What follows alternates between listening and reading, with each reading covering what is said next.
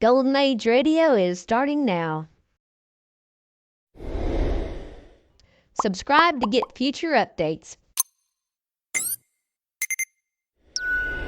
Saddle up and hang on to your 10-gallon hat. Get ready to ride off into the sunset with pistols a-blazing for this exciting lineup. Starting with the Lone Ranger, Gunsmoke, Have Gun Will Travel, Wild Bill, and then the Texas Rangers, followed by Dragnet, Calling All Cars, Richard Diamond, Secrets of Scotland Yard, and Black Museum.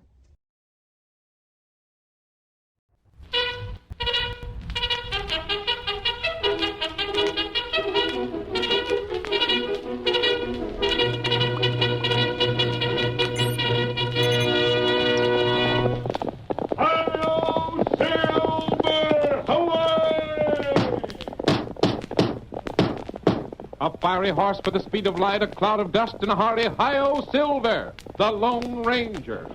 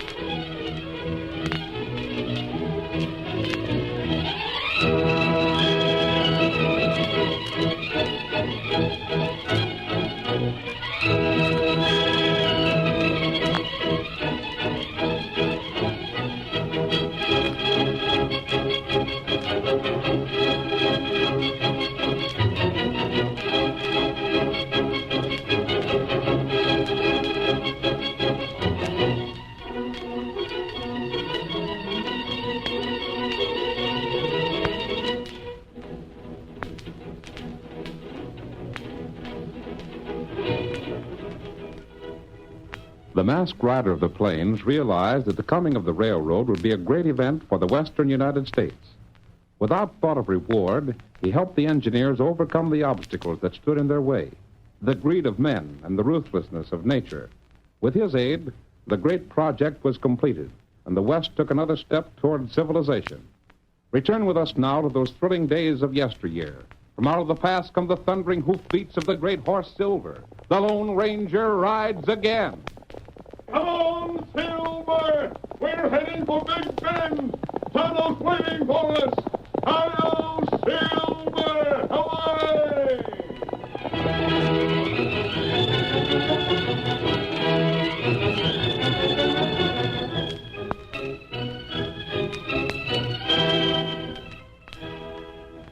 Jim Webster was in charge of the construction camp not far from the town of Big Bend. Our story opens an hour before daybreak. Bart Fleming enters the overseer's tent and, grasping Jim's shoulder, shakes him roughly. Wake up, Jim. Wake up, will you? Wake up, fella. What's the matter? It isn't daybreak yet. Let me sleep a little longer, will you? You can't sleep. Get up, I tell you. There's a dickens of a time going on. What's the matter? What's the matter? Are you awake? Sure, I'm awake. Tell me, Bart, what's the trouble? Trouble aplenty. You know, last night one of the boys was took sick? Yes, sort of a fever. That's right. There's 3 more sick tonight. And no telling how many more before this day's over. What's the cause of it? Oh, don't ask me. You come and talk to those men. Where's that medicine kit? It's gone. Gone? What in blazes could I it have? tried to find it. I was in here an hour ago with a lantern looking for it. It's just disappeared. Bart, what do you make of that? Who take the medicine kit? No one's allowed to touch it but you and me. I know that. Well, put your boots on and come with me. The boys are over near the cook tent. I'll be with you in just a second. Confound it. I figured we'd have the tracks as far as Big Bend when I rode in town to make my next report. You'll have a hard time doing it with 4 men on the sick list. If any more get laid up, we We can't do it. There, I'm ready. Won't bother to lace the boots. Let's go have a look at those men. They're groaning something awful. Feverish, you say? Yeah, just like that one last night. Well, how's he? Well, we look at the others first. I'll tell you about Slim Prindle later. Tell me now. Well, if you've got to have it, Slim died. What? It's the truth. I didn't think it was as bad as that. It is. You know what this job means, Bart. I know. The big chance of our lives if we finish that contract on time. And if we don't finish the contract on time, you know what that means. The company loses it. And there's plenty of important money in the East that would like to see our company lose it. I know. But our main concern right now is the men in that tent. Do any of the others know about it? Not yet. They'll know about it at breakfast time, though. Can't keep it from them. Lucky thing all three of the boys was in the same tent. No one else in there? No. Here we are. You keep back. An Injun! What are you doing here? Me, Tonto. I don't give a hang who you are. Get away from those men. They're ailing. Me know that. Them plenty sick. How'd you get here? Where are you from? What are you doing there? Me fix a man. Maybe you're the one. Fixed them already. Come on, Injun. Get! Tonto not go. Tonto hear fellers groan. Are they dead? No. Them not dead. Well, they're quiet now. That right. Them sleep. Where'd you come from? That not matter. You get plenty cold water. What'd you do for them men? Me give 'em engine medicine. Make 'em well soon. Do you mean to say you just passed by here and heard them groaning? Not right. Do you know what's wrong with them? Them got fever. What caused that fever? Maybe bad water. Bad water? They've had the same water we've been drinking, ain't they? Me not know that. You get cold water now. Keep cold cloth on head. Bart, I like the Indian style. He seems to know what he's talking about. We're going to do what he says. One man's dead already. And if the Indian can save these three, and any others that get sick, then... Hold on, Jim. He said the water they've been drinking was bad. If that's the case, every man in camp's likely to come down with a fever. We'll find out about that later on. The main thing now is to get these men fixed up. You tell us what to do, Tonto, and we'll do it.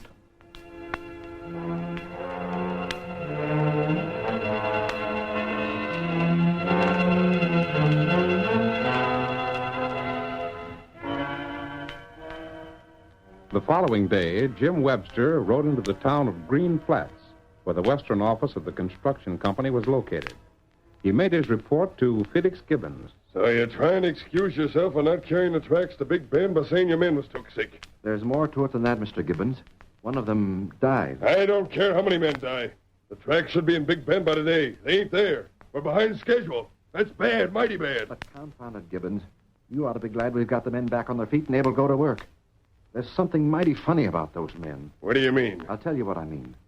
Someone drew water from a spring that everyone knew was unsafe for drinking. Seems to me if you're in charge of the work, you ought to check the water and food they get. I can't be every place at once.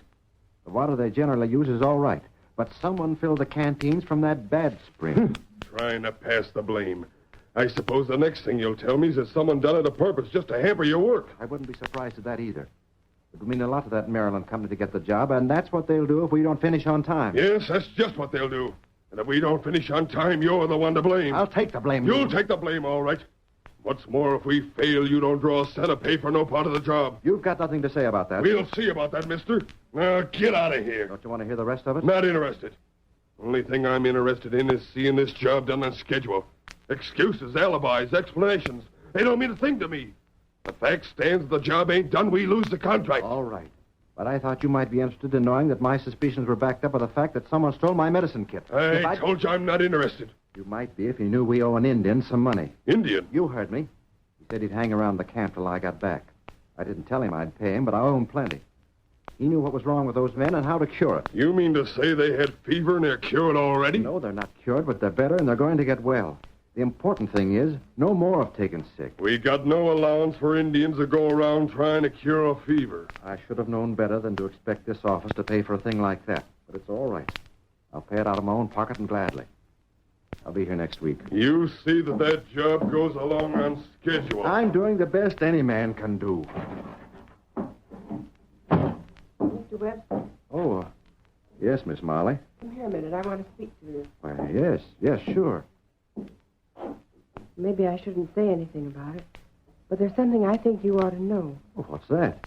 Working here in this office, I hear and see quite a bit. I'll bet you do. I don't see how you get along with Gibbons, though. He's a hard man to work for, I'll admit that. Has anything gone wrong on the job? 4 of the men came down with fever, and one of them died. And Indian cured the other 3 and told us what the trouble was. Is there any chance that someone might have made them sick on purpose? Why do you ask that? Is there? I had a suspicion there might be. Someone stole my medicine kit. Jim, watch out for things. What do you mean, Miss Molly? Well, I can't tell you any more than that. Howdy, Molly. Well, Webster, what are you doing here? I might ask the same thing of you, Sneed. What are you doing here in town? You're supposed to be back on the job. Yeah? Well, you ain't nothing to say about me no more. What do you mean? I'm taking orders from Gibbons himself from now on. Savvy? He sent for me. I'm going in to see him right now. I despise that man. Sneed's about the ugliest fellow we have on the job. Didn't you know he was coming to town today? No. Mr. Gibbons sent word to him direct. Why didn't he send word to me? I don't know, Jim. But just remember what I told you. I can't say any more than that. Just watch out for yourself. There's something mighty funny going on. Thanks. I'll be on the lookout. I hope I'll see you next time I come to town, Miss Molly. I hope so, too. Goodbye, Jim. Bye. If I could only tell him more. If I could only find out more. Molly, step in here. Yes, Mr. Gibbons. Molly, open the safe and get $100, Mr. Sneed. $100? You heard me. Do as you're told. Very well. Tain't my fault, Gibbons, that the fever idea fell through. A doggone Indian. No excuses, Sneed. No excuses. I thought we might set the job back by following your suggestion, but we didn't. All right, we'll try another scheme. You're really going to give me that $100? 100 now. The rest of what I promised you when you fulfill your part of the agreement. That job has to be fixed so it'll fall down. It's that back some now. Not far enough. Jim Webster could make up the work he's lost so far. We've got to keep him from fulfilling the contract. There's $5,000 in it. Just who's paying all that cash? It's none of your business, but I'll tell you. It's the company that'll get the contract if the company I represent falls down. So you're sort of double-crossing the folks, eh? A man has to make a living where he can these days. Now, listen. No matter how hard those men work, they can't work without supplies. Of course not. All right. Supplies are coming through next week on the work train. Yeah? The supplies are supposed to meet the working crew at Big Bend Creek. Sure, I know that. The boys are supposed to get the tracks there this week. And wait there till the trains come up to meet them. The train will have the supplies to build a bridge and carry the tracks beyond the creek. That's it. The way I figure, they'll have the tracks to the creek by Monday night. The train should pass Rock Center tonight. You can get there by hard riding. Yeah, I can make it easy if the train don't come too early. The train's due at midnight. Maybe half an hour early or late. You can't tell about that. But it won't be there before 11. It has to cross a bridge there. Savvy? Go on, boss. I'm a-listening. If something happens to that bridge, the supplies won't reach Big Bend. Gibbons, that's all you gotta tell me. I'll get started soon as I get that cash.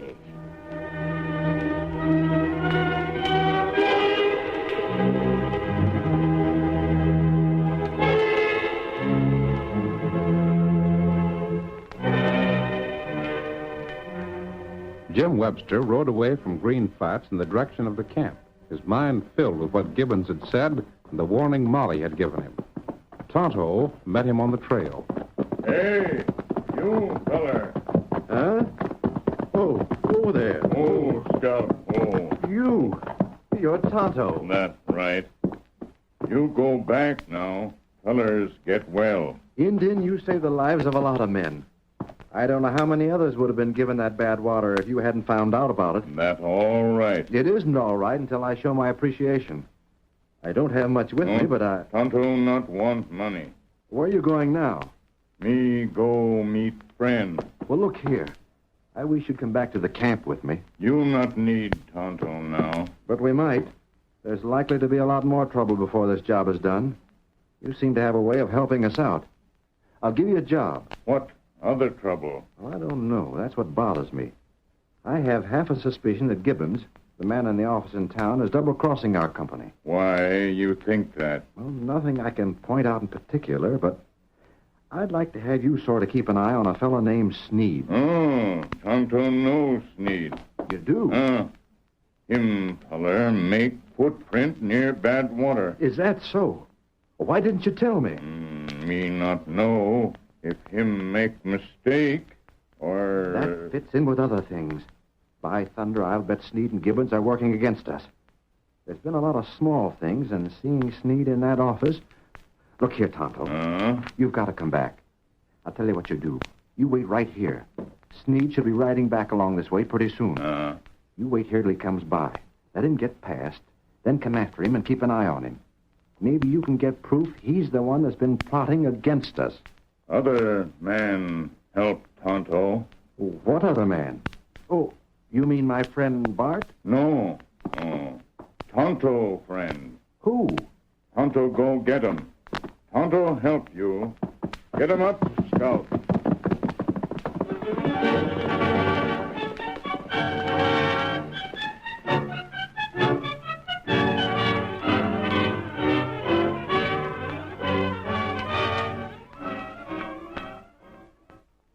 The curtain falls on the first act of our thrilling Lone Ranger drama.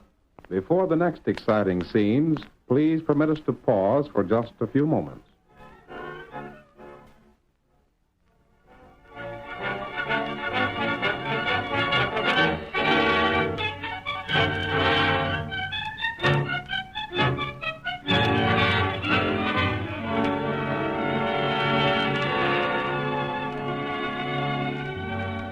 Now, to continue our story. Tonto rode to meet the Lone Ranger and told him about Jim Webster's suspicions and the sudden attack of fever in the camp. It was nearly dark when he had finished, and the masked man said, Tonto, from what you tell me, it seems almost certain that this man Gibbons is planning to keep the railroad crew from carrying out their contract on time. And that's what Webster feller think. And you, Tonto? Tonto think same. But how can we learn the truth? There's 100 things they could do. That's right. Perhaps Sneed won't even be involved. We might try and trail him and find that we were watching the wrong man. Tonto got ID. What is it? One feller know scheme. Who? Feller who make scheme. Gibbons? Maybe we go make him talk, huh? That's the only thing. We can make him talk. Maybe we try. Here, Silver. You go? Yes. Wait. What's the matter, Tonto? Maybe you wait here. Let Tonto go alone. What do you mean? Tonto make him talk. No, Tonto.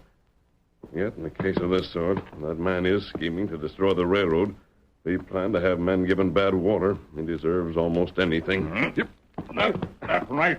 And that's why Tonto won't go alone. That's just why you're not going alone. Come on, Get him Silver. up, Scout.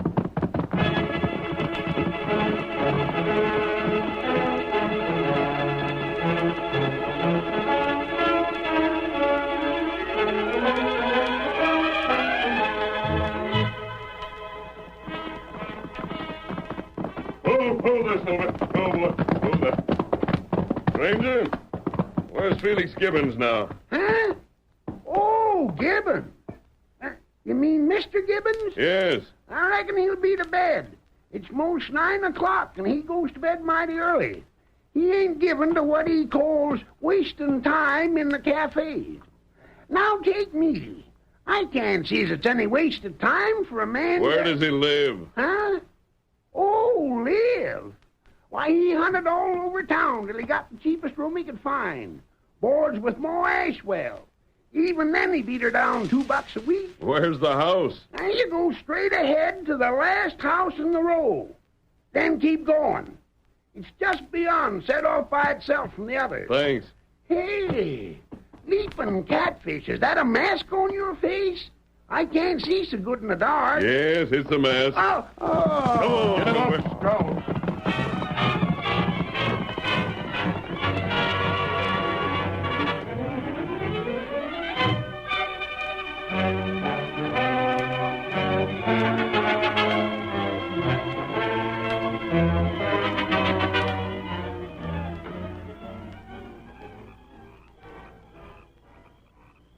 I'm glad we left the horses back a little. Perhaps we can talk to Mrs. Ashwell before we see Gibbons. And you tell her not to be afraid. Yes, you'll have to stay with her, Tonto.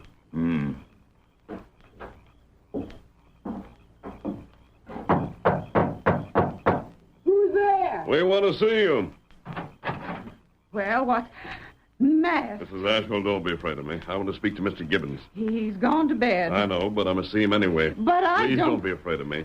I think that man's a crook. I want to find out. Well, what are you? Never mind. Where's his room? End of the hall, but you see here... We want to talk to you. Now, I can't stand for this sort of thing. Stay with her, Tonto. Plaster, if this ain't the most high-handed proceeding, I ain't never seen nothing like it. All right, Gibbons, wake up. Hey, see here. What's the idea with On your feet. Hey, who's in here? Strike a light. What'd you hold me out of bed for? To ask you where Sneed went, what he's going to do. Hey, I don't know what you... Hey, now look here. Gibbons, I'm not here to waste time. I want to know what you're going to do to try and smash that railroad. Who squealed? I mean... You're going to tell me. Get on your feet. Oh, let go of my arm. You hurt my arm. I'll do more than hurt if you don't talk. I'm not going to beat around the bush. I'm little use for a man who tries to kill men with fever. If Sneed squealed... I mean, I don't know nothing. You can't do this to me. I'll have the law on you. Now I'm the law. You've admitted Sneed might have squealed. Where is Sneed? Now, wait. Let's talk it over. Where is Sneed? What's he doing? You're going to talk. I'll talk. Don't hurt me. Quick. Red Rock. The midnight train. The rest of it. Talk fast.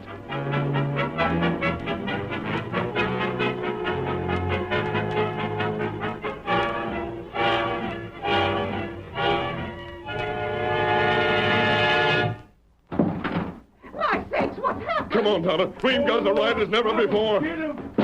Come on, Tonto. Oh, my sakes. He jumped from the porch to the saddle. Get him up. Get down.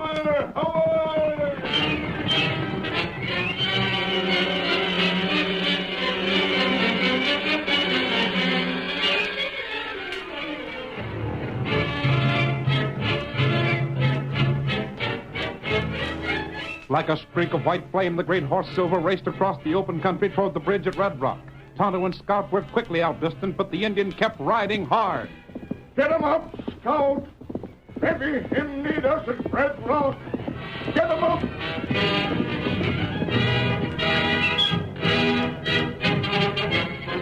The Lone Ranger was far ahead. In spite of the rough ground where a misstep would have meant death for both horse and rider, Silver's hoofs beat out a savage tattoo. The white mane and tail of the great horse lashed straight out. The brim of the masked man's hat flattened back against the high crown as the wind pressed hard against it. Come on, old boy. There's barely time. If that train's early, we won't make it. Stretch out, Silver. Come on, big fellow. Hi-yo, Silver. Hooray! Then in the distance there was a sound that gave ominous warning the train was running ahead of schedule. There's the train, Silver. And right now the killer's cutting away the supports of that bridge. Faster, Silver. Faster. Faster, old boy. It was a hopeless race, but the Lone Ranger would not admit defeat. With each breath, he urged Silver to greater speed. He saw the headlight of the train. He knew there was no chance to stop it before it reached that bridge. He saw it thunder close, saw the bridge in bold relief in the train's lights, and then...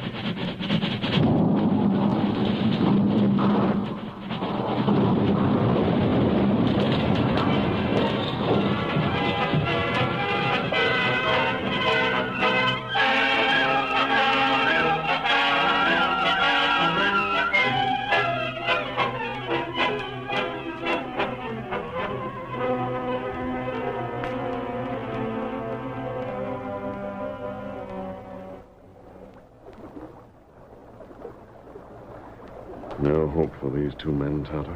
That's right. Sneed, the killer, has escaped. There's only one small thing for which we can be thankful. What? That? This train held only supplies, no passengers. Oh. Fireman and the engineer. Too bad. We won't have much of a case against Gibbons either. No way to prove that he hired Sneed to wreck this train. What we do for Webster feller? I don't know how anything can be done, Tonto. Supplies on this train can't be carried overland to Big Bend where they're needed. That's right. What's that? There's someone alive under the wreckage. Oh, this way. Help me. Where are you? Here. I got catched. Wait. We'll get you out of there. Give me a hand, Tonto. We'll have to lift this stuff. Lift it up. Who are you? Sneed. Sneed? The man who's to blame for this. I got what was coming to me. That dirty cuss Gibbons hired someone to shoot me so that I couldn't collect. We get you out. You Tonto. That's right. Who is this? Me come. Thundercloud. Good friend. That's right. Me see bad man cut bridge. Me shoot. You weren't sent to kill him? No, me camp near. Tried near. Wait. We've got to get Sneed out of here. Lift the wreckage. He's fainted at me. I don't think he's badly hurt. The bullet just grazed his leg. He was lucky not to have been killed. That's plenty bad. Do what you can to fix his wound and injuries, Tonto. There's no earthly way to get all these supplies to Big Ben now. Perhaps we can... Wait. What matter? Sneed thought that he was fired at by someone sent by Gibbons. He might try to involve Gibbons by telling everything to get revenge. That's right. If he would do that, and if it could be proved that Gibbons purposely delayed the work, he might save that contract when the job isn't finished on schedule. You good friend. See, Thundercloud, you've done a great service to the white people. You say not get load to Big Ben? We can't do that. Maybe Chief Thundercloud help.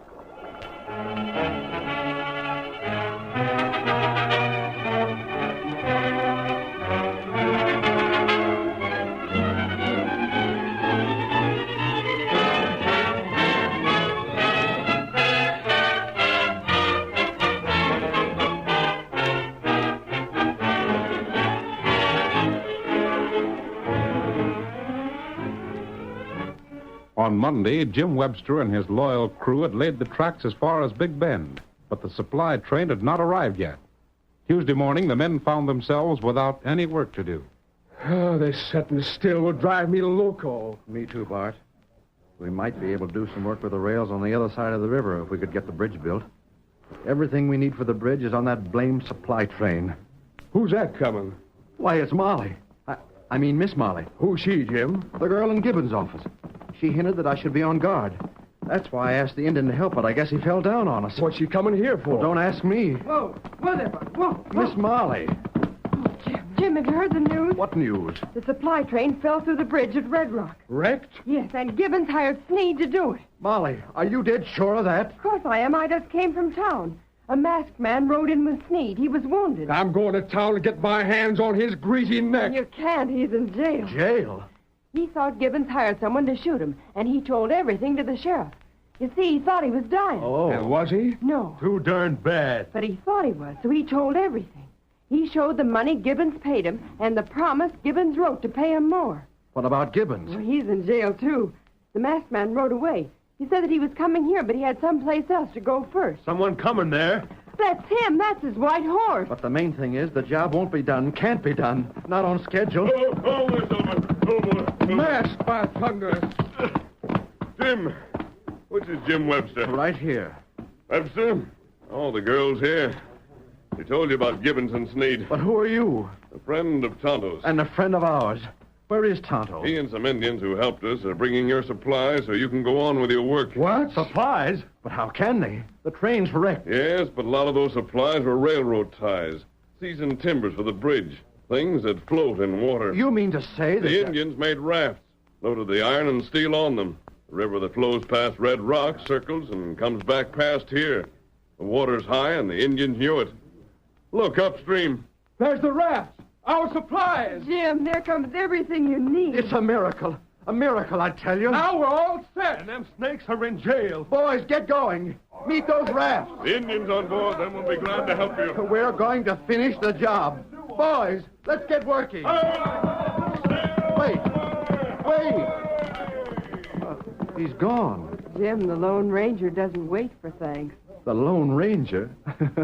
Well, Miss Molly, he sure worked a miracle. That's all I can say. It'll be a miracle if you'll forget to call me Miss Molly. My real friends call me Molly. Molly.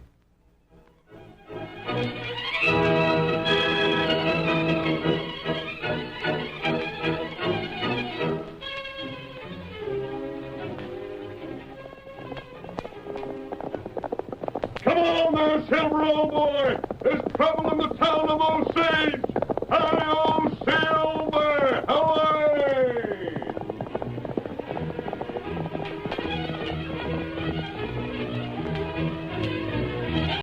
You are listening to Golden Age Radio, rumble.com/C/GAR. Brought to you by G3PL.com.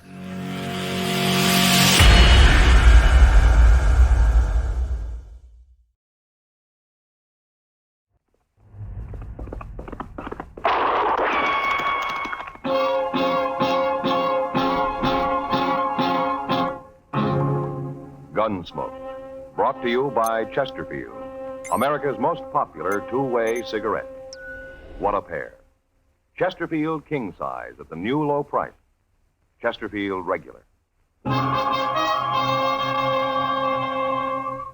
Around Dodge City and in the territory on West, there's just one way to handle the killers and the spoilers, and that's with a U.S. Marshal and the smell of gun smoke.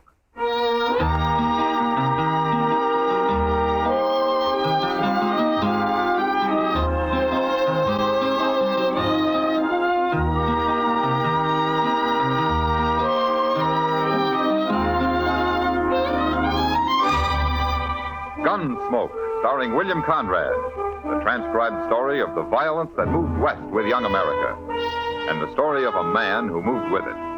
I'm that man, Matt Dillon, United States Marshal. The first man they look for and the last they want to meet. It's a chancy job that makes a man watchful and a little lonely.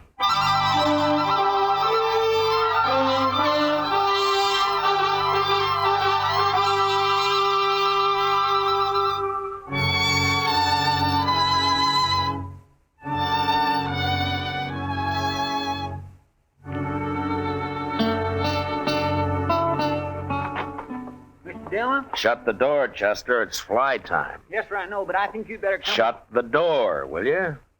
Oh. Mr. Dillon? All right, Chester. Now, what are you so riled up about? Pless Braden and Howard Rabb. Braden and Rabb? It's too hot for those two to be causing any trouble, isn't it? Oh, it sure is hot, sir, but that don't bother them. They get a chance to bully somebody. They do it in the middle of a blizzard. Yeah, we were talking about heat, not cold, Chester. Yes, sir. But don't let that stop you. No, sir. Why don't you start right from the beginning, huh? Yes, sir. Good. Well, sir, there's a little Chinese fella with a pigtail and all, a real Chinaman. He just come into Dodge on a freighter's wagon, and right now, Braden and Rabb, they got him pushed up against the wall out there. What? Well, what for? What are they doing to him? Oh, they're not hurting him, but they're kind of deviling him and poking fun at him, and I don't think they are. I told them to leave him alone. But, Mr. Dillon, I sure do wish you'd go tell him. All right, Chester, I'll go tell him.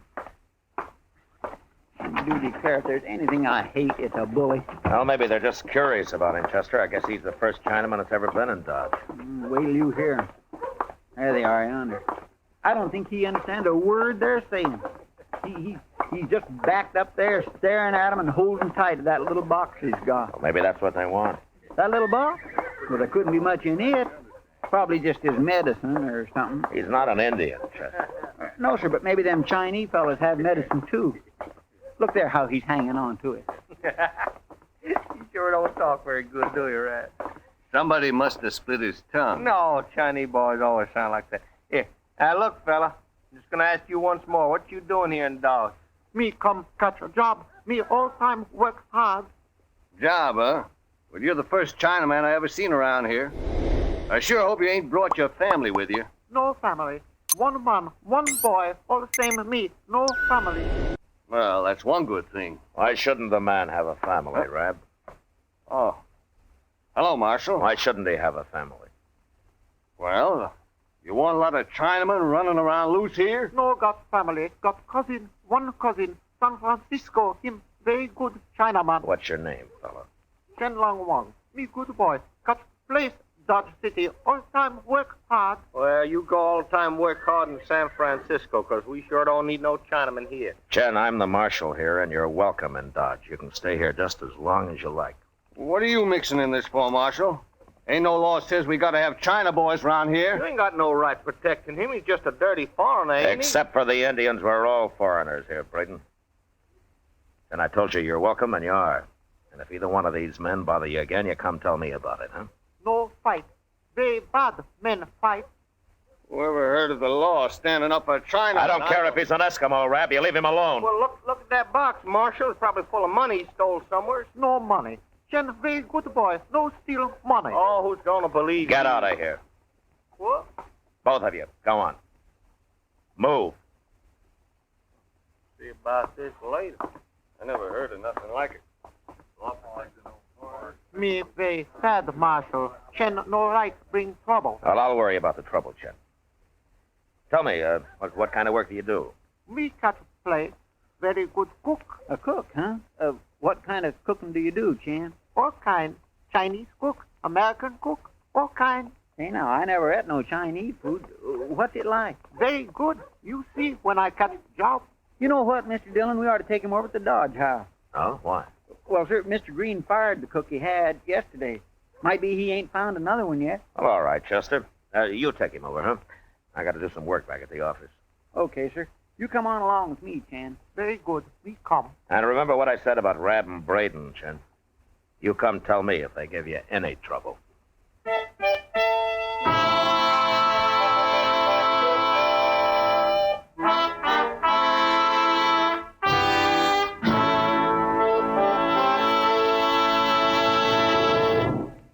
What a pair. What a buy.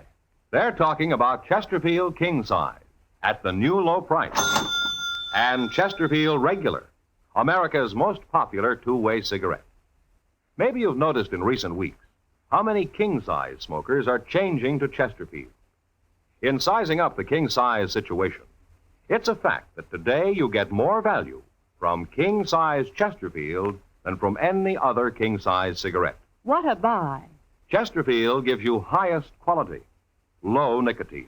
You get the taste you want, the mildness you want. A really refreshing smoke every time. Chesterfield King Size is the one and only premium quality king-size cigarette. Buy a carton at the new low price. Chesterfield King Size.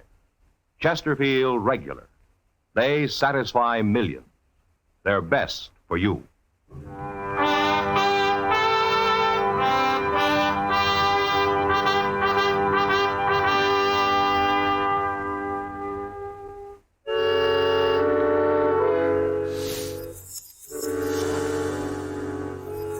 Mr. Green at the Dodge House took a chance and hired Chen Wong that day.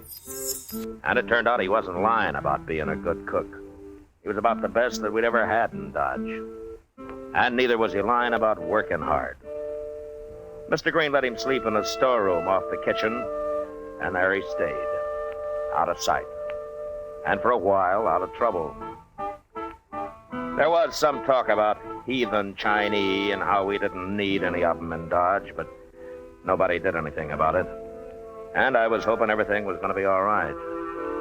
Until one day when I happened to go up to Doc Adams' office just to kill a little time. Oh, hello, Matt. Come in. How are you, Doc? I'll be right with you, Matt. As I finish with Chen Wong here. Oh? Oh, what's the matter with Chen? There, lying right there. That's what was the matter with him. Oh, you lost the tooth, huh? Well, Chen, you'd have been better off doing the job yourself. Doc's as likely to pull a good one as a bad one. Forgiveness isn't one of your greatest virtues, is it, Matt? You know, I lost a perfectly good tooth that day, Doc, and you still charge me for it?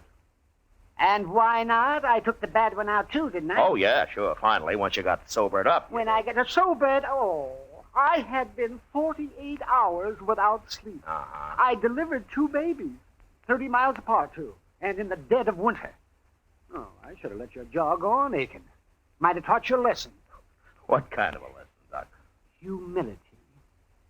Well, I always figured I was a pretty humble man. Oh, yes, you humble? Oh, you're about as humble as a Bronco Apache. There you are, Chen. I'm through. But you better let me take a look at that in a day or two. Thank you, Doctor. I'll come back. How much do I owe you? $5. May I pay you next time? You see, I won't get my salary from Mr. Green until Saturday, and I have no money except for that. Why, sure, Chen. Of course, any time. Chen, the first time I saw you, you were being a very good Chinese boy, all time working hard, catching job, that kind of a thing. Is that not how a Chinese is supposed to talk, Marshal? Well, I thought it was till just now. Most of my countrymen do talk like that, Marshal. English is a very difficult language for us. Well, what about you? I was more fortunate than most. When I first came to America, I worked for a man who was very kind. He taught me and made me study and practice several hours every day. I see. But why were you talking the other way when I first saw you? Experience has taught me that many men resent a Chinese who does not talk the way they expect him to. I wish to avoid trouble. Chen's on his way to China, Matt. He's going home so he can save up enough money for his passage. Oh, is that right? Well, I wish you luck, Chen. Thank you, Marshal. I must get back to work now. Good day, gentlemen. So long, Chen. So long. Ah. He's a nice fella, isn't he? Yeah, he is, Doc. You know, I believe him about being broke, too. Oh, why shouldn't you? Well, haven't you heard? Heard what? Why, that Pless Braden and Howard Rabb, they've been saying Chen's got lots of money. They say he keeps it hid in that little box here. Huh? No, I hadn't heard that, Doc. Well, I don't believe a word of it. I think he's broke. Well, it doesn't matter much. Why, what do you mean? With that kind of talk going around, he's going to be in trouble. There are men besides Braden and Rabb who'd murder Chen for his money and not even think it was a crime. Yes, I suppose you're right, man. I'd better go have a talk to Chen, Doc. I'll see you later. I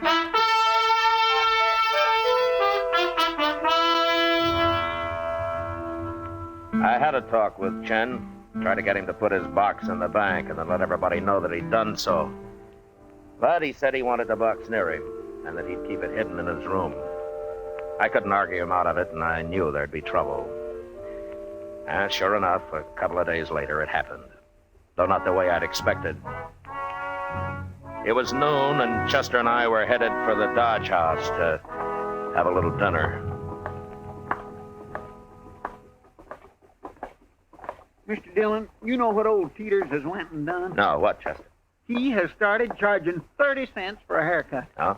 Now, can't something be done about that? Well, I can think of one thing, Chester. What's that? Let your hair grow. Oh, hello, Marshal. Hello, John. Let my hair grow and look like a buffalo hunter? Hey, the restaurant looks mighty deserted, Mr. Dillon. Well, maybe it's closed today. Let's find out. There's Mr. Green. Hello, Green. You closed today? Hello, Marshal. Chester. Hello, Mr. Green. I'm closed, Marshal. I haven't got a cook. What? Chen. He won't cook today. I don't know what's the matter with him. He won't even talk. Well, where is he? Sitting in his room back there, on the floor, just sitting there and staring at his hands. Well, maybe he's sick. No, he isn't sick. But there's something wrong with him. Maybe you can find out what it is, Marshal. He might talk to you. Okay, I'll try. You better stay here, Chester. All right. It's the storeroom right off the kitchen, Marshal. Door's open. Yeah, okay, I'll find it. Thanks.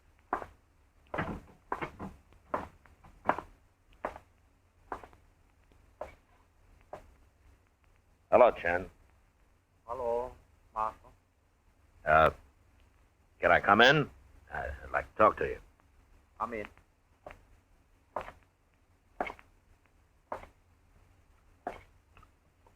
What's the matter, Chen? Are you sick? No.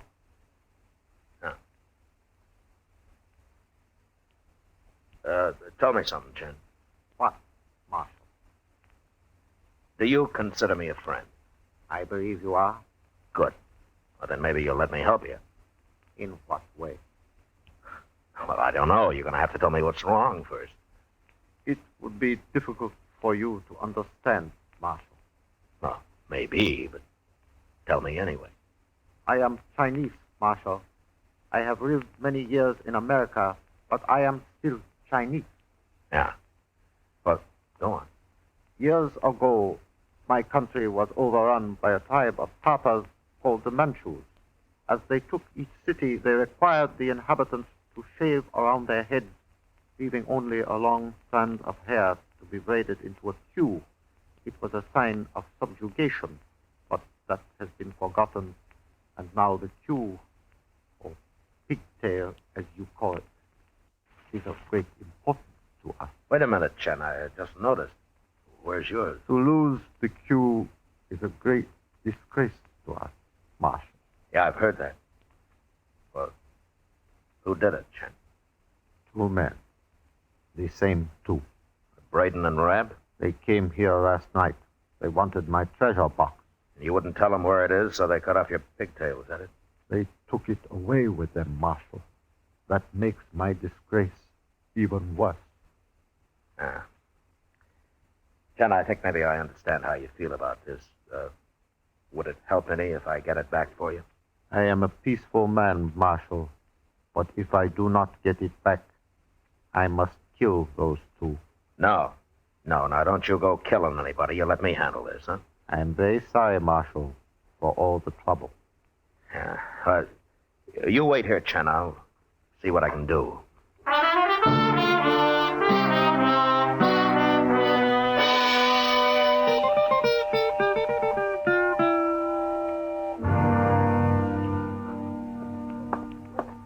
You find them, Chester? Yes, sir. They're in there, Mr. Dillon, standing over at the bar. Good.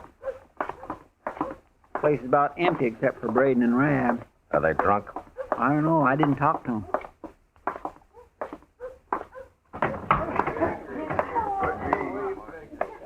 There they are. Yeah.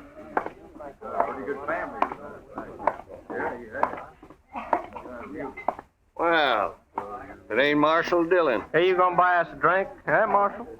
I thought I told you men to stay away from Chen Wang. Chen Wang? Well, now what's he yelling about? His pigtail. He wants it back. I don't know what you're talking about, Marshal. We ain't seen Chen since the day he first come here. You went to his room last night, and Chen cut off his pigtail when he wouldn't tell you where his treasure box was? No, we didn't, Marshal. I don't even know where his room is. Chen's been lying to you, Marshal. All them heathen foreigners is liars. I want that pigtail, Rab. Now, where is it? I don't know nothing about it, I tell you.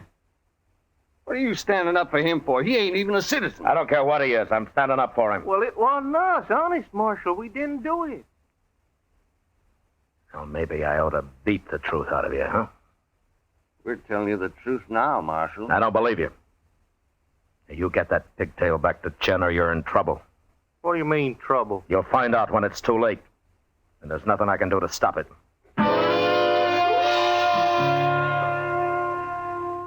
I went back to Chen and tried to explain things to him. He didn't say much, but I could see that his mind was made up. And so I told him what had happened if he killed anybody. But that didn't bother him. He said he'd kill himself when it was over. And then I got mad at him for being so stubborn. And I was sorry for it right away. I guess he figured I didn't understand after all. So I left him, feeling pretty helpless. Well, that night he made his first move.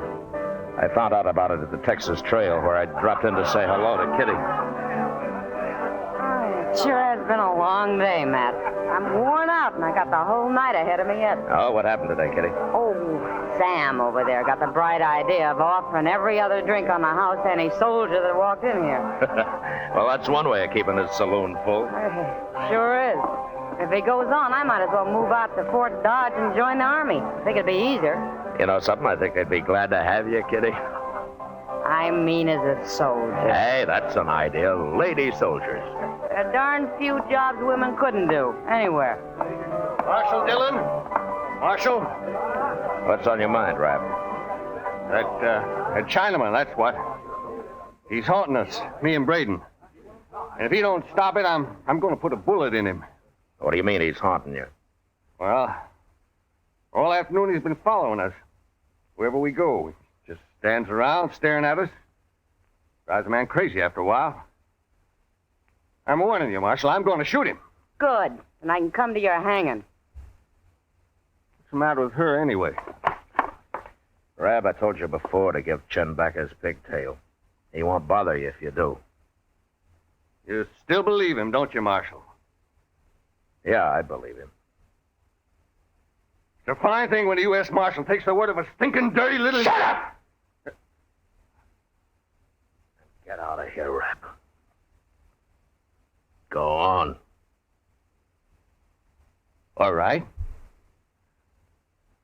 I'm going. Matt, you better do something about that.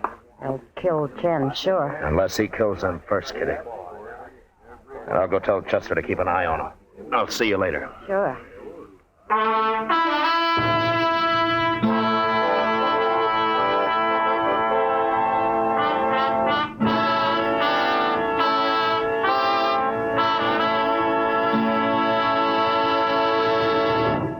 We will return for the last act of Gunsmoke in just a moment.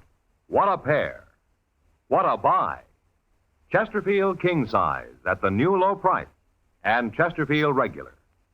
And what a pair these Chesterfield Smokers are. She's a great name in amateur tennis, famed for all-round hard-hitting game. He's the famous home run hitter for the Chicago Cubs. He's Ralph Kiner. She's Mrs. Ralph Kiner, known to tennis fans as Nancy Chafee. Nancy, why do you smoke Chesterfield?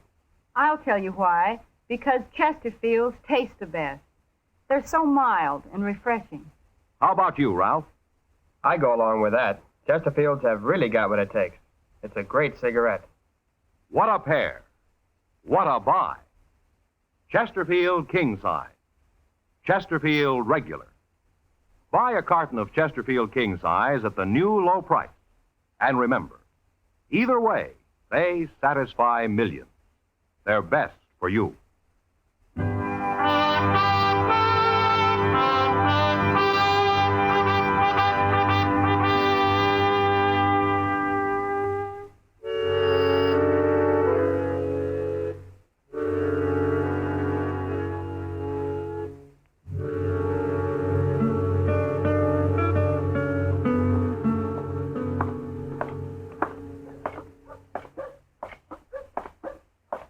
Gracious, I sure am sorry, Mr. Dillon. Where did you lose them, Chester? Well, sir, they was in the Alfraganza having a drink, and I was watching them like you told me. Then a fellow come up to me, and we started talking, and next time I looked, they was gone. All three of them. So I come after you. Well, we'll find them.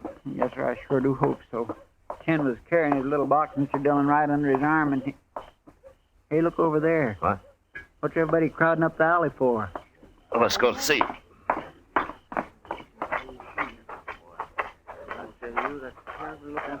All right, fellas, let the marshal through here now. All right. Stand back, Will you everybody. stand Quiet, aside, room, please? stand back. Oh, Mr. Dillon, it's Chan. Yeah. He's been strangled, Chester. Strangled? With his pigtail. Yeah, they gave it back to him, all right. Hey, look there. It's a knife. It's got blood all over it, too. Yeah, give it to me. It's a butcher knife.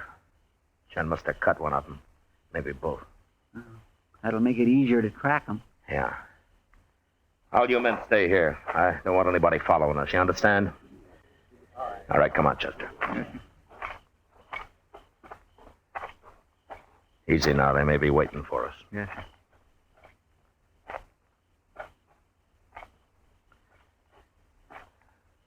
There's something laying over there by that rain barrel. Huh? It's a man. Yeah.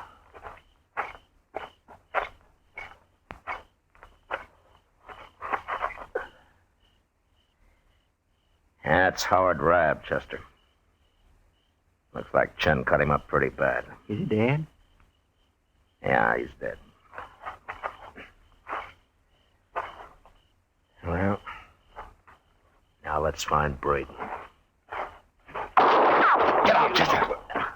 Go on back, Marshal. You ain't gonna take me. He's out by that shed there, Mr. Dillon. Yeah.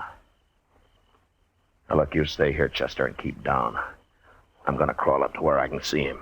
I'll yell at him a little to keep his attention. Okay. You ain't got a chance, Braden. Go on back, I tell you. That's mighty poor shooting, Braden. You must be awful scared. Did Ken get his knife into you, too? You stand up, Chester. I'll be happy to kill you. All right, drop your gun, Braden. No, no.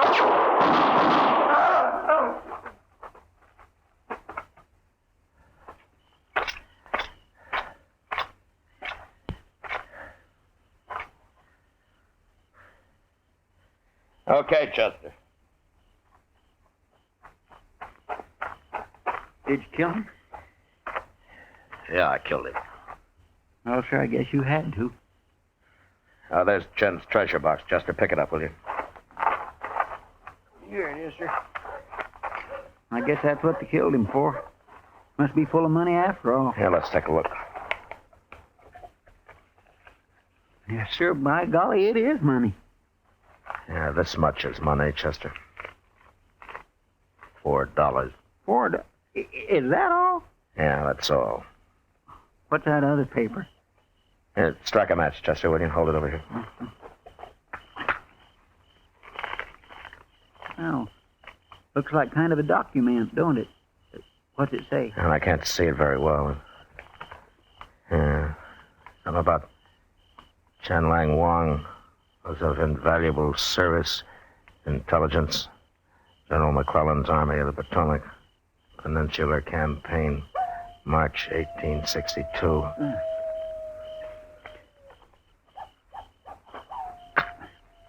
Here. Yeah. In recognition. Something. Chen Lang Wang is hereby granted full citizenship of the United States. Signed, Ulysses S. Grant, President. Well, I'll be doggone. Yeah, looks like Chen wasn't exactly a foreigner after all, doesn't it? Poor little fella. Chester. Yes, sir. I'm going to take this letter out to Colonel Mast at Fort Dodge. I got an idea he might want to give Chen Wang a military burial. Oh, that'd be fine. And while I'm gone, you can drag these other two off and throw them in a hole on Boot Hill.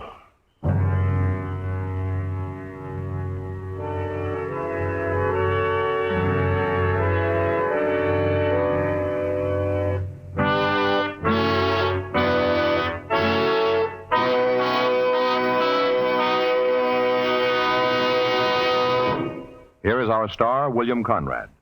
Whether you like a long cigarette or a regular-sized smoke, it's my opinion your best bet is Chesterfield, regular or king. You can't beat 'em for a good taste, for a mild smoke. Try Chesterfield.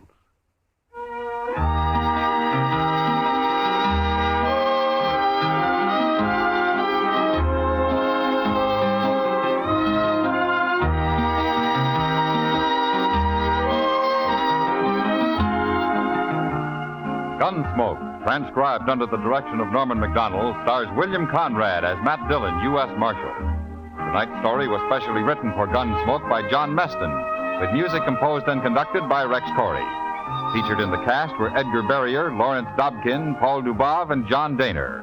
Parley Bear is Chester, Howard McNear is Doc, and Georgia Ellis is Kitty. Join us again next week as Matt Dillon, U.S. Marshal, fights to bring law and order out of the wild violence of the West in Gunsmoke.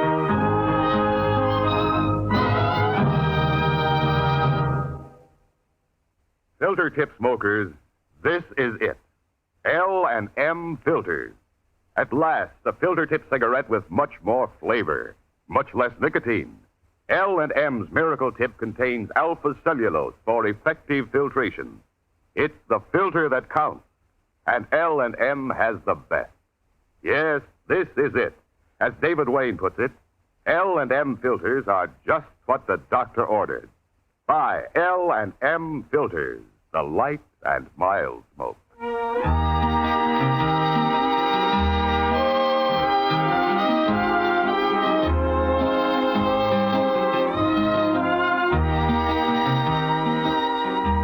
Next week at this same time, Chesterfield will bring you another story of the Western frontier on Gunsmoke.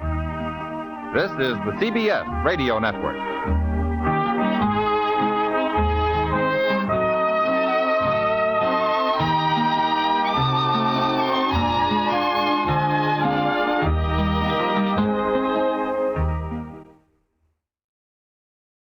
You are listening to Golden Age Radio, rumble.com/C/GAR. Brought to you by G3PL.com.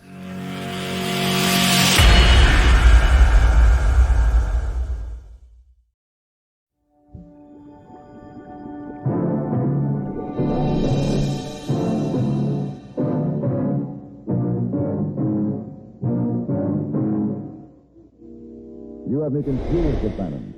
But don't bother to explain now. Ride out of here before that mob decides to hang you.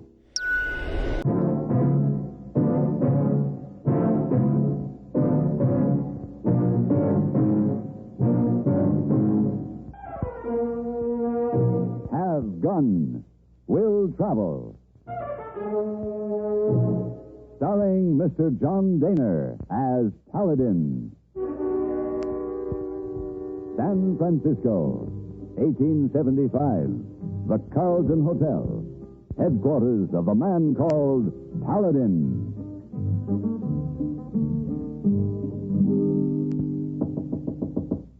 Come in. Oh. Good morning, Miss Wong. You want Missy Wong help you pack? Oh, thanks. I don't think so. I'm traveling light this trip. I'll be riding through some pretty rough country. Oh, where you go? I'm doing a job for an insurance company, Miss Wong. They're concerned about their losses, want me to survey the freight routes up through the north and check with the express offices along the way. Yeah, that does it. Hey, boy told me that you and he were going out in the town last night. Oh, yes. Hey, boy, take Missy Wong to see very fine stage play. What did you see? Oh, my. There was a little girl named Topsy. Oh, Topsy, yes. Yes, a little girl named Eva. Yes?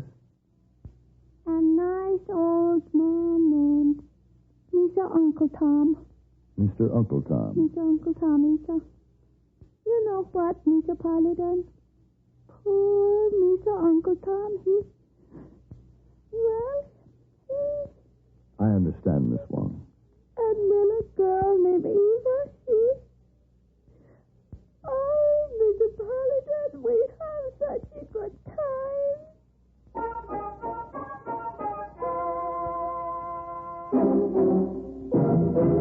On the road between the town of Lexington, Massachusetts, and the Concord River Bridge are a number of stones and monuments that are a part of our American heritage. In the spring of 1775, the Minutemen of New England brought together a supply of stores and munitions in the small village of Concord. The Provincial Congress had voted for the stockpile for defense only, but British General Gage regarded the collected munitions and stores as potentially dangerous to King George's troops. On April 19, 1775, Gage dispatched a force under Major Pitcairn to capture the stockpile. The route of the British troops took them through the town of Lexington, which had been alerted by Paul Revere and others. At Lexington, the British were met by a small American force, and a skirmish ensued on Village Green. The American Revolution had begun. Their superior numbers allowed the British to continue their advance toward Concord, but William Prescott, who had ridden with Paul Revere, carried a warning of their approach. Pitcairn's British regulars moved into Concord and occupied north and south bridges, while a small group of Minutemen waited across the river for reinforcements. When help for the Colonials arrived from nearby towns, the British were forced to withdraw across North Bridge.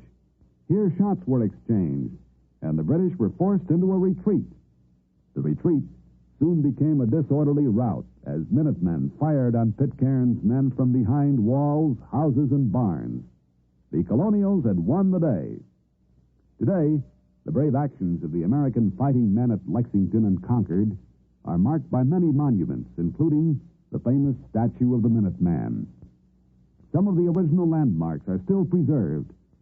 The monuments at Lexington and Concord remind us of the rich heritage that as Americans we share and stand ready to defend.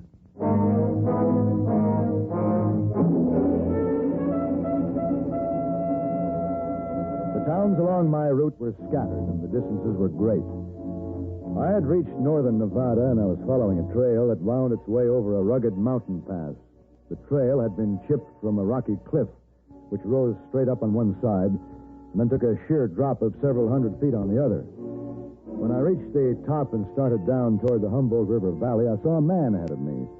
He was riding lazy, guiding his horse carefully, when suddenly, on a sharp turn, the animal seemed to spook, fold up, and in the next instant was jogging down the path with an empty saddle. Well, I couldn't travel any faster. I could only hope that when I reached the spot where the man had gone over the edge, I'd find him alive.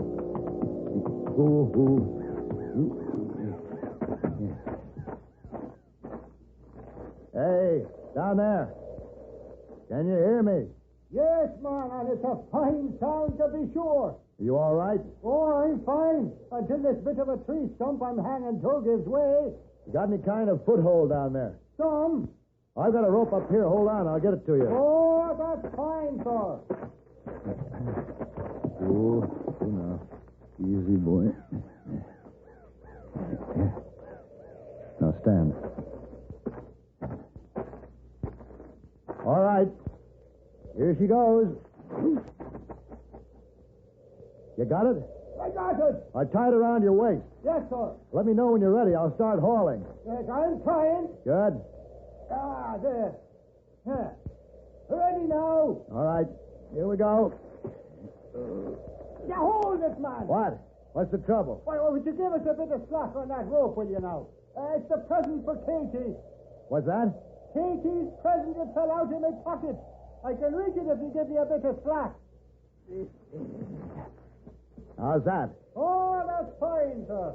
All right, haul away, my hearty.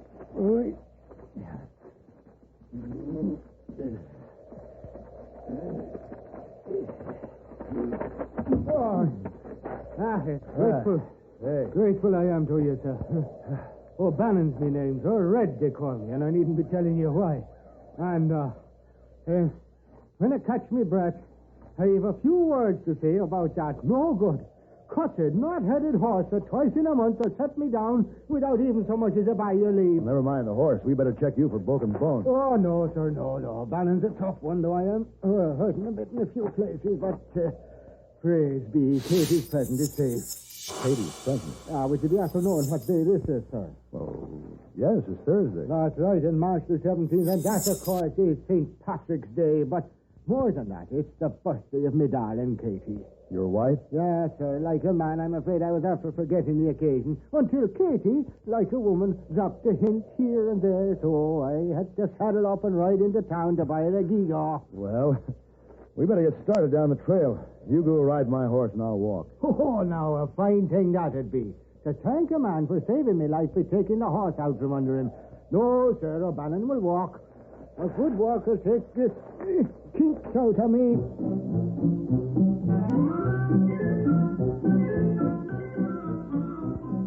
It was almost sundown before we reached the O'Bannon farmhouse. Katie was waiting at the gate. She was tiny and gay and very pretty. And she insisted that I stay to share the birthday celebration. Then it got so late, they both insisted that I stay the night. They were warm, friendly people. And when I left the next morning, it was with the promise to see them on my way back. My business took me on into Idaho, and it was nearly 2 months before I passed through Nevada again. The last stop on my route was the town of Toana, only 20 miles from the O'Bannon place. I checked into a hotel, then started for the Horseshoe Saloon. You ain't gonna get a drink in there, mister. Oh, why not? We're holding a trial in there today. Trial? Gonna start as soon as the judge gets here. Once it starts, won't last long. Open and shut case. Yeah, I just kept watching. I knew I'd see the fella again someday. Who's that? Fella on trial. Robbed my stage, killed my shotgun rider. I got a good look at him. I knew I'd spot him again, and I did. Over in Lander County. Sheriff brought him in. You gonna visit the trial? No, I have business at the freight office. Just thought I'd have a drink first. We'll fix him. Dirty killer. A fellow named O'Bannon. O'Bannon? Know him? Well, I'm acquainted with an O'Bannon up this way, but I'm sure it isn't the same one. Well, we're gonna fix him. Quick and good.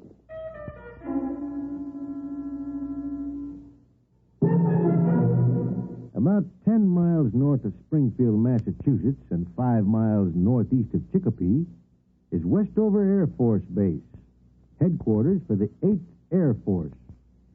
The field was named after Oscar Westover, who was Chief of the Air Corps from 1935 until his death in 1938. Westover was born in Bay City, Michigan, July 1883. He entered the Army as a private in 1901 and graduated from West Point in 1906. During the infancy of flight, Westover became interested in the Air Service and worked in the office of Director of Air Service in 1918. In 1922, he became the director of aircraft production for the Army. Then in 1928, Westover was offered a post as assistant to the Chief of the Air Corps. He held this assignment until 1935, when he was commissioned a Major General and moved up the ladder to Air Corps Chief. About this time, there was much discussion concerning the value of air power. Like other top Air Corps officers, General Westover pointed out the need for a stronger Air Force. Together with General Andrews, he advocated a policy whereby the Air Corps could have more fighting power and become a more independent unit. Unfortunately, in 1938, Westover was killed in a plane crash before his recommendations were placed in effect. Despite his untimely death, Westover holds an important place in the growth of American air power. Men like General Westover serve as a reminder that those who today wear the Air Force uniform also play a most important part in the progress of air power, the instrument which is so vital for the preservation of our American way of life.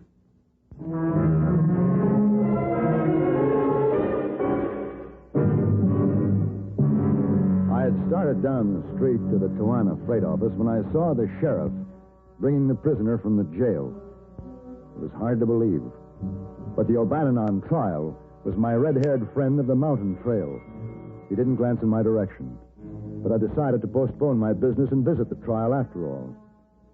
What the court convened in the Horseshoe Saloon lacked in formality, it made up for in its obvious zeal to fix him quick and good.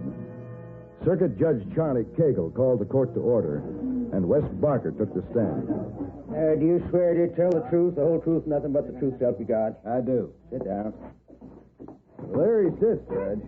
Right there. Now, please, Mr. Barker, not so fast. I want you to tell us just what happened. Well, the coach wasn't running just on schedule that day. We didn't have no passengers, but we had some important freight to carry. Valuable freight? Gold. The shipment wasn't ready on our regular time to leave, so we waited for it. And when was this? Oh, 2 months ago. You remember what day, exactly? Sure. It was March 17th. We just got a ways out of town, about sundown it was, when this man right here, he busts out in the road and flags us down and yells, "This is a holdup." He got a gun right in my face. Now, Joe Pinelli rode shotgun with me for 6 years. He knew when to throw down on a holdup man, when not to. Joe didn't throw down on this fella, but he plugged him anyway. Got a shot off at me, too, but he just nicked me. He took the gold? What he could carry. And I got a good look at him. And last month, when I seen him over in Lander County, I recognized him and told the sheriff. That's him sitting right there. Yeah, I guess that'll be all, Mr. Parker. Judge Cagle, Your Honor. Yes. Say, don't I know you? I think so. My name is Paladin. Sure. Now, what can I do for you, Mr. Paladin? I'd like to be sworn in, Your Honor. A man's life is at stake here, and I just don't understand it. There's something terribly wrong. Well, come on up here. Thank you. All right, let's keep it quiet now. You swear to tell the truth, the whole truth, nothing but the truth, so help you God? I do. Sit down. Judge, if this murder and holdup occurred on March 17th, about sundown, the man sitting here, O'Bannon, can't be guilty. Quiet down. Let's keep order. Why do you say that? Because I was with O'Bannon on March 17th, at that time. And he was over 40 miles from here. Let's have order, please. Well, now, you better tell us the whole story. Start from the beginning, Mr. Paladin.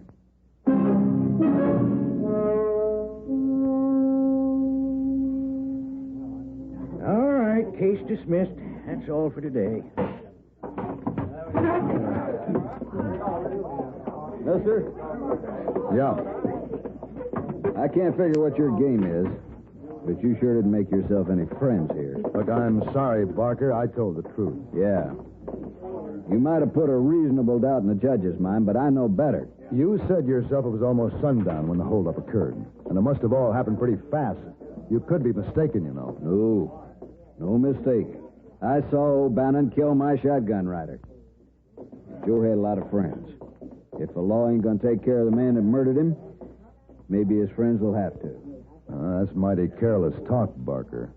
Look at that. Sheriff's turning him loose. That dirty killer walking out of town a free man when he ought to be hanging on the end of a rope right now. And we can thank you for butting in with your big lying mouth. I didn't lie. I know better. Now, like I say, I don't know what your game is, but it ain't over yet. Here comes your friend. You ain't seen the last of this. You can tell it. Hey, O'Bannon. Oh, hello, friend. O'Bannon, you better get out of here. Well, thanks. And what do I owe you? What do you mean? Well, one good turn deserves another. What can I do for you? What do you want? Well, I don't want anything. I had to tell the truth. Truth? Mister, you never saw me before in your life, and you know it.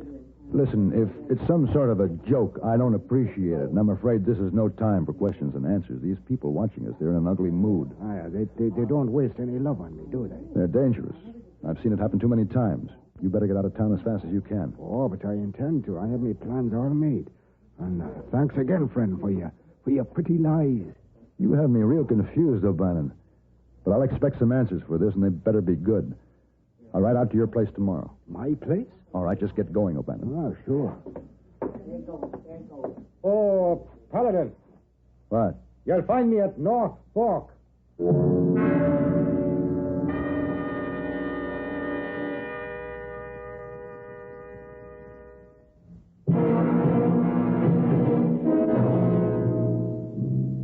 I watched O'Bannon walk away, trying in my mind to make some kind of sense out of the whole thing.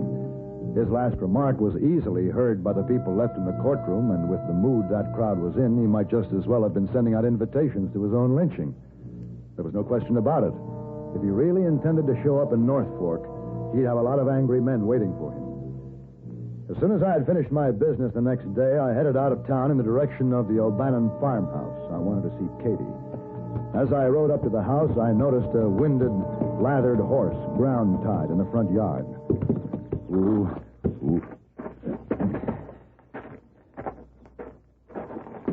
Go, Katie. You black pocket. Hey. Stand back. Don't. Stand back. Hey, Katie.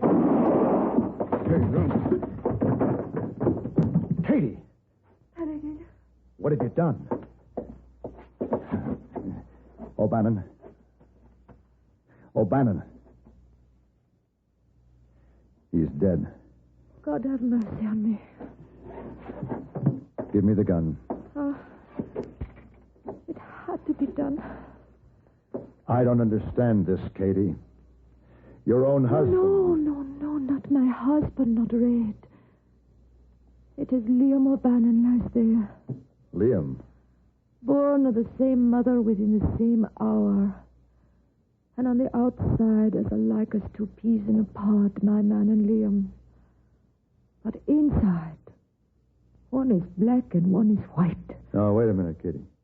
You mean this man is your husband's twin brother? Yes. But my O'Bannon is the daylight. And this one, the dark, possessed of the evil ones he was. I knew it then, when the two came courting and it was Red I chose to marry. What was Liam doing here? It was after forcing me to leave this place with him. With wicked words of how he had sent my O'Bannon riding off to his death. Off to it. Katie, where's Red? Gone to answer the call of Liam, as he always has, should Liam so much as crook his little finger. One of Liam's rogues that traveled with him came early this morning with a message. What was the message? That Red should ride to North Fork. North Fork? And wait until Liam should meet him there. But Liam came here instead to take me off with him. Katie, it just might be that Red is riding to his death. How long ago did you start? Oh, some time now. I'll have to go after him. Katie, will you get me a blanket? Oh, yes. I'm afraid Liam must ride with me.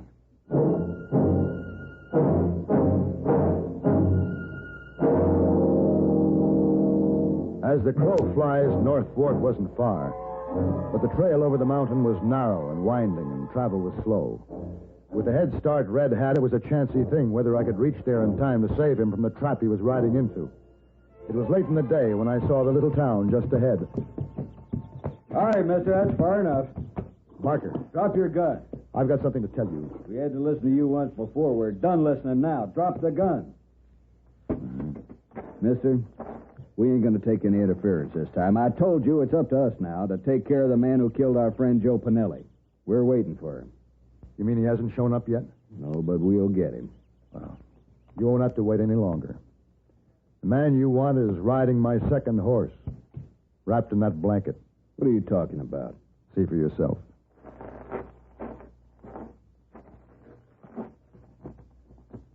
Jim, all right. What happened?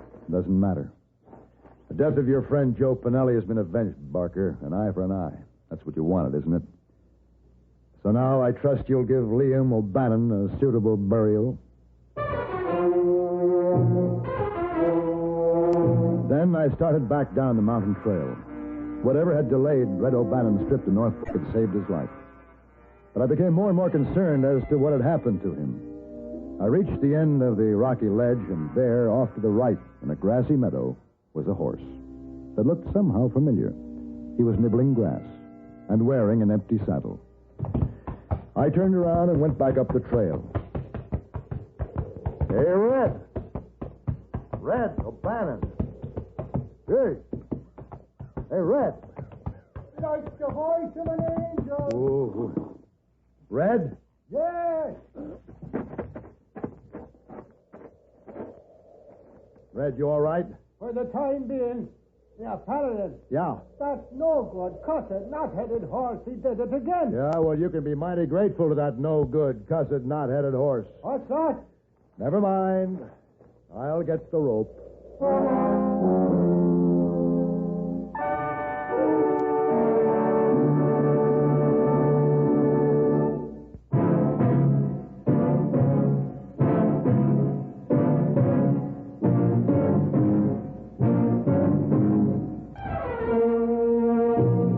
Gun Will Travel. Created by Herb Meadow and Sam Rolfe, is produced and directed in Hollywood by Frank Paris and stars John Daner as Paladin with Virginia Gregg as Miss Wong. Tonight's story was specially written for Have Gun Will Travel by Ann Dowd. Specially featured in the cast was Ben Wright with Harry Bartell, Jack Moyles, and Gene Bates. This is Hugh Douglas inviting you to join us again next week when CBS Radio presents Have Gun Will Travel.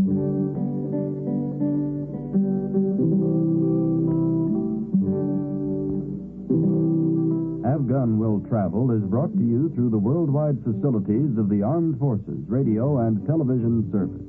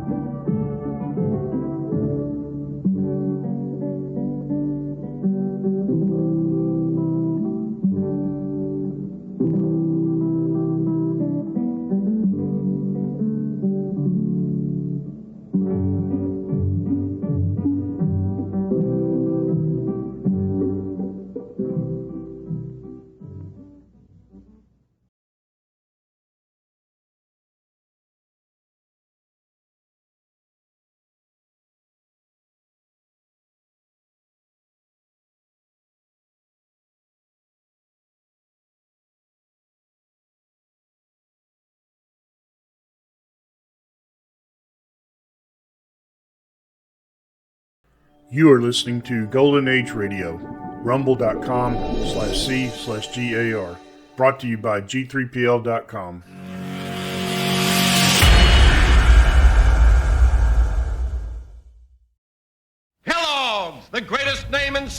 presents Wild Bill Hickok!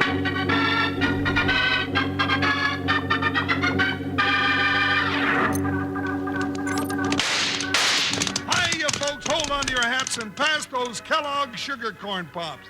Because here comes Guy Madison as Wild Bill Hickok and his pal Jingles, which is me, Andy Devine.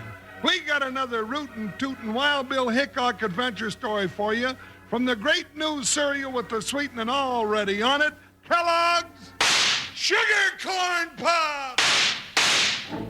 Today, Kellogg's Sugar Corn Pops brings you Wild Bill Hickok, transcribed in Hollywood and starring Guy Madison as Wild Bill and Andy Devine as his pal Jingles. In just 30 seconds, you'll hear the exciting story of Jokes and Gunsmoke. Say, boys and girls, if you haven't seen what your pals here, Guy Madison and Andy Devine, look like yet, listen. You'll find swell, big, actual, real-life photographs of both Guy and Andy right on the front of those big, new, yellow Kellogg's Sugar Corn Pops packages now at your grocer's. So hop down and look for them soon. Now, let's listen.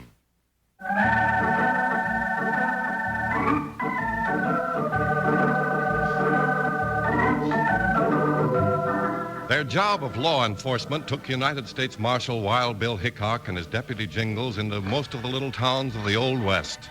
In many towns, they found danger and adventure, but it was in the little town of Black Rock that they found the unusual combination of jokes and gunsmoke.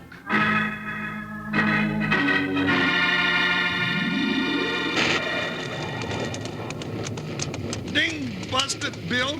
We come out to the desert where it's supposed to be hot and dry, and what happened? Rains for 2 days. When it does rain out here, it rains hard, Jingles. Now my poncho's starting to leak. I haven't been so uncomfortable since Joker threw me into that cactus bush. Well, at least I won't have to spend all night picking thorns out of you. Hey, when we get to Black Rock, I'm going to bust out and buy myself a new poncho. That's what I'm going to do. That is, if you'll lend me the money. Will you, Bill? Will you? Huh, Bill? I guess so, Jingles. We'll go shopping at Charlie Nichols' general store, huh? Yeah, reckon he'd have a poncho. Yep, Charlie's just about got everything. You don't happen to need an anvil or a gold-plated button hook, do you? Well, now, come to think of it, I've always wanted a gold-plated button hook, but I ain't buying it from Charlie Nichols. Why not? Oh, he's the old buzzard that plays practical jokes on his customers, ain't he? Yeah, that's right, but he's not so old. He's only 83. Yeah, and he's never growed up. I hear he set his store on fire 7 times, giving exploding cigars to his customers. He does get pretty rough with his jokes. Well, if he tries any of them on me this time, he ain't gonna live to be no older than 83. No, you wouldn't hurt an old man, Jingle. No, but just let him squirt water in my eye or put a jack-in-the-box in my bedroll and I'll braid his ears and his whiskers together like a little girl's pigtail. I don't like practical jokes. All right. Now simmer down. Let's prod up these ponies and get in out of the rain. Hang on, Jingles. I am jumper cover, Joker. Hi, Buckshot. Hi. You won't hit him with a 45. Maybe not, but when I get shot at, I shoot back. Okay, partner. Let's see if we can get him before he gets to town and loses us. Go after that black horse, Buckshot. Go, Joker. You heard what Bill said. Ha, ha, ha!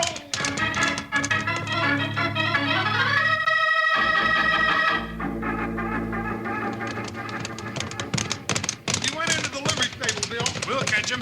Come on. Bill, look out. Whoa, Buckshot, whoa. Oh, Joker. Bill, he's disappeared. The back doors are closed. He's in there somewhere. Well, how can a horse and rider get out of sight that fast? Hey, you two. Howdy, mister. What's the idea of charging into my livery stable like a troop of cavalry? You'll spook every horse in the place. We're looking for just one horse. A big black. And a bushwhacking snake in a red shirt who's riding him. I don't know what you're talking about. There's been nobody in here all morning except you two compounding in like a couple of Apache braves. Now, look, mister. We've got reasons for finding that gin on the black horse, so don't start lying to me. I don't know who you are, stranger, but this is my livery stable. Private property. And when I say I haven't seen anybody come in here but you, that's just what I mean. I'll tell you who we are. Jingles, not now. No. I guess maybe you're right. Sorry we bothered you. Come on, partner.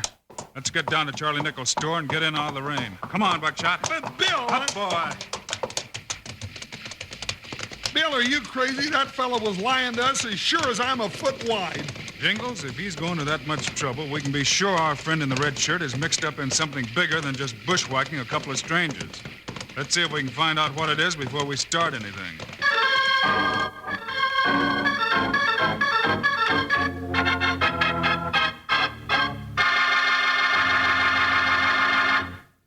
Howdy, Wranglers. Your old pal, Panhandle Jim again.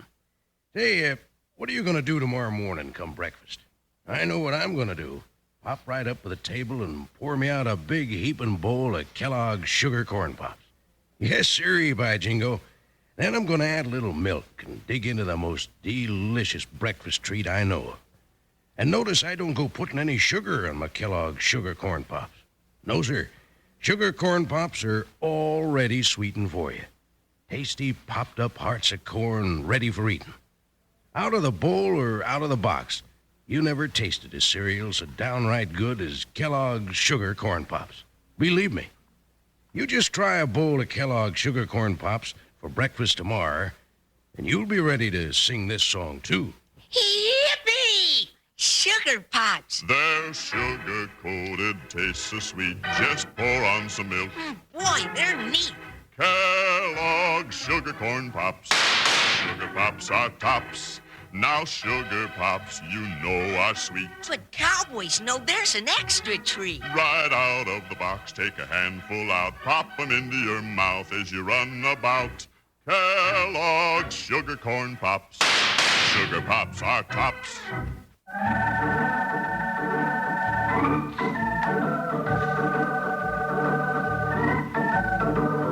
When Wild Bill Hickok and Jingles started chasing a rider who'd parted their hair with bullets, they followed him into the livery stable in the town of Black Rock, where he mysteriously disappeared.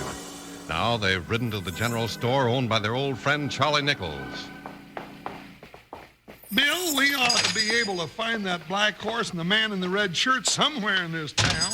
We'll be looking for him, partner. This place ain't much bigger than a couple of prairie dog holes. I also want to know how our friend in the livery stable figures in the picture. Well, if it ain't Wild Bill Hickok and Jingles. Howdy, Charlie. I haven't seen you for a long time. Yeah, where you been, you old buzzard? Well, I've been right here. It's you two who's been chasing all over the West. And what's the idea of calling me an old buzzard? Oh, 'cause I ain't no mood for your jokes, Charlie Nichols. One little squirt in my eye or one mousetrap in your cracker barrel, and I'm liable to sit on you. Yes, well, if you'd keep your fingers out of my barrel of crackers, you wouldn't get mousetrapped. Now, looky here. Now, just a minute, you two. Oh. Charlie. Huh? You know everybody in this part of the country. Well, just about. Have you seen anything of a gent wearing a red shirt and riding a big black horse? Yeah, the kind of a gent that takes pot shots at people riding down the trail. No, can't say I know anybody answering that description. Why, what's the matter? Somebody figured Jingles was too big a target to pass up? This particular fellow was shooting for keeps. The rain hadn't spoiled his aim, we might not be here. And don't say, how could he miss Jingles even in the rain? I didn't even start to say nothing. I'm trying to figure why anybody should be out bushwhacking on that trail. Have there been any robberies or killings around here lately, Charlie? You know, it's funny you should ask that, Bill. Why? Well, Sheriff Weaver was shot and killed last week while he was looking into some rustling over on West Mesa. You mean Dan Weaver's dead? Yeah. Oh, Bill, that's awful. It sure is, Jingles. How did it happen, Charlie? Well, I don't rightly know. Some of the folks over on the Mesa started missing some of their stock, and when Dan rode over to investigate, he never come back. Some of the boys found him the next day. Sounds as though somebody doesn't want the law poking into his business. Well, if that's it, he's got what he wants. The sheriff was the only law we had around here. Stop looking at me that way, Bill. I know you and I are the law, too. I guess we'll be staying around here for a while, Jingles. Would you, Bill? I'll look into this thing, Charlie, and see what I can find out. Oh, here we go again. We're just peacefully riding back home to Abilene. Don't forget the weasel that shot Dan Weaver may be the one who parted our hair with a rifle bullet a little while ago. By golly, that's right. I would like to get my hands on that buzzard in the red shirt. Well, then bring in your things and roost here. I got a couple of extra bunks in the back of the store. That's right. Nice of you. I guess this is as good a place as any to work from. Well, yes. And I'll make a pot of coffee and fry some bacon and eggs. Jingles, help yourself to some crackers out of the barrel there. Well, Well, I am kind of empty at that. Don't mind if I do have a few crackers. Just a little something to keep my body and soul together until you get the break. Ow! Get me up! Get it off of me! Jingles, calm down. You're not hurt. Oh, it's a wild animal! Get it off! Oh! You jump. That's the funniest thing I've seen in a long time. It's one of Charlie's jokes, Jingles. Oh, is that all? It ain't funny, you old goat! Oh, it couldn't hurt you. Just a bundle of feathers with a clock spring and a whistle in it. Bill, I ain't staying here with this old coot. It ain't safe. Yes, you are, Jingles. What? We can hide out here and find out what all the shooting's about. Oh.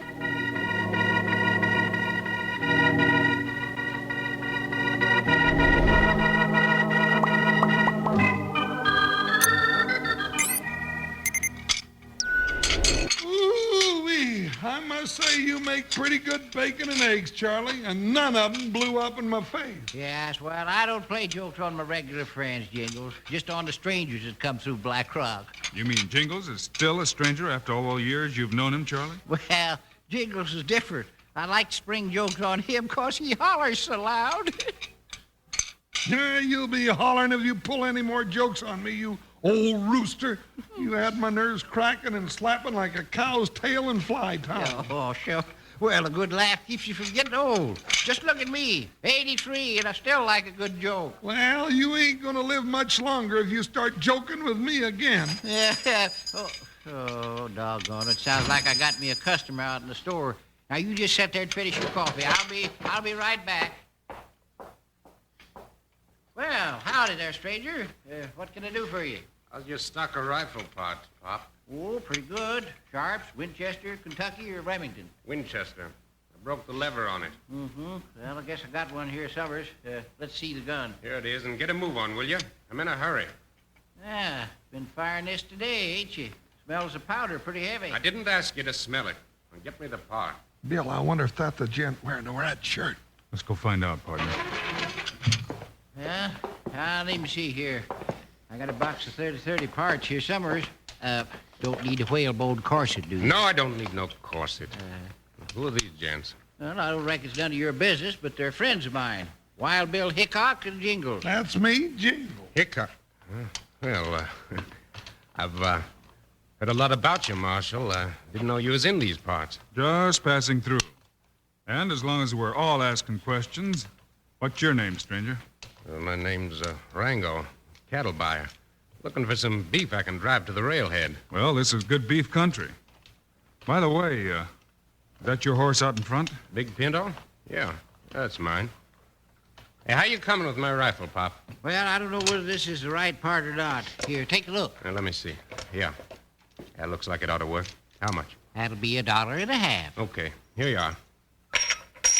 Glad to meet you, Hickok. Thanks, Rango. Maybe I'll see you later, huh? One thing before you go, mister. Yeah? What's that? Where can I get a pretty blue shirt like that? Well, I'm afraid you'll have to send to the mail order house in Kansas City. Well, I'm in a hurry. See you gents later. Do you know that gent, Charlie? Nope. Never saw him before in my life, Bill. But I know that horse. Whose is it? Belongs to Jack Blandon down at the livery stable. Well, now, ain't that interesting? It sure is, partner. What about Blandon? He's a pretty worthless character as far as I'm concerned. Always fighting and starting arguments. Every time he comes into the store, he wants to know something about the cattle ranches around here. Oh, talk. Why don't we go chase somebody or arrest somebody or something? It might be a good idea to find out what they've done first. Bill, the sheriff's dead, cattle are being rustled, and we've been shot at. Ain't that enough? Can you prove who did those things? Well, no, but can't we do something to somebody, Bill? Can't we? Huh? We can start, partner. Come on.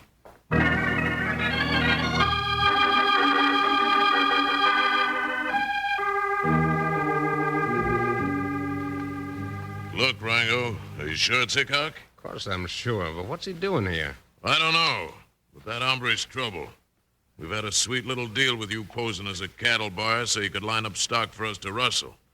But I don't want to tangle with that star-packing marshal. I shouldn't think so, especially since you gunned down the sheriff last week. You just forget about that or you're liable to wind up eating a couple of slugs yourself. All right. Just This makes me jumpy to have Hickok in town and asking a lot of questions about what color horse I ride, what color shirt I wear. You were loco to take a shot at him out on the trail. I'm telling you, Blandon, he and that big deputy of his were getting too close to the canyon where we're holding those cattle. I thought I could scare them off. Hickok doesn't scare. Yeah, I know that, but I didn't know who it was. Well, the only thing for us to do is move those cattle out on the trail and do it right now. Saddle up. Yeah, sure. I guess you're right. I thought we'd be safe when we got rid of that sheriff. Now we got Hickok on the trail. Oh, you jughead. Hickok hasn't caught us yet. We're moving those cattle and cashing them in at the railhead. And what if Wild Bill finds us doing it? Just fixed your rifle, didn't you? Yeah. We've killed one lawman already. If Hickok gets in our way, we'll give him the same medicine.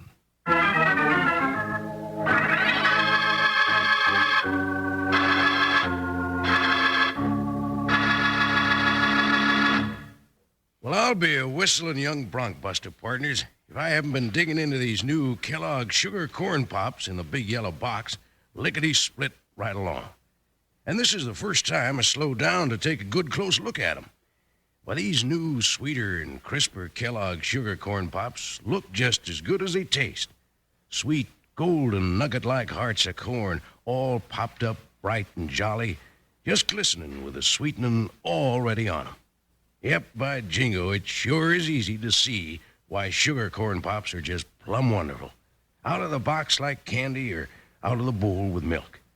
And remember, there's a whole series of Wild Bill Hickok's famous guns on the backs of the new yellow boxes of Kellogg sugar corn pops.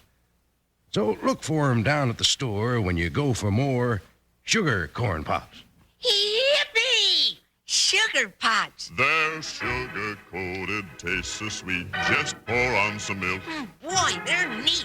Kellogg sugar corn pops. Sugar pops are tops.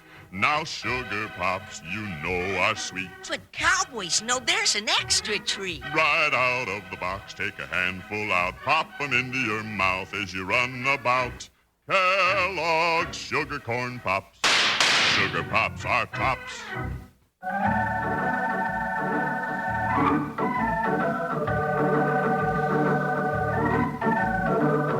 When Wild Bill Hickok and Jingles rode into the town of Black Rock, they rode into gunfire, rustling, and murder. And with information given them by their old friend Charlie Nichols, they've started out to trail two desperate men who'll shoot to kill.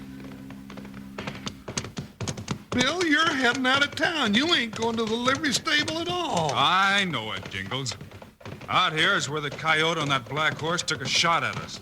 I want to know why. You think maybe he's got something out here he didn't want us to see? That's exactly what I think. And since he didn't know who we were, there must be something he doesn't want any strangers to see. What's that, Bill? Cattle, I hope.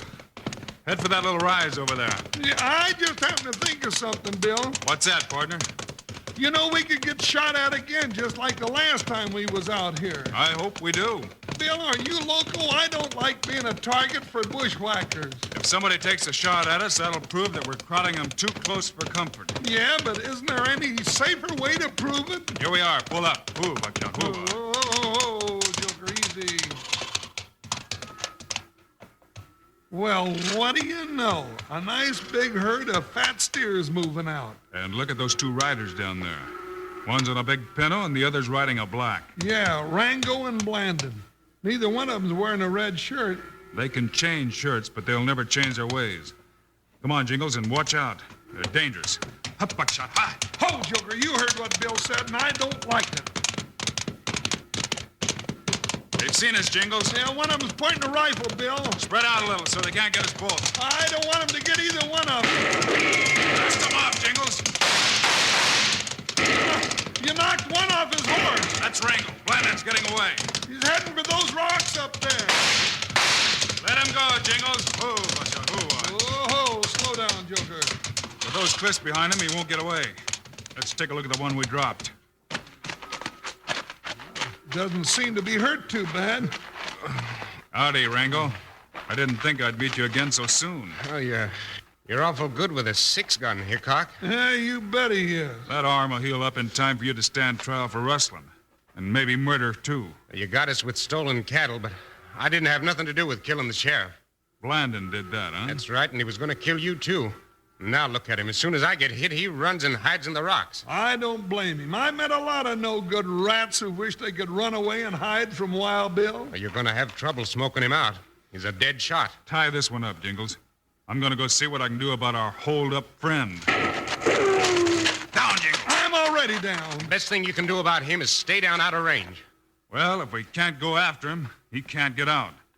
So make yourself comfortable behind a rock, Jingles. We might be here a long time.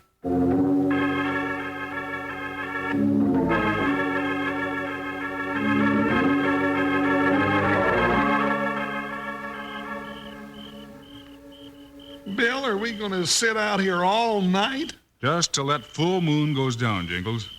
As soon as it's good and dark, we'll sneak up on him from two sides. He'll get one of you for sure.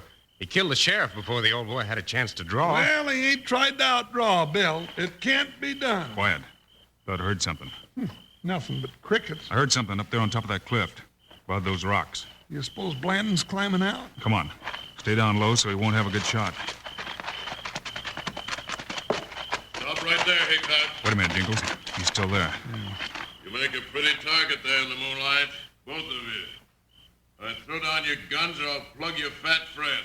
Okay, Blandon. You've got us covered. You too, big boy. Oh, he sure walked into this one, Bill. All right, now I'm coming down. Leaving. We'll track you down sooner or later. You won't be alive to do it. I'm plugging you both right now. Get your guns. There he is.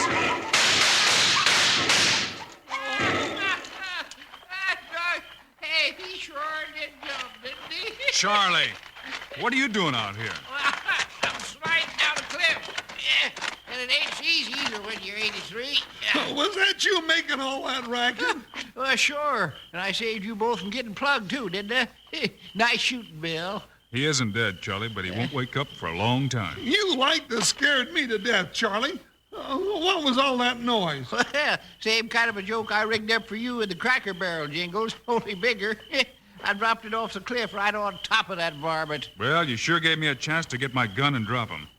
But what were you doing up here, Charlie? Oh, Bill, I've been following you all day. Things get dull at the store. I thought I might get a chance to sneak up and play another joke on Jingles. Well, you sure did, Charlie. But anytime you want to play jokes that keep me from getting killed, that's the kind of jokes I think are real funny.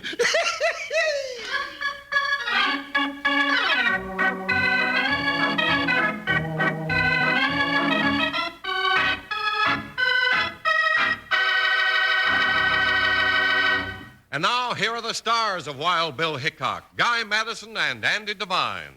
Thanks for being with us, folks.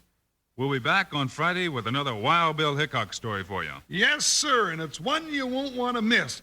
Wild Bill and Jingles tangle with a crazy old coot in a story called The Wild Miller of Paiute Fall. Meanwhile, Andy and I hope you'll remember to get Kellogg's Sugar Corn Pops. Right. It's a great new cereal with the sweetening already on it. You bet it is.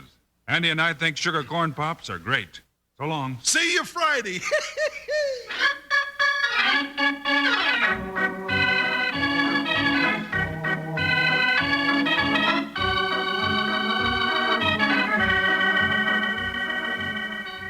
Yes, sir. Kellogg's, the greatest name in cereals, has brought you another exciting story of Wild Bill Hickok, starring Guy Madison and Andy Devine in person. Today's cast included Forrest Lewis, Paul Freese, Paul Richards, and Jack Moyles. Our story was written and directed by Paul Pierce. Music by Dick Orant. This is a David Heyer production, transcribed in Hollywood. Don't forget to listen Friday, same time, same station, when Wild Bill Hickok runs into the Wild Miller of Paiute Falls. Now, this is Charlie Lyon speaking for Kellogg's Sugar Corn Pops, the cereal with the sweetening already on it. Kellogg's Rice Krispies, the world's only talking cereal. And Kellogg's Corn Flakes, America's favorite ready-to-eat cereal.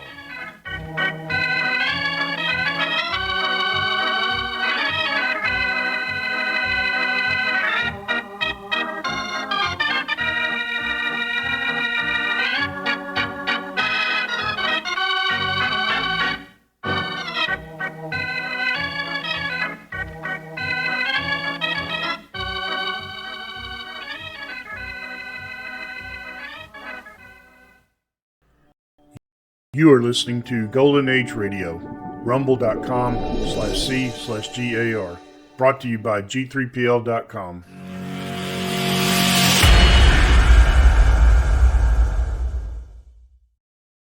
The Dennis Day Show returns to the air at this hour the first week in October. Remember, the Dennis Day Show beginning here October 7th.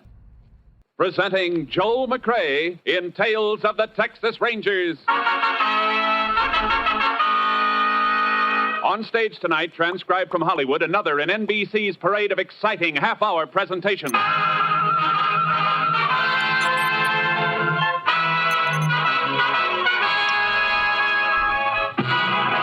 Tales of the Texas Rangers, starring Joel McRae as Ranger Pearson.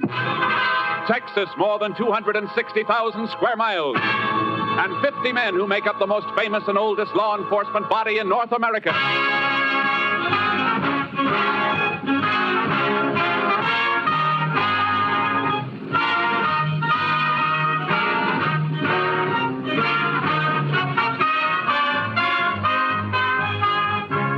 Now, from the files of the Texas Rangers come these stories based on fact.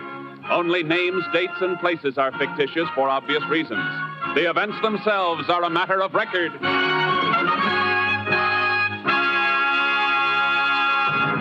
Tonight's case, play for keeps.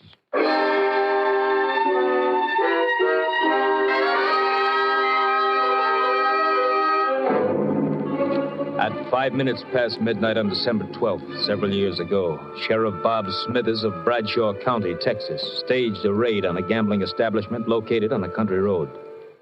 But there were no patrons in the house, and the sheriff's face grew dark red as he and the local constable failed to find any evidence. There's nothing in the upstairs room either, Sheriff. You're sure of that, huh, Jim? Not even a deck of cards. See, Sheriff, like I told you, I quit the racket.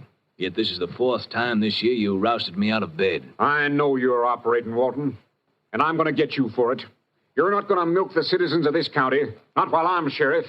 Look, Sheriff, this happens to be my house. Warrant or no warrant, you finished your business here. How about getting out? I guess we might as well go, Sheriff. No, Jim. We're going to stay a minute. I want to talk to Walton. And you. About what? I was sure of this raid tonight, Jim. Dead sure. Just like I've been sure the last 3 times, because only you and me ever knew about them. I didn't tell nobody but you, Jim. You, the constable. Sounds like he's accusing you of tipping me off, Dunn. I know he tipped you, Walton. You better watch what you're saying, Bob. All that talk about law and order and wanting to uphold them. Let me see your wallet, Jim. Take it out and let me see it. Now, wait a minute, Sheriff. You shut up. Come on, Jim. I want to see if you're carrying the kind of money an honest man gets for being a peace officer. What I carry on me is my own business. Why, you cheap two-bit snake. Nothing cheap about a few hundred once in a while. Be smart, Sheriff. Get a few for yourself. Why don't you listen to him, Sheriff? He's talking sense. Come on, both of you. I'm taking you in. You can't make anything stick. Maybe not. But I'm going to make this county too hot for both of you.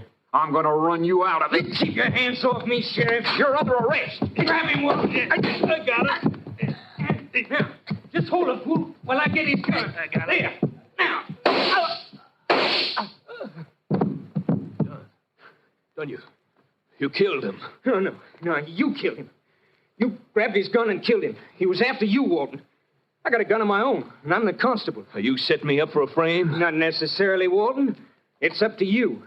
His body could be moved out of here. What's your play? What do you want? No more chicken mash. 50% of your take, and you can go right on operating. With him dead, you crazy fool? You're forgetting something, Walton. I'm top dog now, and investigating this murder will be my job until a new sheriff is appointed. But I don't think I'm going to be able to solve it.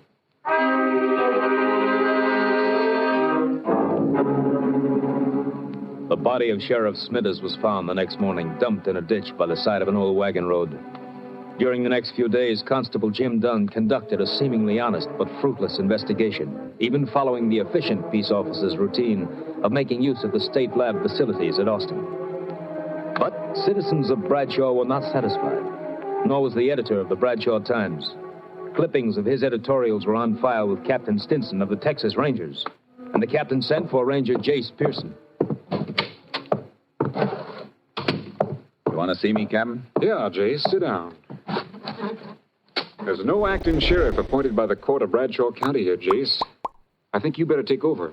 About the killing of Sheriff Smithers? Mm-hmm. I'd like to. I knew Smithers. See, that's right. You worked with him about 5 years ago. When he first took office. Cleaned that county up in 3 months and cleaned it good. Well, it doesn't look like it stayed clean, Jace. Not according to this editorial clipping from the Bradshaw Times. I've read it. It's going to be a tough one, Jace. No clue to the killer, and the trail has had a couple of days to cool off. Well, then I better get going before it gets any cooler. You'll hear from me. Jace? Yeah, Captain?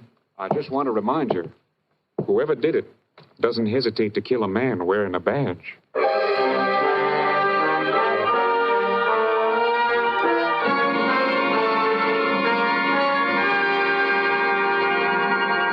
I reached Bradshaw in the early morning. The town was waking up, and the Bradshaw Times was turning out its bi-weekly edition. I went in to see the editor, Frank Carlin. So you read my editorials, huh? Well, I'm glad to know somebody's reading. You got readers, all right. People been clipping them out and mailing them into our headquarters. Yeah, I guess there's always a handful of people to hold out. Wonder what the world would do without them. Everybody was so burned the day of the killing. Then in 48 hours, they want to forget it. Yeah, it's always that way. How about the constable, Jim Dunn? Oh, he's all right, I guess. But he's only been constable for a year. He just doesn't have the experience. It'll take the court a couple more days to decide on a new sheriff. I better knock out a story on your rangers coming in. Might wake the people up again. I'd rather you didn't, Mr. Carlin. I'll be around, and they'll know soon enough. Oh, see what you mean. Want me to lay off the editorials for a while? If you don't mind. You know, the sheriff and I are on different sides of the fence politically, but he was an honest man, and I liked him. I got a headline back there, all set and gathering dust. It says, Sheriff's Killer Caught. Ranger, give me a chance to use it.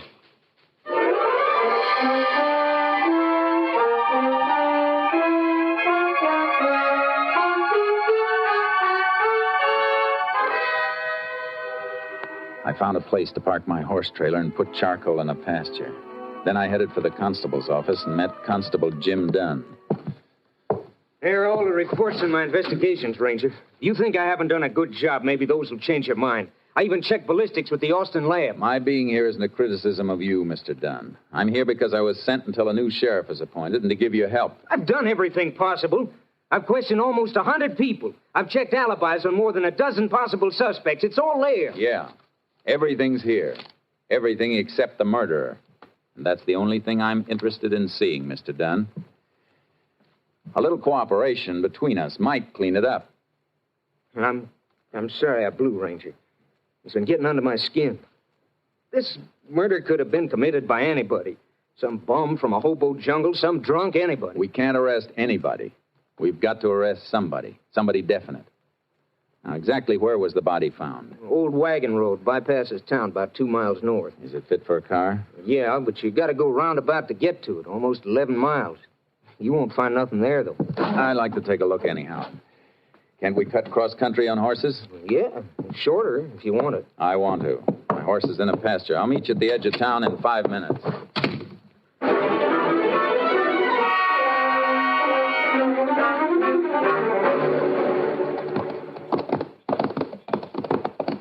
The body was found just a little further on. You can see the road now. Not much of a road left. No use for it anymore.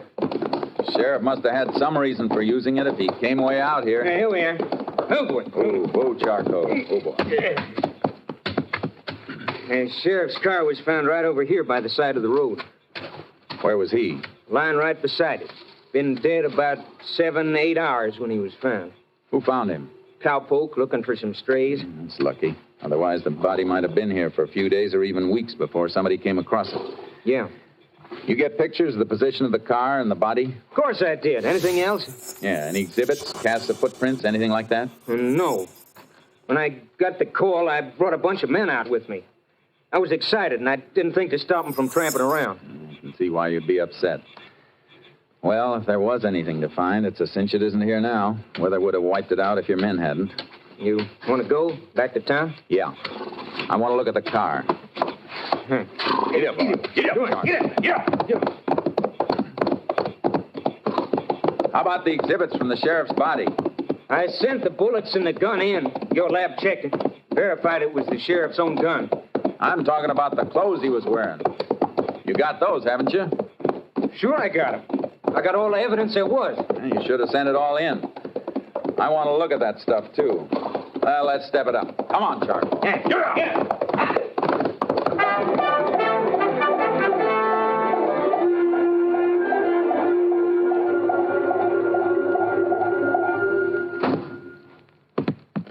There's everything, all tagged. Everything the sheriff was wearing when he was killed. I see.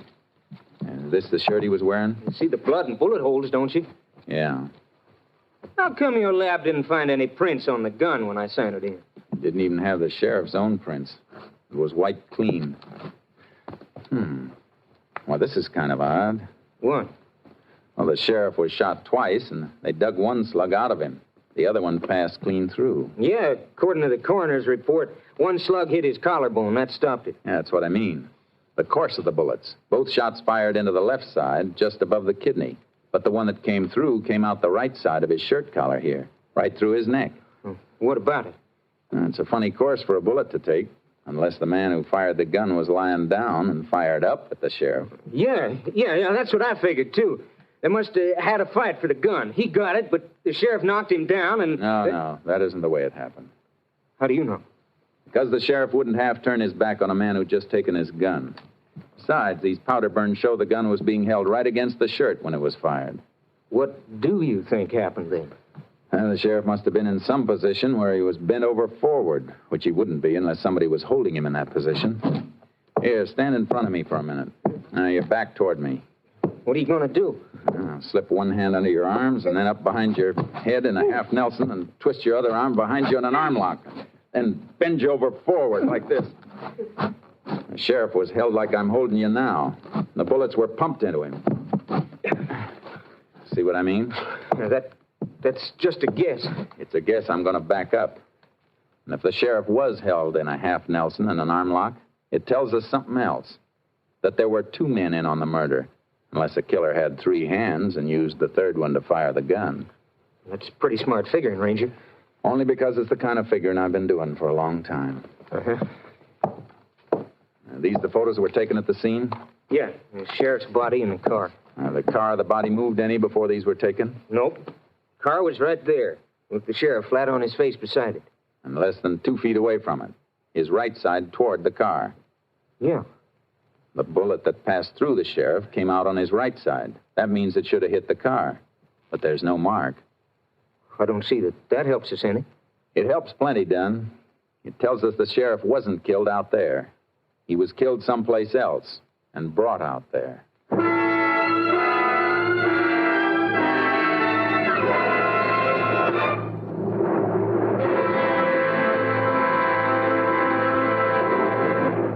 You are listening to Tales of the Texas Rangers, starring Joel McCrea as Ranger Jace Pearson. Now we continue with tonight's case, Play for Keeps, an authentic story from the files of the Texas Rangers.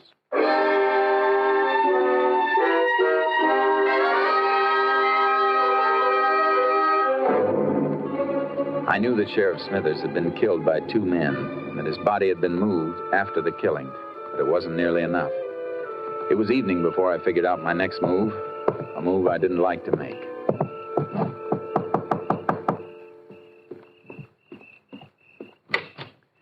Evening, ma'am. Remember me? Why, it's Jace Pearson, isn't it? Yes, ma'am. Been a long time, Mrs. Smithers. Oh, come in, Jace. Come in. I suppose you know about Bob. Yes, ma'am. And that's why I'm down here. I came by to pay my respects. Funny thing, first time Bob brought you through that door, I never reckoned you might be back someday, looking for a man who killed him. I wish it could have been for another reason, ma'am. But Bob kept things working so well here, there seldom was any reason for a ranger to come visiting in Bradshaw County. I know how you fellas keep working along. Can I offer you a bite to eat? Please, Jace. That'd be real fine, Miss Smithers.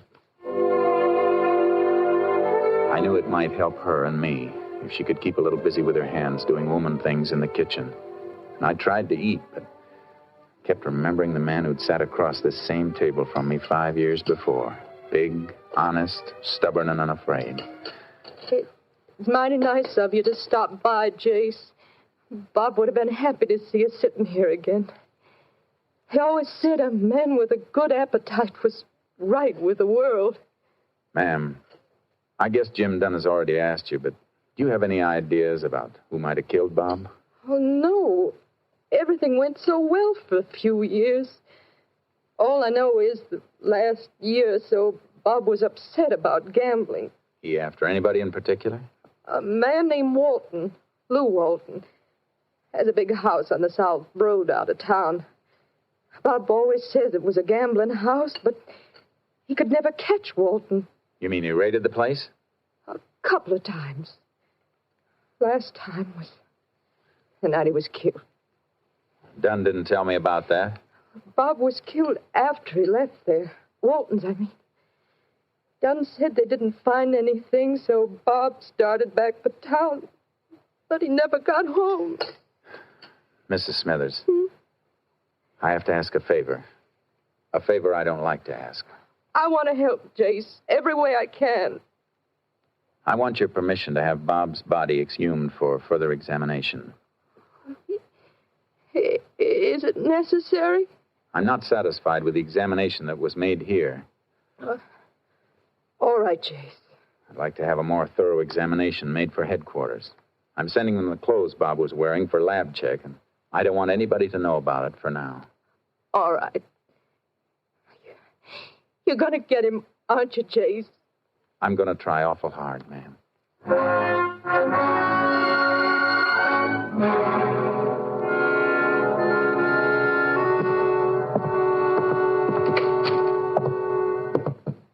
Well, howdy, Ranger. I've been waiting for you. Thought maybe you might have turned in for the night. I'm going to in a few minutes. I just came back to pick up the clothing exhibits. Well, I locked them away again. I'll dig them out. I want to send them on to Camp Mabry for lab tests. Well, all right. I'll give you a receipt for them. Okay. Don? Yeah? In those reports of yours, I didn't see any mention of a man named Lou Walton. Why should there be? I understand that Walton's a gambler and that you helped Smithers raid his place the night Smithers was killed. Now, here are the exhibits. You're thinking way out of line on Walton. His alibi's airtight. According to who? According to me. I was with him all night after Smithers left the place. You didn't come back to town with the sheriff? No, I stayed at Walton's. Why? Because the sheriff asked me to stay there. We didn't find anything, but the sheriff figured if I hung around, somebody might show up or call up looking for a game. And I'd be able to get him some evidence. Anything else you want to know? No. I guess that lets Walton out. I'll take these things. Sure. Go ahead. See you tomorrow, Dunn.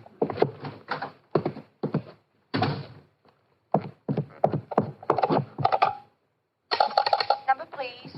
Oak Hill, 243. Moment, please.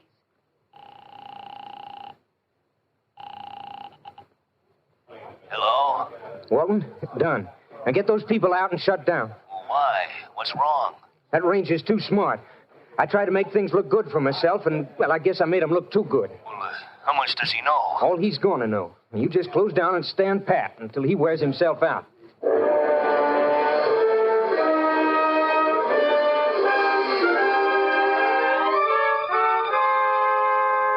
The sheriff's body was dug up and the examiner's report sent on to Austin. Headquarters also had the exhibits I'd gotten from Dunn. By late afternoon of the next day, Captain Stinson telephoned me long distance. Got a complete report from the lab, Jace. Go ahead, Captain. You were right about the position of the body when the shots were fired. Autopsy report shows the organs were pierced in a manner that would be possible only if the sheriff were bent over forward. Good. Anything else? Yeah. That shirt you sent up. Lab thinks Smithers was killed indoors. Why? Some lint stuck to the blood and held when it dried. Analysis indicates it comes from a fabric used in expensive carpeting. Violet color. Thanks, Captain. That may be enough to wind this up.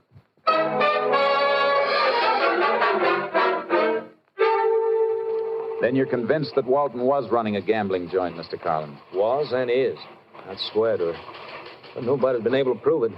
You know how suckers are. They lose their shirts and keep their mouths shut. think they're in on a smart thing, and they help the racketeers to cover up. Then Walton must have been tipped off that he was being raided. Part of the racket. They pay off and get tipped off. You ever been in Walton's house? No. You know anybody who has been there? Well, it's no secret the newspaper man Gamble moans good for him. My linotype man plays horses, I know. Pete. I'll be there in a minute. Howdy, Ranger. Howdy. Pete, you ever been in Lou Walton's place? Oh, come on, now don't stall. Tell her, Ranger. It's important. Well, yeah, I've been there once or twice. I only want to know one thing. You notice any carpeting in the house? Carpeting? Oh, sure. The house is like a palace. Wall-to-wall carpet all over the place. What color? Well, it's a kind of a purple, I'd say. How about saying violet?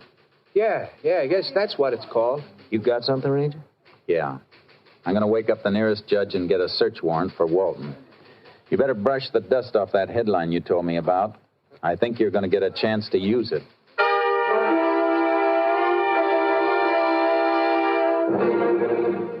I was wondering when you get around to me, Ranger. Seems like everybody who wears a badge just loves to poke his nose into my life. I wouldn't worry about your nose, Walton. If you want to be smart, watch out for your mouth. I didn't mean anything, Ranger. Just that a man ought to have a little privacy. And you love the death cells at Huntsville. They're real private. Well, I always cooperated. The constable, Jim Dunn, he'll tell you that. I'll bet he would. Nice carpeting you got here. I like the color. Yeah, let me get you a drink or something, Ranger. All good stuff. I don't have anything but the best. You know the old saying, the best is none too good. Walton, there's been a strong cleaning fluid used on a piece of this rug. And one spot faded just a little. Well, I spilled some wine. I had a party one night. The night the Sheriff Smithers was here last? No, before that. Oh, that's right. I forgot. Nobody was here the night Smithers came. No, nobody. The constable, he stayed. Stayed most of the night after the sheriff left. Yeah, so he told me. Let me show you the rest of the house. Upstairs. No, thanks. I just want to look at the walls in this room. Sure pretty. You know, at Huntsville, they don't have pretty walls like these. Just cold concrete and steel bars. What do you keep talking about Huntsville? I'll tell you as soon as I stand up on this chair and rip off this new piece of wallpaper. Don't. They have no right to. Just looking for this small bullet hole, papered over. Of course, you know that one bullet went right through the sheriff. The hole was repapered because a heavy picture fell. The nail made the hole. .38 caliber nail? I'm going to have this rug ripped up and sent to my lab, Walton. No cleaning fluid made will wipe out all of a blood trace. Even a drop is enough to hang you. I didn't do it, I tell you. Dunn shot him. Huh? It was Dunn. Dunn shot him. Hold your wrists out. You'll never get those on me. You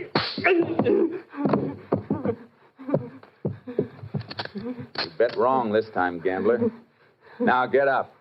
I'm taking you in.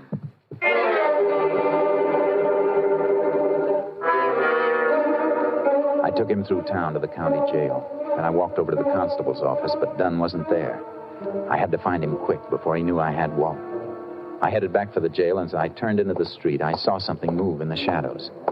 There was another car, not far from mine, the constable's car, and Dunn was getting into it. Dunn, wait a minute! Oh, get out of the way, people! Get back, please!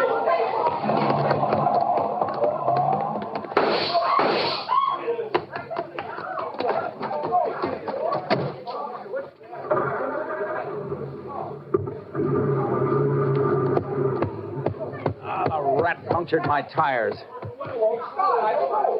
Unit 10 to KTXA. Unit 10 to KTXA. KTXA to Unit 10. Go ahead, Unit 10. Unit 10 convinced Constable Jim Dunn is subject sought in killing of Sheriff Smithers, Bradshaw County. Attempting getaway headed north on State Highway 19 from Bradshaw. Alert Highway Patrol and all units for complete roadblock of area. Order no further radio communication. Subject in Constable's marked car equipped with shortwave receiver. Will do, Unit 10. Unit 10's car out of commission. Will attempt to commandeer another car for pursuit. Unit 10, 10-4. KTXA, Austin. Step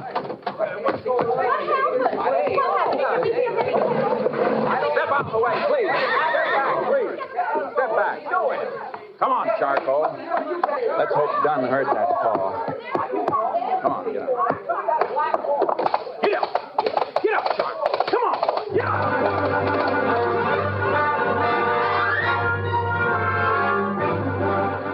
I had to gamble. The last part of my call had been a plant I wanted Dunn to hear. He'd know he couldn't get more than 15 or 20 miles before he was blocked unless he took some back road. And I'd seen him take a north turn out of town toward the wagon road he dumped the sheriff's body on. It was 11 miles for him by car, 2 miles cross-country for me. I raked Charcoal all the way, reached the road, and rope-dragged a couple of dead logs across it. We finished just in time. I heard the whine of a car coming over the rise in the rough road as the first glimmer of the headlights stabbed the darkness. I tied Charcoal back in the trees and dropped in the brush to wait. This is the end of the road, Don. Don't try backing up. Now you haven't got any tires. I'm giving you a chance to surrender, Don. You get your chances, Ranger. You missed, Don. Now I'm coming around the car to get you. You want to shoot it out? Let's go. No. Wait a minute. No, Ranger. Don't shoot. Don't shoot. I'll drop my gun. Here. See? I ain't armed. Come here. I ain't armed. Neither was Smithers when you lifted his gun and killed him with it. Good thing for Texas all constables aren't like you. Come on. Walton's waiting for you at the jail. Looks like you'll be partners again at Huntsville.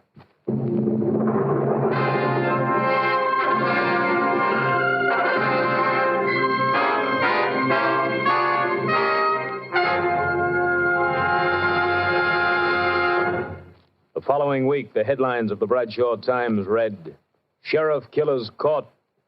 Though Jim Dunn protested his innocence, Lou Walton's confession and evidence submitted by the Rangers convinced the court of Dunn's guilt. Both were sentenced to life imprisonment at Huntsville.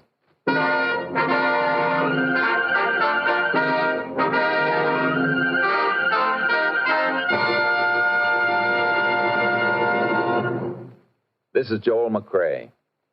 In the 125 years since their organization was founded, the Texas Rangers have written many new pages into the history of law enforcement. With only a handful of men and a vast territory, they have never failed to live up to their slogan, first to advance, never retreat. That is the creed a Ranger follows. And they have a belief that was impressed on me by one of their officers, a belief that often brings them victory over tremendous odds. In the words of the Texas Rangers, a man who is wrong can't stand up to a man who is right and keep on coming. Next week, we'll bring you another exciting case taken from the files of the Texas Rangers. Hope you'll be listening. Good night. Next week, Joel McCrae in another authentic reenactment of a case from the files of the Texas Rangers.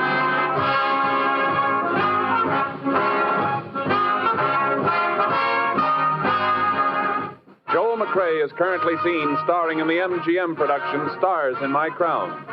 This story was transcribed and adapted by Joel Murcott, and the program was produced and directed by Stacy Keach. This is Hal Gibney speaking.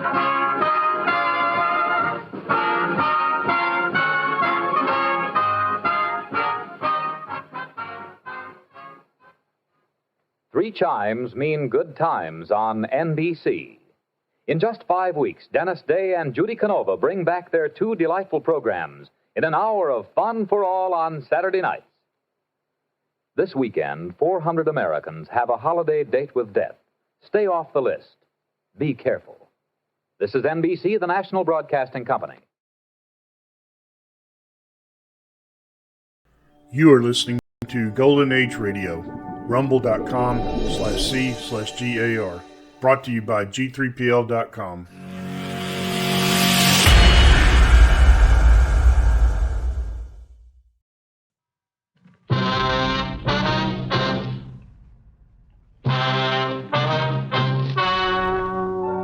The story you are about to hear is true. The names have been changed to protect the innocent. Fatima Cigarettes, best of all king-size cigarettes, brings you Dragnet on both radio and television.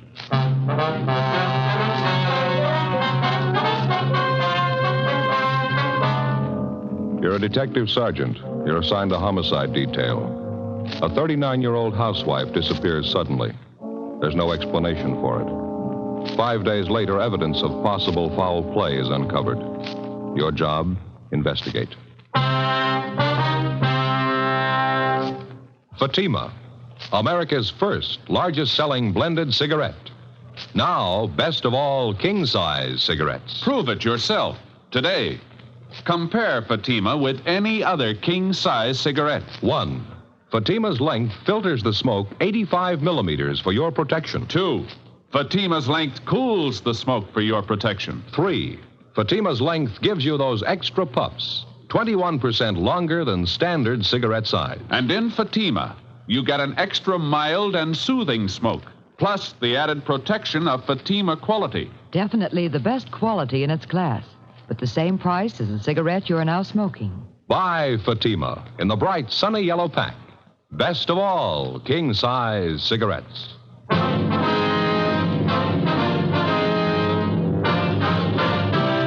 Dragnet, the documented drama of an actual crime. For the next 30 minutes, in cooperation with the Los Angeles Police Department, you will travel step by step on the side of the law through an actual case transcribed from official police files. From beginning to end, from crime to punishment, Dragnet is the story of your police force in action. It was Wednesday, September 15th. It was hot in Los Angeles. We were working the day watch out of homicide. My partner's Ed Jacobs. The boss is Thad Brown, chief of detectives. My name's Friday. I was on the way back from lunch, and it was 12:56 p.m. when I got to room 42. Homicide. Hi, Joe. Waiting for you. Hi, Ed. Al, here you got something for us, huh? Mm-hmm. Here's the report right here. Gardner by the name of Abbott called in day before yesterday. Chester Abbott said his wife disappeared from their home out in the valley Thursday night. He says he thinks she left him. Well, happens every day. Not this way, it doesn't. Walsh and I went out to talk to the man yesterday. His story doesn't make too much sense. How you mean now? None of his wife's clothes are missing, none of her luggage. She even left her pocketbook behind, full of money. We found out from the neighbors the missing woman has a 17-year-old boy by a former marriage. Does that mean anything? Well, he's an only child. Mother dotes on the kid. She didn't even say goodbye to him. Well, how'd this Chester Abbott impress you? Pretty grouchy with Walsh and me. No cooperation. Wants to find his wife, doesn't he? I don't know. I'm not sure. He's no help, I can tell you that much. Could I see that report, Al? Yeah, here you. Thank you.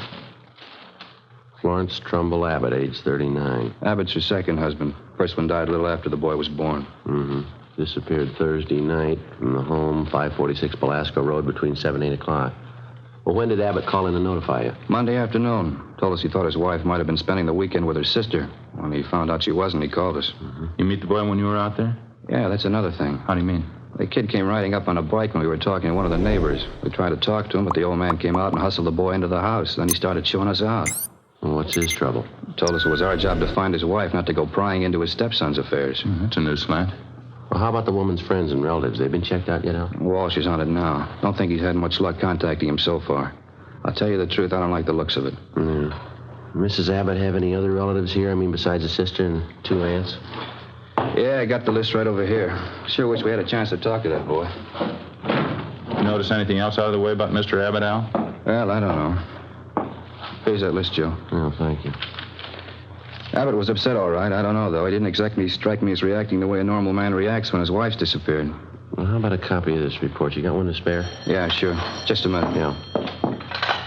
Missing persons, Bargetti. That's right. This is Bargetti speaking. Who's that? Oh, yeah. Yeah, sure. About what? All right, good. 4 o'clock? Fine. All right, son, goodbye. Well, that was the boy I was telling you about, Mr. Abbott's stepson. What do you want? He wants to talk to us, sounded worried. About his mother? He thinks something's happened to her. In police work, missing persons detail is not a department separate in itself. It's organized as a part of homicide division. When the possibility of homicide arises in the course of handling a case, missing persons immediately turns the matter over to homicide officers for investigation. When we got the call from the Abbott boy, we automatically took over. According to Al Bargetti, the boy said he suspected his stepfather and he didn't want him to know of any meeting between him and police officers. At 3:15, Ed and I left the office and drove to the meeting place designated by the boy, the Dairyland Fountain and Coffee Shop near the corner of Fairfax and Hollywood Boulevard. We got there at 3:50 p.m. At 8 minutes past 5, the Abbott boy still had not arrived. We waited another 15 minutes, and then we left and drove out to the valley and pulled up in front of the main gate to the Abbott nursery on Velasco Road.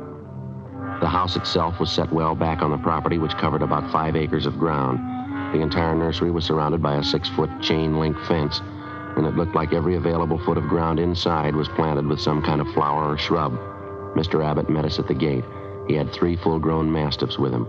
He held them on a chain. Yes, what do you want? Police officers. You Chester Abbott? That's right. What do you want? Well, if you can get those dogs quiet for a few minutes, we'd like to ask you some questions. Pretty busy now. Can't you come back tomorrow? No, it's important, Abbott. We'd like to talk to you now. All right, if you have to. Yes, time. Get down there. You two, Joe. Quiet. I said quiet. All right. Now, what do you want? Mind if we come inside, sir? These watchdogs of mine are pretty vicious. We can talk here at the gate. All right. We've been assigned to look into your wife's disappearance, Abbott. This is my partner, Sergeant Jacobs. My name's Friday. Mm-hmm. Find out anything about my wife yet? Nothing definite, no. Thought maybe you could help us. Mind telling us exactly what happened the night she disappeared? What do you mean, what happened? Oh, when did you see her last? When did you first notice she was gone? Well, we had dinner Thursday night about 7 o'clock, then I laid down for a nap. Florence went out on the front porch for some air. I woke up a little before 8 o'clock and went outside to look for her. She was gone. No one saw her leave, Mr. Abbott? Not that I know of. Maybe one of our neighbors. You can ask them. They seem to know everybody's business. How about your stepson? Wasn't he home Thursday night? Bruce? No, he went out to a show with some other kids. When did he get back from the show, you remember? About 10 o'clock, I think. Why? Where's the boy now, Abbott? Who are you looking for, my wife or stepson? Both of them. Where is he? Gone. I took him over to my sister's in Alhambra. He'd been feeling bad since his mother disappeared. Figured the change would do him good. Well, when did you take him over to your sister's? This afternoon. What's that got to do with it? I'd like to talk to him. No, you can't. You won't allow it. The boy's too upset right now, and I can't allow it. I'm afraid you're going to have to allow it, Abbott. Listen, mister. You can get off this property right now if you're going to get fresh with me. No cops giving me any sass. Get down there, honey. Quiet. Nobody's giving you sass. We want to talk to your stepson, that's all. He might be able to give us a lead on the whereabouts of your wife. And I say you can't see the boy. You've been looking for Florence for a week, and you haven't found a thing. I'll get somebody else to look for her. It's my business anyway, nobody else's. It's our business if anything happened to her. What are you talking about? You better get your coat, Abbott. I'd like to talk to you downtown. Come through that gate and I'll let these dogs go. We'd hate to shoot them, mister. What are you trying to prove anyhow? What do I have to go downtown for? I'll tell you when we get there. Now get your coat. Chester Abbott turned, made his way up the path and into the house. A few minutes later, he came out, closed the gate behind him, and got into our car. On the way back downtown, he talked pleasantly about the weather, the nursery business, and his dogs. When we got to the office, we found out the reason for his sudden change in temperament. His lawyer was waiting for us at the door. We tried to interrogate Abbott, but the lawyer objected to just about every question we asked. It was hopeless, and we knew it, and so did the lawyer. We released Abbott, but not before we got the name and address of his sister in Alhambra, where the stepson Bruce was supposedly staying. After Abbott and his lawyer left, Ed and I signed out of the office and drove to Alhambra to check on the boy. Barghetti sure had this one pegged. Real sleeper. Yeah. Like to know how the stepson missed that date with us this afternoon. If the boy called us from the house, stepfather could have overheard him. That's possible. Sister's house ought to be along this block, shouldn't it? Let's see. 1408, 06, yeah, there it is. Gray Cottage, 1402. Okay, let's pull up here, huh? Right.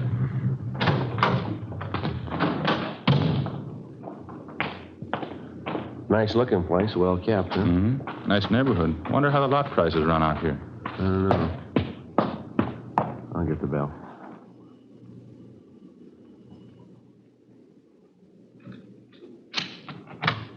Yes, what is it? Police officers, ma'am. You Miss Abbott? Yes, Helen Abbott. Why? Well, we talked to your brother earlier today, Miss Abbott. He said he brought his stepson, Bruce, over here to stay a while. We'd like to see him if we could. Bruce? Well, yes, he was here until about an hour and a half ago. I went to the store, and when I came back, he was gone. You any idea where we can find him, Miss Abbott? Well, I telephoned my brother Chester just before you came to the door. Bruce isn't there. Yes, ma'am. Do you mind if we came in and looked around, Miss Abbott? Won't take long. Well, why? I told you Bruce isn't here. It's the truth. There's no reason to lie about it, is there? Oh, no, ma'am. It's not that. Well, then what is it? No reason for me to lie to you. How about your brother?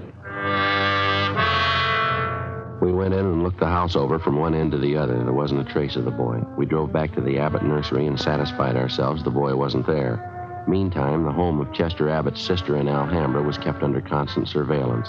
No one came or went. The next morning, when Ed and I checked in for work as usual at 8 a.m., we met with Sergeant Al Barghetti. Well, I had half an idea there might be something wrong. What makes you so positive, though? That's just it, Al. We're not positive. It's the whole setup, I guess. Smells bad. How do you mean, for instance? Well, Abbott's lawyer, for one thing. If a man's innocent, he doesn't have his lawyer sit with him and tell him not to answer any questions. Yeah? Number two, the kid's phone call. He didn't show up for that date. You figure. I don't know. Could be he doesn't get along with his stepfather. Happens, you know. Maybe he's trying to get back at him for something or other. Yeah, that could be. Why is Abbott hiding him out, then? Pretty sure he's hiding him out? The way things been going, no other way to take it. Mrs. Abbott walked away from her home last Thursday night. Nobody saw her. She took nothing with her. No luggage, no clothes, no money. That's it. You checked with her family doctor? Yesterday, told us Mrs. Abbott was in perfect health. Checked her bank statements, double-checked the name through Wanderer's file. Repeaters found, missing persons. Couldn't find it in either one. Her relatives, too, huh? You talked to them? Some of them, yeah, Al. Got a few more to check out this morning. Well, one thing's certain. No clothes, no money, no luggage. She couldn't have gone very far. You checked all the angles, huh? Well, the sheriff's office, the jails, the hospitals. Sent out a teletype and an APB. She's been gone almost a week, and nobody's seen her. Now, how's that add up to you? Well, they got an idea. Yeah. I hope I'm wrong. 8:45 a.m. Ed and I left the office and continued making the rounds of the missing woman's friends and relatives. We checked at the Western National Bank, where Mrs. Abbott maintained another account. Her savings statement showed a total balance of $31,564.17. Her checking account had a balance of $842.71. At the Farmers Mutual, we found the record of an insurance policy issued to Florence Trumbull Abbott. It was a 20-pay life policy covering the insured in the amount of $30,000. The beneficiary was listed as the insured's son, Bruce Trumbull Abbott, if living upon receipt of such due proof. If not, the insured's husband, Chester J. Abbott. By the time we finished checking the missing woman's financial status, we figured we had a fair suspect in the husband, Chester Abbott. From casual reports, we knew he was a frugal man, almost to the point of obsession. If he was greedy as well, if he wanted or needed money badly enough to kill, then he had all the motives necessary to murder his wife. Maybe his stepson, too. 6:40 p.m., Ed and I drove back to the office. Go ahead. Long day. A lot of mileage. Yeah. Wonder if Al's still around. Hey, Bargetti. Al? Yeah, here. That you, Friday? Yeah. How'd you do? Get anything? A few things. Pretty fair luck. Good. I got some more for you. Just walked in here 10 minutes ago. Who's that? Bruce Abbott. He's waiting in the next room. We went into the next room and met the Abbott boy. He was small for a 17-year-old, dark-haired, thin, a little on the sickly side. He seemed nervous and upset. He told us that he wasn't able to keep the date he made with us on the phone because his stepfather did apparently overhear the conversation and drove the boy immediately to his sister's place in Alhambra. We asked the boy what made him so sure that his stepfather was responsible for his mother's disappearance. Well, for one thing, all three of us usually go to the early show on Thursday night, Chester, Mom, and me. But last Thursday we didn't go. Why was that, son? Chester said he wasn't feeling too good and he wanted Mom to stay home and take care of him. Then he told me to go on ahead to the show, so I did. What time did you get home, Bruce? About 10:15, 10 o'clock. Did you notice anything unusual when you got home, son? Not so much, no. Mom wasn't there. I didn't think much about it then. I thought maybe she was over to one of the neighbors. You asked your stepfather where she was? Uh-huh. He said he didn't know. He said he thought she was over at one of the neighbors, too. What was your stepfather doing when you got home? Just sitting in the living room reading the paper. I usually don't talk to him too much. I just asked him where Mom was, and he told me, and then I went back to my room and went to bed. Did you notice anything unusual about the way he acted? Anything different about him at all? Well, I'm not too sure. He did seem a little nervous, though. Jumpy. More than usual, I think. Mm-hmm. Anything else? Well, when I came through the front yard, I noticed the dogs had mud all over their paws. Red, Jaime, and George, all three of them. They must have been out in the nursery plots. Anything unusual about that? In a way, yeah. You see, the dogs don't go out in the plots unless Chester's with them. He doesn't want them to trample the seedlings. I noticed Chester had mud on his shoes that night, too. And you figure your stepfather was out digging somewhere in the nursery plots that night, huh? Yeah, that's right. Digging somewhere. He must have been. Can't figure out why, though. How do you mean, son? My stepfather never works at night.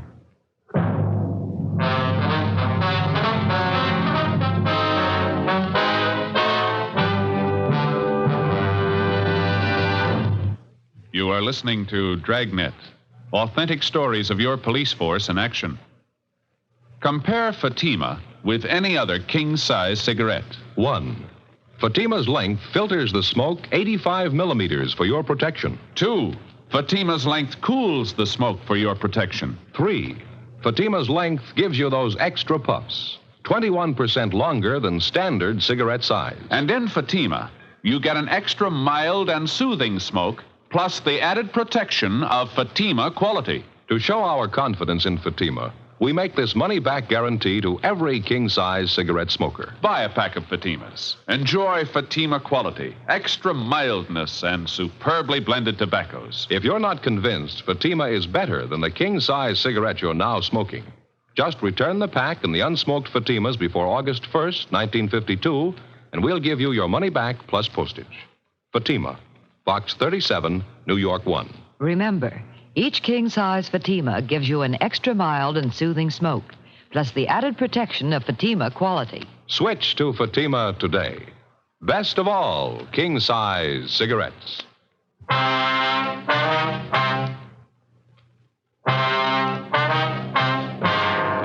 Thursday, September 16th, 7:05 p.m. We continued talking to the missing woman's 17-year-old son, Bruce Abbott.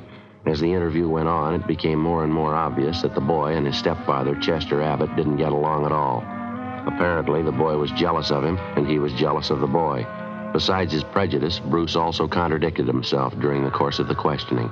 7:15 p.m., the interview went on. I understand that all right, son, but you say you can't think of any reason why your father'd be out working in the nursery plots that time of night? No, sir, I can't. I don't know how he'd get any work done. None of the plots are even lighted, only the greenhouses. Well, is it possible he could have gotten that mud on his shoes working in one of the greenhouses? No, sir, I don't see how. All the paths in the greenhouses are graveled. It's my job to see they're kept graveled. I know they weren't muddy because I fixed them the day before. Mm-hmm. Well, what do you think it means, Bruce? I don't know. I don't want to think about it. I just know he's done something. He's done something to her. Did your father, that is your stepfather, give you any reason for keeping you away from the police officers that came to your house? I mean, the first two officers who showed up? No, he said people were getting nosy, that's all. He said it might be better for me over at my Aunt Helen's place. Mm-hmm. Well, you think your Aunt Helen might know where your mother is? I don't think so. We hardly ever see Aunt Helen. We don't know her well at all. Well, do you know if your mother and stepfather argued very much, son? I mean, big arguments. Sometimes, yeah. Mostly about me. How do you mean? Chester's pretty tight, you know. Doesn't like to spend money at all. He and Mom used to argue about whether I ought to get paid for the work I did around the nursery. Chester didn't want to pay me. That's so? Yeah, when I started working, he promised he'd pay me. I was saving up to buy a 31 Model A. After a couple of weeks, when he didn't pay me, I asked him about it.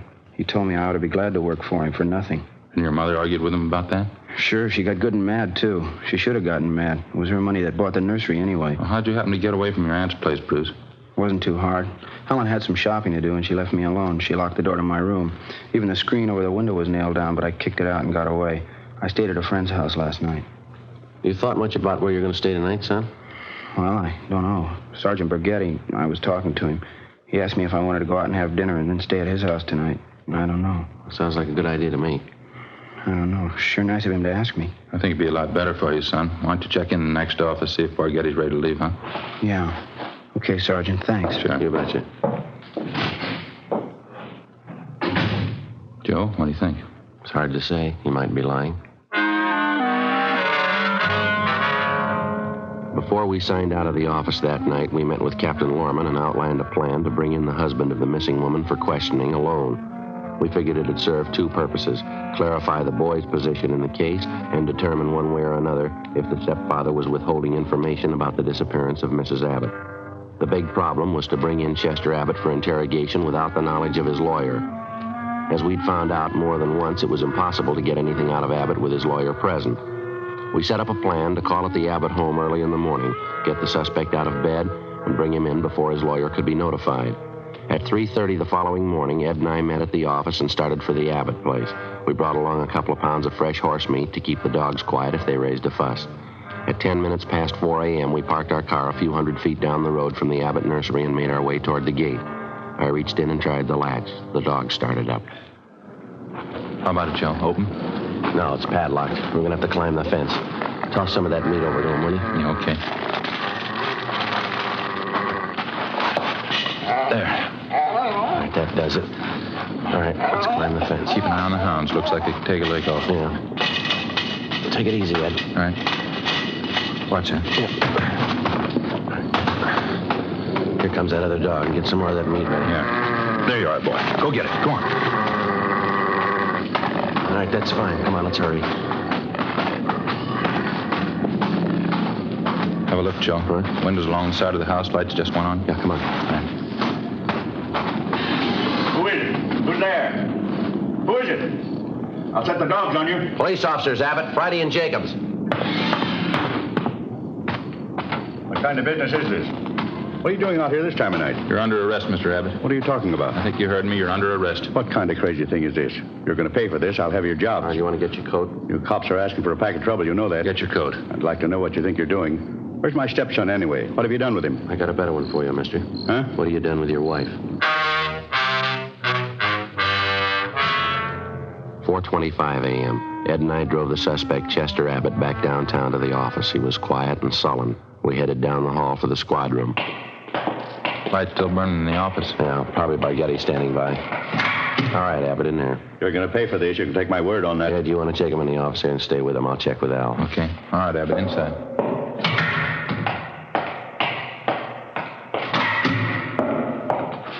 Joe, you bring him in? Yeah, he's next door. Ed's with him. Tough. Somebody must have seen you. No, I don't think so. They must have. Why? What do you mean? Abbott's lawyer. He's sitting in the next room. How the lawyer had been notified, we couldn't be sure. Again, we tried to question Abbott, and again, on the advice of his attorney, he refused to answer practically every question we put to him. We released him. That day, Captain Lorman assigned 2 men to stake out on the nursery and report on all of Chester Abbott's movements. A little after 7 p.m., just after nightfall, we tried again to bring the suspect in for questioning without his lawyer's knowledge. It didn't work. The men assigned to stake out on the Abbott place reported definitely that someone was tipping off the attorney whenever unknown visitors showed up at the nursery and drove off together with Mr. Abbott. There was nothing we could do about it. The following morning, Al Bargetti came up with a lead. Had a long talk with the boy last night. Think he came up with a pretty fair lead. How's that? The old man's responsible. We know there's only one way we'll get a conviction. Yeah? Find the body and enough evidence to tie him in. Yeah, well, where do we start looking? In a new rose bed. It's next to one of the greenhouses in Abbott's nursery. Boy tell you this? Yeah, seems to make sense. We know old man Abbott's crazy about saving $1. We found that out from the neighbors and the relatives. Mm-hmm. On the nursery trade, especially in the limited area Abbott has to work in, you cultivate every foot of ground you have. You plant every foot of soil with something. Well, yeah, Al, what's the point? Well, Abbott's not the type to waste anything. He wouldn't let ground lie fallow when he could plant something that might bring in a few dollars next spring. Mm-hmm. Bruce tells me his stepfather has every inch of the property planted with something. Everything except the 6x8 plot of ground in that rose garden. Well, what did the boy say? The plot been vacant for a long? Well, he says his stepfather got it ready for planting a week and a half ago. It's still vacant. Be worth checking out. How do we do it? We can order up a crew from the crime lab. They can take probings through the plot, all around it. They ought to be able to tell us how deep the ground's been worked over lately. Okay. What do you figure, tonight? Yeah, I think so, yeah. Maybe 11, 12 o'clock. What about old man Abbott? You think he's going to sit still for it? If the hunch pays off, he's going to sit still a long time. It was 10 minutes past 11 that night when we got to the Abbott nursery. Lee Jones and the crime lab crew, Al Bargetti, Ed, and 2 other men from homicide. The men on stakeout told us Chester Abbott, along with his attorney, had left the house a half hour before in his car, a dark blue coupe. They hadn't returned. Ed brought along another supply of fresh horse meat for the dog, so we didn't have any trouble there. We located the vacant plot of ground in the rose bed next to one of the greenhouses, as Bruce Abbott had described it to Bargetti. The crime lab crew started probing. The ground obviously had been worked over recently, and to some depth. They started digging. Anderson, get that light over here, will you? Thanks. Joe, see anything? No. Let's keep digging. Try it over here, huh? Yeah. You know, this is it. He wasn't taking any chances. Down a good 4 or 5 feet now, wouldn't you say? Yeah, at least that. Anderson, more light, huh? All right, let's go at it. All right, wait a minute. Yeah. A woman's shoe here. Come on.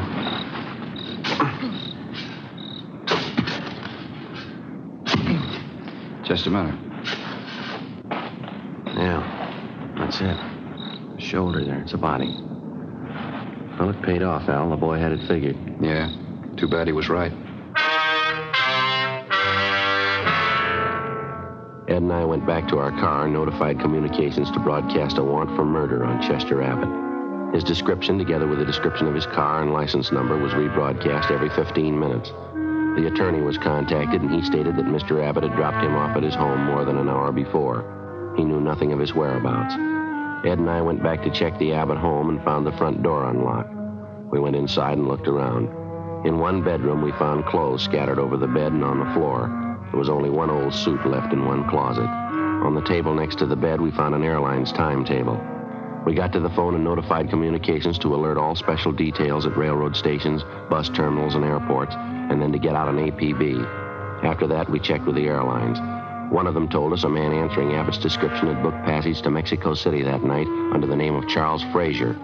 The plane was scheduled to leave at 1:52 a.m. at the Burbank Airport. We called the detail at the airport and alerted them. Then we drove over to the field to follow through on it. It was 1:32 a.m. when Ed and I took up our positions just inside Gate 3, where passengers were boarding Flight 72 for Mexico City. There was no sign of the suspect either on the plane or in the waiting room. Think he'll show? I don't know. Want your bag over here? Where's Spaghetti? Over there by the cocktail lounge. See him? Oh, yeah. What time you got now? 1:38. Plane's due to take off in another 4 minutes, isn't it? Mm-hmm. Any sign of him, Al? No, nothing. Just made the rounds. Checked with Stevens and Cummings if he got in. He came in somebody's suitcase.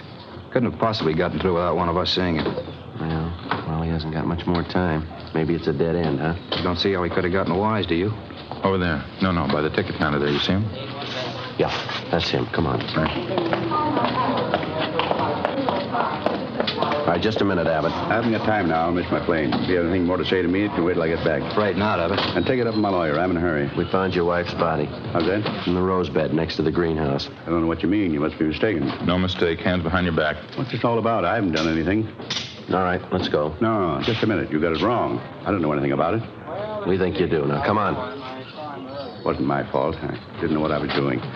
I plead insanity. She drove me to it. We were arguing about the boy, and she slapped me. I didn't mean to do it. All right, let's go, Abbott. Can you wait just a minute more? What for? My plane. One from Mexico City. Funny, isn't it? What's that? I was so close. Just missed it. Not by more than 1 minute. No, you're wrong about that, Abbott. Just 1 minute, that's all. Well, you missed it before you ever bought your ticket. How do you figure? When you first decided to kill your wife. Come on.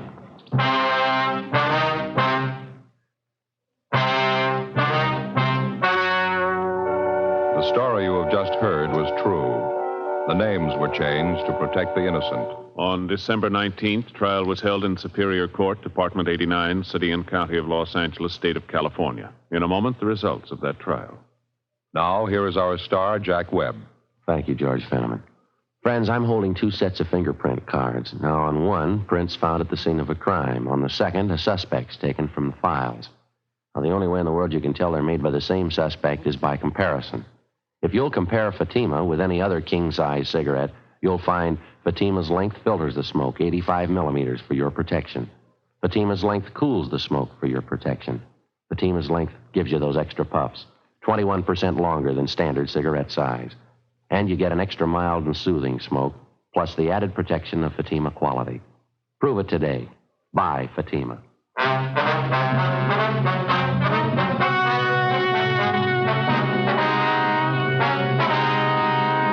Chester Vernon Abbott was tried and convicted of murder in the first degree. The jury failed to recommend clemency. Abbott was executed in the lethal gas chamber at the state penitentiary.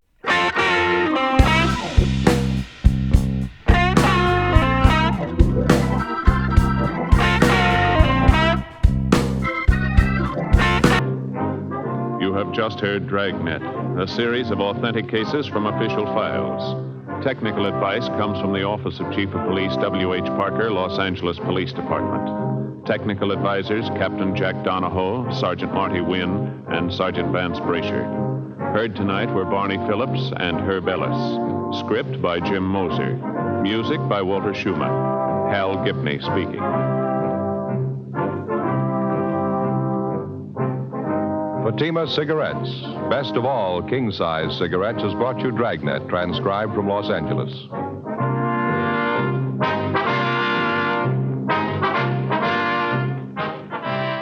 Now it's Counter Spy on NBC.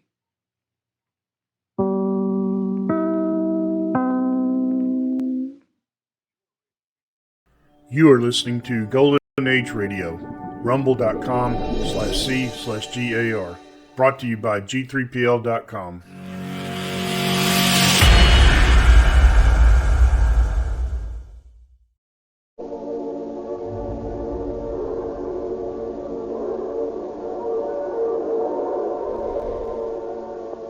Calling all cars.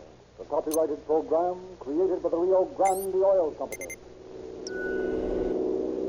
San Rafael Police calling all cars, attention all cars.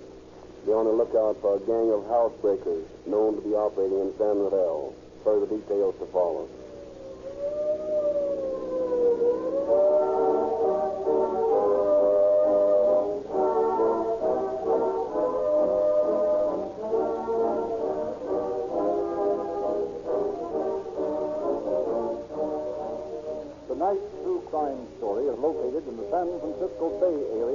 Northern California. An area where the police are enthusiastic users of Rio Grande cracked gasoline. All the police and emergency cars of Oakland and the neighboring city of Berkeley use nothing but Rio Grande cracked gasoline. In Southern California, the largest law enforcement body in the West, the Los Angeles Police Department, used nothing but Rio Grande cracked gasoline. In Arizona, the largest county in the state is Maricopa, and every car operated by the county sheriff's office uses Rio Grande cracked gasoline. In fact, wherever calling all cars is heard, more police and emergency cars use Rio Grande cracked than any other brand. And all these thousands of emergency cars use exactly the same gasoline you get from your neighborhood Rio Grande dealer. At the same price you pay for ordinary gasoline, you can enjoy the extra pleasures of police car performance. And now it is our pleasure to present Chief Saban King of San Rafael, California, who will address you from the studios of station KFRC in San Francisco. Chief King.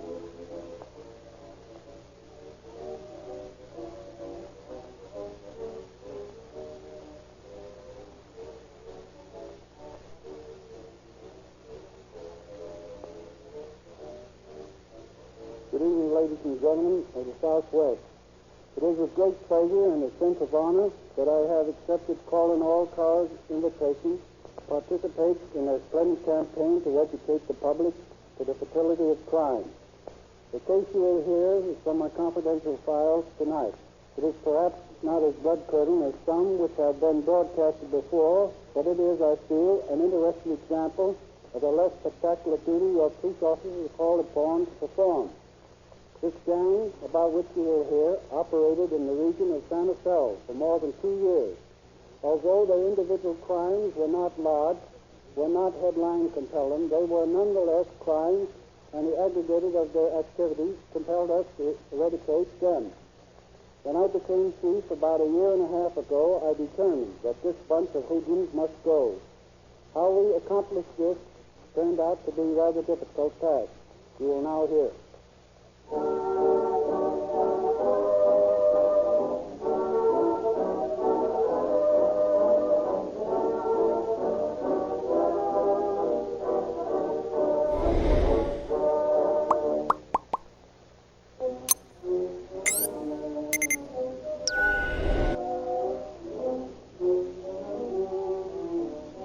It is a brisk November day in 1934. Officer Mike Holloran of the San Rafael Police Force has just returned from his beat when Chief Saban King summoned him to his office.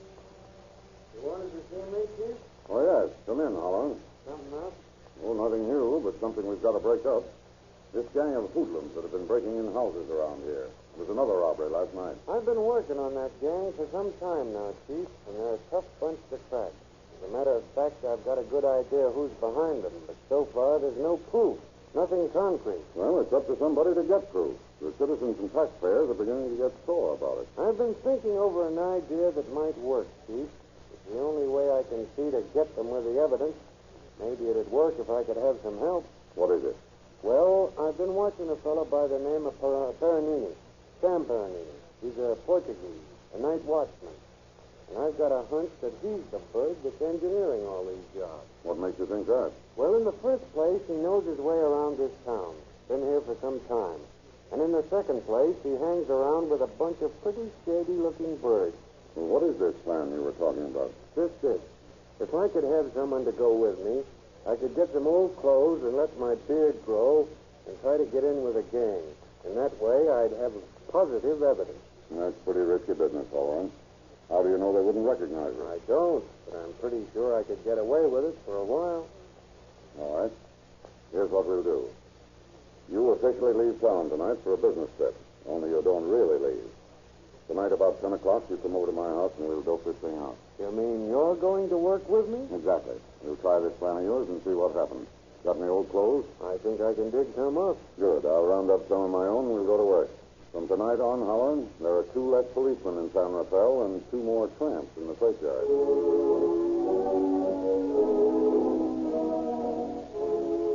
Pursuing this ingenious plan, Chief Kane leaves word that both he and Holloran will be out of town for a few days.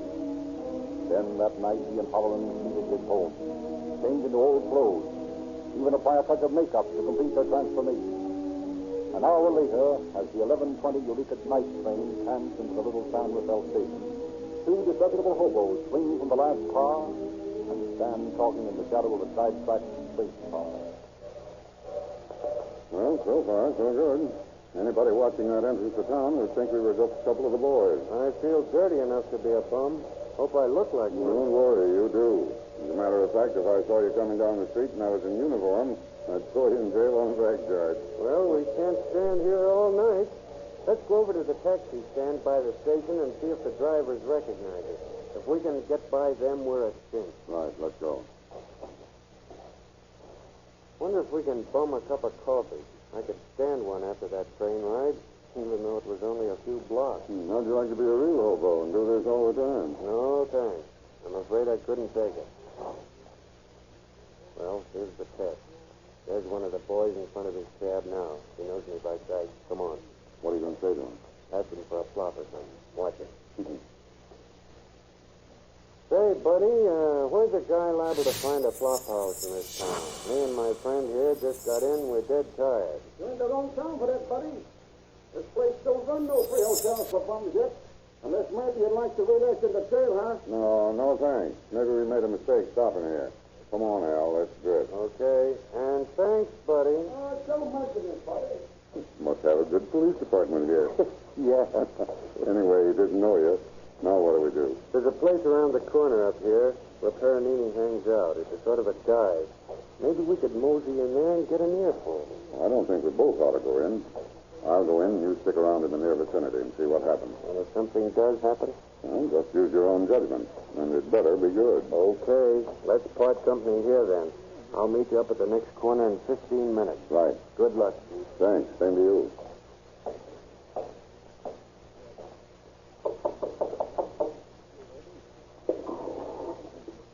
What do you want? I want to come in. Who sent you? Eddie down at the pool hall told me I'd get a drink here. I just got in town today. All right. Come in. Thanks. It's kind of cold out there. Yeah. Heard you made good hot toddies here. Thought I might take a crack at one. I don't like to let strangers in here unless there was somebody I know. I guess it's all right. Come on into the bar. Thanks. Hey, you got a nice layout here. Yeah. You can order what you want at the bar. Right. What'll it be, buddy? Make it a hot toddy. A hot toddy, coming up. Say, bartender, maybe you can tell me something. Maybe. I just flew in town today, and I was told to look up a fellow here. I think his name is Paranini. What about him? Nothing about him. I only thought maybe you could tell me if he was here tonight, that's all. I know a mutual friend of his from out of town. Yeah, he's here. Over there at that table. Hey, am I lucky? I wouldn't bother him right now, though. He's talking business, and he don't like to be bothered when he's busy. That right? Well, maybe I better wait a while, huh? I don't want to get him sore. That's a good idea, buddy. Here's your hot toddy. Well, boy, that looks good to me. 30 cents. Huh? Oh, sure. Almost forgot. That's funny. Had some money a minute ago. Hey, what is this? I can't seem to find my dough. Must have lost it somewhere. But I can get some from a friend at the pool hall. Oh, you can get it from your friend at the pool hall, can you? Well, this ain't no free drink establishment. Come on, walk over. I haven't got any money with me, I tell you. I'll have to go and get some. Hey, Joe, come over here and help this fellow out, will you? There isn't any trouble. I just found out that I'd lost some money somewhere, that's all. I told this gentleman that I'd get some if he'd let me go downtown for a minute. I don't think you got a dime to your name. Help him out, Joe. The back way. Pleasure. Come on, buddy. This way Hey, wait a minute. There's no reason to get tough about 30 cents. That's bargain. It ain't the money, it's the principle of it. Listen, I'll walk out of here, but you're not going to throw me out. Oh, what do you call this?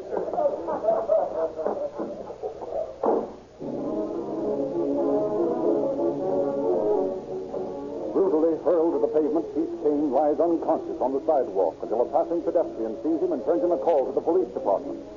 And a few minutes later, two officers arrive in the patrol wagon to pick up the supposed drunk. Here he is, pal. Come on and give me a hand with him. Yeah, looks like a trap. Probably been drinking canned heat or something. Yeah. All right. Oh, hello. All right. He's a heavy one, ain't he? Yeah. In the wagon now. Easy. Yeah. Okay, Tom. I'll get you back with him. Let's go home. Right. Oh. Now take it easy, old boy. You're going to get a nice rest in the jailhouse. Everything's going to be all right. Yeah, where in the name of all this? Hey, wait a minute. What's going on here? Is he ill? No, he's waking up, that's all. Sarge, whenever Mike, come here. What's the matter? Look. The thief. That's right, boy. What are you doing here in these clothes? I got bounced out of that joint. But I don't see. Look, boy. Drive me around the corner there, will you? Just pretend that you don't know me until we get away from here. I'm on a job. Oh, okay. Come on, Sarge. All right.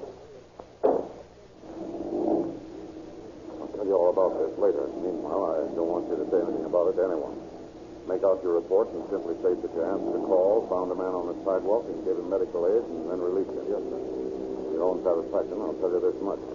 Fuller and I are working on a job here in town, and we don't want anybody to know who we are. That's why they're disguised. I've never had such a surprise in my life.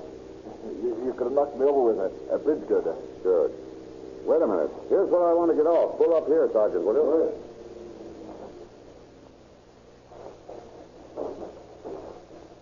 Remember, not a word to anyone about this. That's important. Right, Chief. We won't say anything. Good. Well, thanks for the ride. The first one I've ever had in the rear end of our patrol wagon. It's not bad. Not bad at all.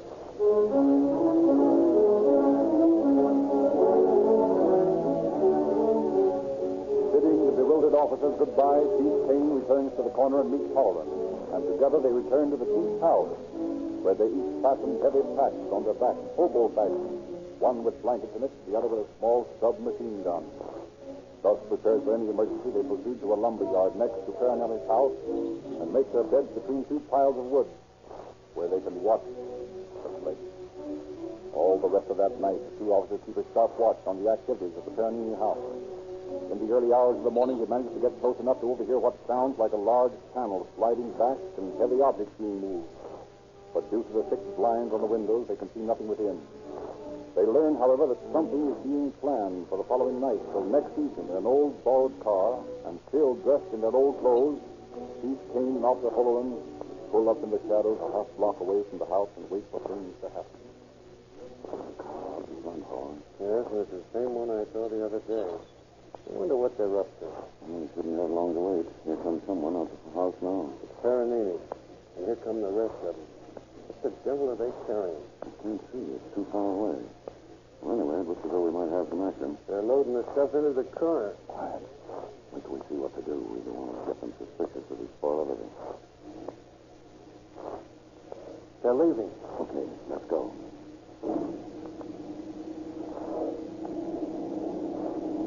Keep plenty of distance, fellow. I will. Hey, those birds are in an awful hurry wherever they're going. They may have spotted us and they're trying to ditch us. Don't let them. Don't worry. I won't lose them if it's humanly possible not to. There's one to the right, that next corner. Get around it before they have a chance to duck into an alley or something. I'm doing the best I can with this crate. Watch it, fellow. There's something right ahead there. They're onto us, Chief. Watch it. Pretend we're drunk. Very drunk. They're coming back and they've got guns. If we get out of this, I'll watch. Shut up and act drunk. Sing or something. Watch yourself, kid. Let's go to the next summer, have we, huh? Okay, boy. Pick up your hands, you. Get out of that car. Huh? You heard me. You heard me. Get out of that car. Did you hear that, old boy? The gentleman said you get out of the car. Tell them to go away. I don't want to get out of the car. I won't get out of the car. It's the one that didn't run over us. When we can come along. Not a going in no place anyway. I doubt if they ever could drive this Chief. Come on, forget them. Hey, sure, I hadn't better put them away for a little while. I could just sort of slap them on the head with my gun butt. I said forget them. You're going to get yourself and all the rest of us in the gamble sometime. All of us wanting to slap someone over the head with that toy. Okay, boss. thought it wouldn't hurt anything. Come on. Let's go back to the car. We can't do no more when he's a drunk. Come on. Nice fellow, eh? Death just breathed over us that time, Chief. I'm not breathing. Well, give him time to get car out of sight. He may play more tricks, and I don't want that nervous-fingered bird with a 45 to satisfy his yen on my head. Neither, Chief. I sure thought we were goners then. Say they go around the corner. Can we start? No, wait a minute. I got a hunch. Sit tight and give them a little time. Yeah, but they'll give us a slip if we give them much more time. Better that than a couple of lead slugs in the back. I don't quite get you, Chief. Wait a minute. Quick, slump down and look as though you were asleep. Yeah, but... Quiet, do as I say.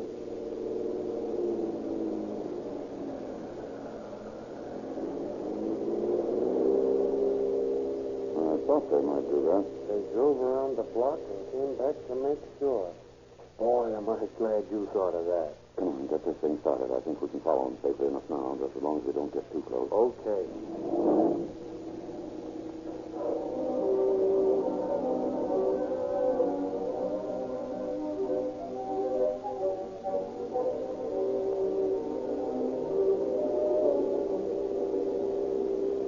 Where do you suppose they're headed for? There's nothing up in this deserted canyon? I don't know. But keep your eyes glued to that tail light and stop the second they start to slow up. I hope they make up their minds pretty soon. This thing hasn't too much gas in it. Watch it. I think they're stopping.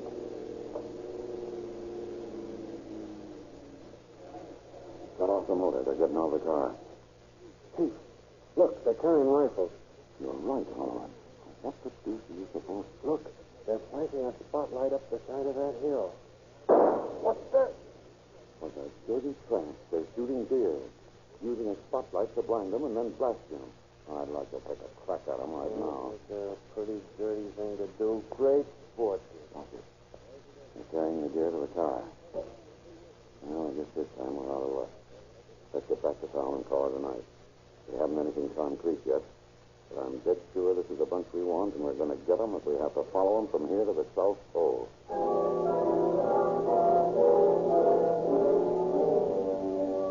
The following night, Chief Kane and Holloran stake out on Paranini's house, but there's no sign of life. The next night, however, they have better luck when they manage to trace the gang to the San Rafael yacht harbor. From the shadow of a boathouse, they observe two of the men working on a yacht, anchored just off the pier. The officers creep slowly out onto the pier. What do you suppose they're doing out here? A little rum running? I don't know, but I sure wish we could get them with a good. I'm getting tired of spending my nights playing cops and robbers. Let's try to get closer. Maybe we can hear what they're saying. One of those fellas is the bird that wanted to use his gun on us the other night. I hope he doesn't spot us. Hold everything a minute. They're looking over here. I was afraid of this. If they start anything, try to get under cover without shooting. You don't want to come out in the open yet. They're really giving us the once-over, Chief. I don't like the looks of it. Watch it. They're coming over to the wharf in a rowboat. Come on, let's get out of here. No. Let's see what they do. Maybe they haven't recognized us and they're just coming ashore for something else. I'm getting tired of hiding anyway. Now, we'll know in a minute. Get your gun ready, Holloran. There may be a little action. Don't worry. I have my hand on it right this minute. Hey, you guys. What are you looking for? Oh, just looking around. Nothing in particular. Well, this is a private pier. We don't want any visitors hanging around. First time I ever knew it was private. This pier belongs to the city. Listen, wise guys. I said it was private. I meant what I said. That's Sam. Watch it, Holloran. He's got a gun in his pocket. Go on. Beat it before I let you have one. Sorry, but we're not going anywhere. Oh, yeah? Did he get you, Holloran? No, miss. Let's see if we can edge over to the side of the pier and get a shot at them. Getting so foggy you can't see anything out here. Yeah, I can hear them in the boat out there, but you can't see anything. What do we do now? Stick around, see what happens. Listen, it's a squad car. Yeah. Well, they must have heard that shot. Come on, we don't want the boys to know what's up yet. They might spoil all the work we've done. Think we can make our own car? I think so. Come on. Here we are. Let's just keep moving quick.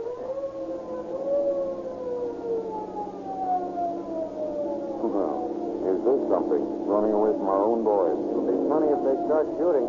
We can't stop to explain things now. If you get a chance, swing into a gas station and turn off the lights. Maybe we can ditch them that way. There's one right up the road here, if I can make it before they spot it. Well, we got a block on them. Step on it.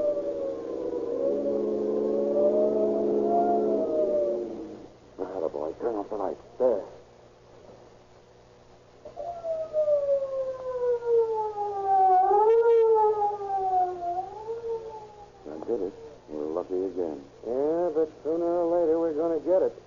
keep on running away from the police and that bunch of hoodlums at the same time. Too much competition.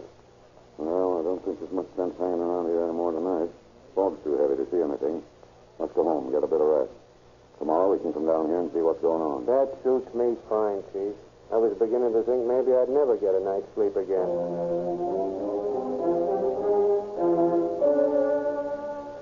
The next night, Chief Kane and Holloran borrow a different car and drive to the Peronini house. As they approach, they see the gang's white car pulling away. Following it, they arrive at the other side of the town in a residential district where the white car comes to a stop. Go on by, and don't look as though you've noticed them. Right. All right. Now we can slow down. Did you notice that house they stopped in front of? Somebody's either moving in or out of it. All the furniture's on the porch. Yeah, let's park the car here and walk back. Okay.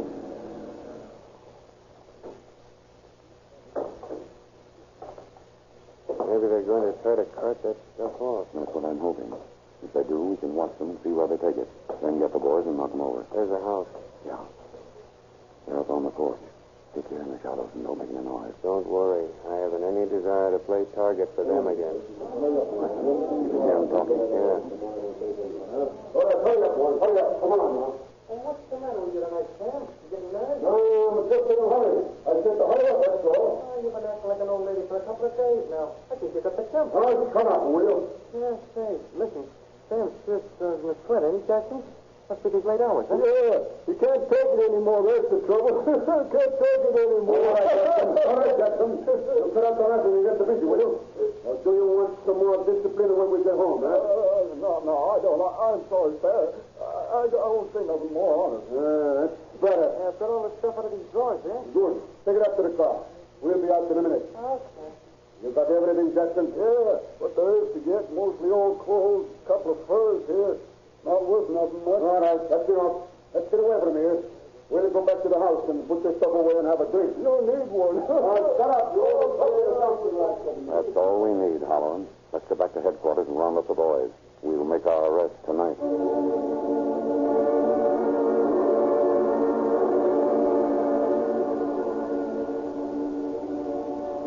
Calling headquarters for reinforcements, the two officers start for Peronini's house. But suddenly, when they are several blocks away, they see flames breaking out in a small bungalow. As they pull to a stop in front of the burning house, Jackson rushes out, jumps into a car parked in front, and drives away in the direction of Peronini. Letting him go, the officers do what they can to control the blaze until the fire department arrives, and then proceed to the gang's hideout. Arriving there, they meet officers Kelly and Thor. We were just beginning to wonder what had happened to you, Chief. Well, we ran into a little fire back the road a ways. Unless my eyes are getting bad, the lad who set it is one of his gang. There's just one more thing we can pin on him. Arson. Right. Well, let's get this over with. Kelly, you and Thor take the front door. See if you can get in without letting on who you are. Holloran and I'll wait in the back until we hear you get in. Then we'll bust in and meet you halfway. Okay, Chief. Well, good luck, boys. Same to you, Chief. We'll see you inside. Right.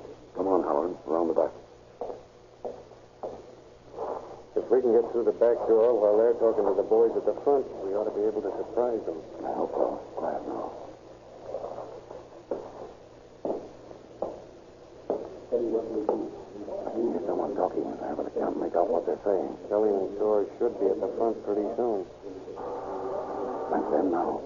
Get set to go through this back door as soon as we hear them talking. Yeah. Somebody at the door, Bill. You with you. Get that, Holloran. I'm set, itching to go. What do you want? Pick up your hands. You're under arrest. Hey, come on, Sam. What is it? Come on, Holloran. It's time to get moving. Sam, get up the way, Bill. I let them have it. I can't. I'm coming. All right, Sam.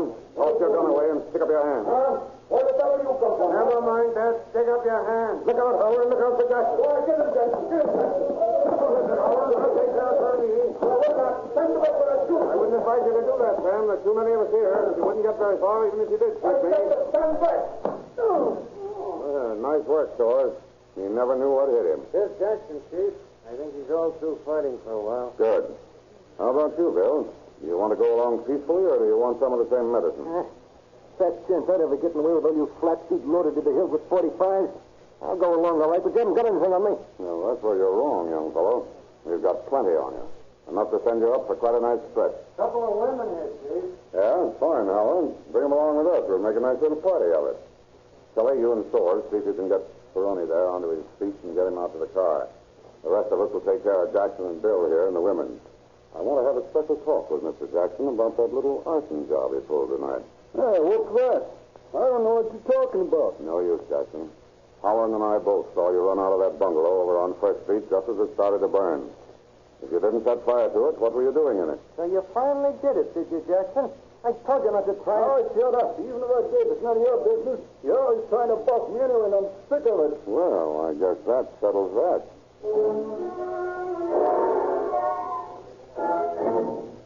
After a few persuasive days in jail, Peroni confessed to a long list of robberies. He was quickly brought to trial and sentenced to San Quentin Penitentiary for from 1 to 5 years. Jackson drew a sentence in the state insane asylum. The 3 women, never having actually participated in the robberies, were released on probation. And Hawkins was given 3 months in the county jail and then released on 5 years probation.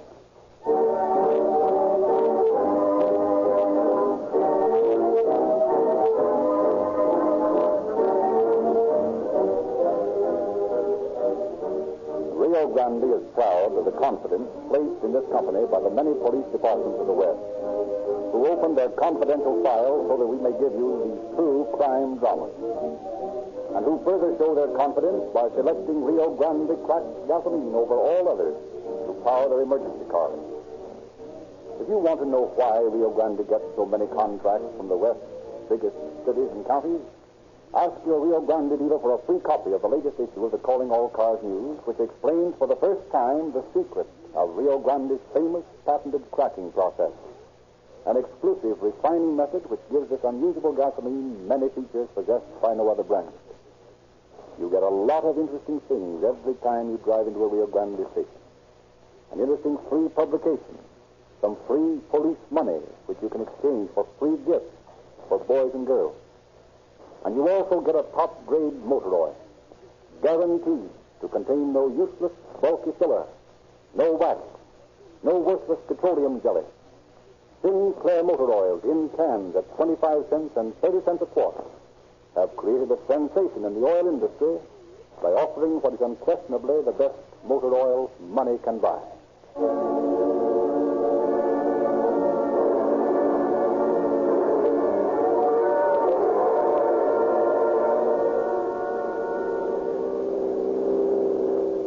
MSL police calling all cars, attention all cars, cancellation broadcast 121 regarding a robbery gang.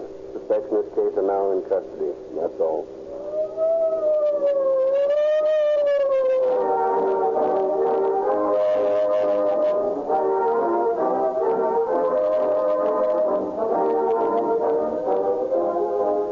This is your narrator, Frederick Lindsley, bidding you good night for the Rio Grande Oil Company.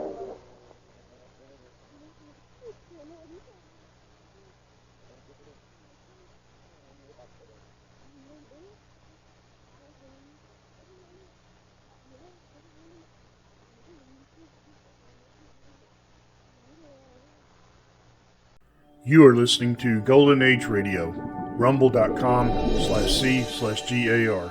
Brought to you by G3PL.com.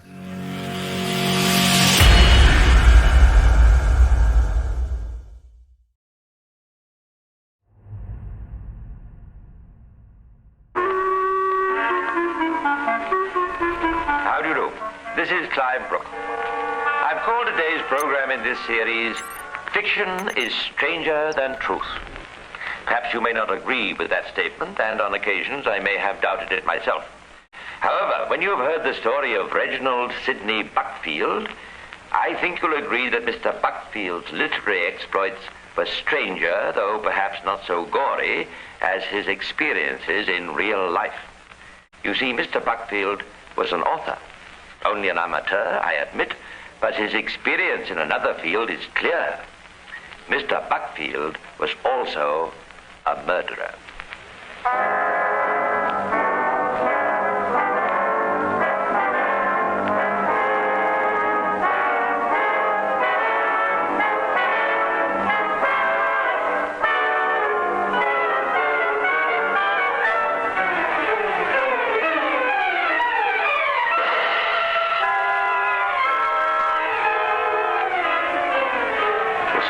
begins in Kent and concerns a lady called Mrs. Symes, a married woman in the middle 30s, living with her husband in Brumpton Farm Road, Strood. Her husband was engaged on night work at one of the busy munition factories in the neighborhood. The period was the autumn of 1942. On Friday evening, October the 9th, she set out on a visit to her parents' house some distance away. She left them about 9:30, taking with her her little son, aged 4, in a pushcart. Only one person ever saw her alive again.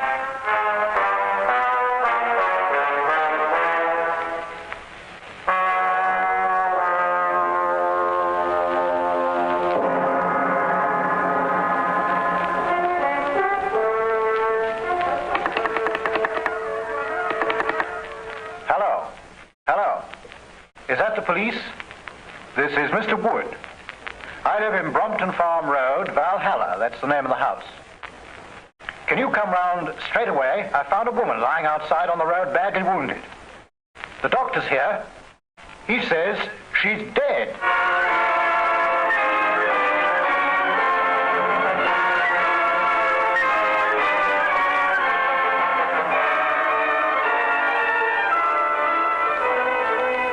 The police naturally set themselves the task of questioning all persons who were, or who might have been, near Valhalla on the night of the crime. The morning after the murder, a policeman on duty in the country road near Strood stopped a soldier in uniform. What do you want? I'm a police officer. Where have you come from? Me? I've just come from Oak Street Camp. Oh, you stationed there? That's right, chum. I'm in the gunners. What's your name? Buckfield. Gunner Buckfield. They call me Smiler. Here, let's have a look at your pay book. I have not got it on me. Oh. How long have you been stationed at Oak Street Camp? Oh, about 6 months. What are you doing out here at this time of day? Are you on leave? No. You're an absentee? Well, I was going back today. Here, I think you better come along with me. Back at the police station, Buckfield told his story, which seemed to be true. He had deserted from his battery of the Royal Artillery at Gravesend a fortnight ago.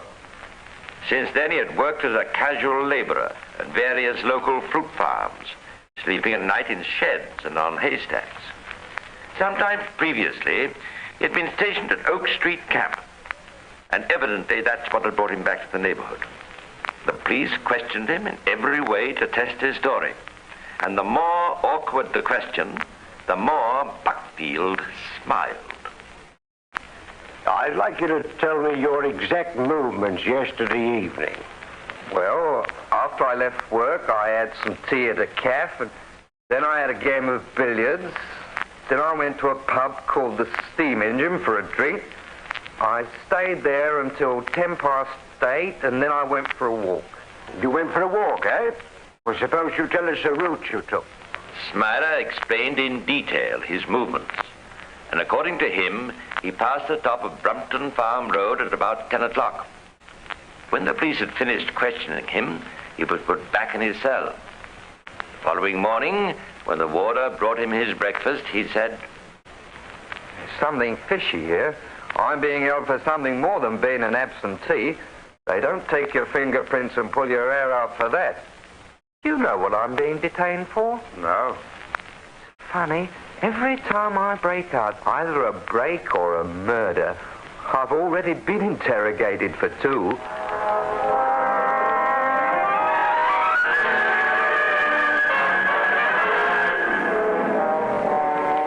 Hearing of this remark, the inspector sent for him.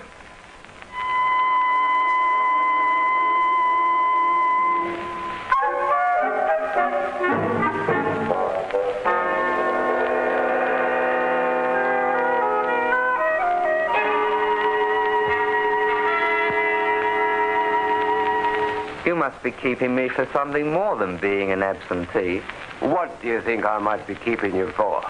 I've been interrogated for 3 before. 3 what? 3 murders. I haven't mentioned murder to you. No, but there must be something in it, as you've examined my hair and my hands. I've tried to find out from your man, but no one will tell me. I see. Take a look at this knife, Buckfield. Have you seen this before? No. The last knife I had was a jackknife, which I sold about a fortnight ago. This is a table knife.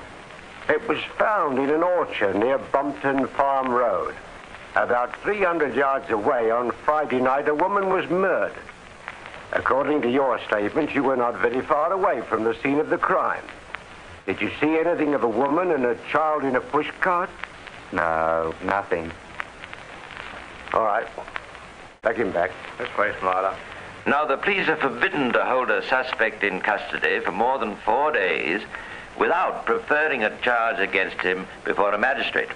That time being up and the chief constable not yet being ready to charge him, Buckfield was handed over to a military escort as an absentee. As he left his cell, he passed a bundle of sheets of writing paper to a detective who accompanied the soldiers, saying, "There you are, officer. Read them very carefully. You'll find them very interesting." He went away with the escort, and the policeman examined the sheets of paper, which both he and the chief constable, and later on the jury at the Old Bailey, were to find very interesting indeed. They were headed, "The Mystery of Brompton Road," by Gunner Buckfield. He had done what many other people have done in recent years, though never perhaps in similar circumstances. He had written a murder story.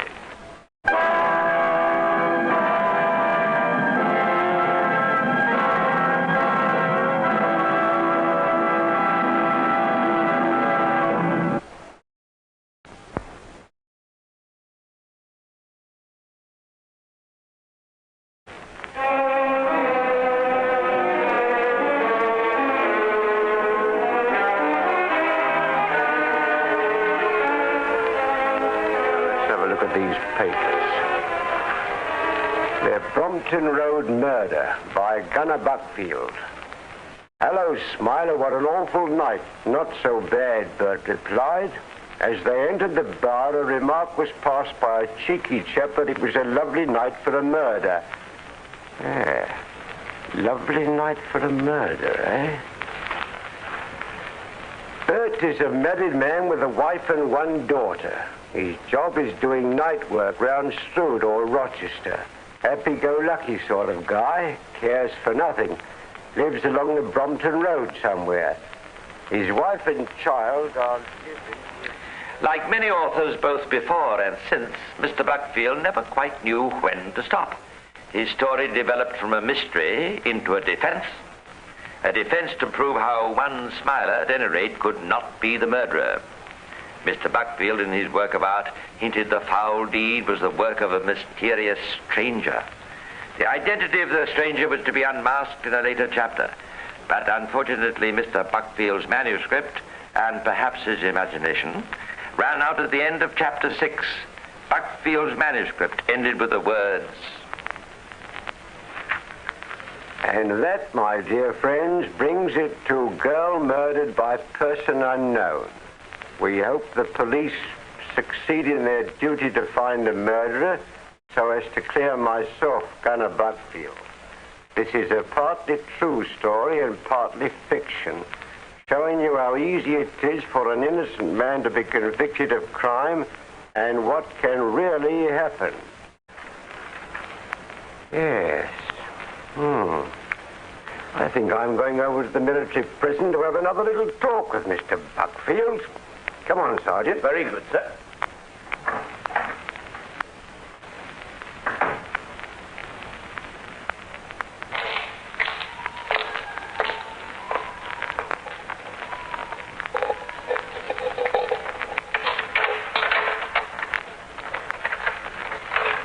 Good morning, Buckfield. Morning, Inspector.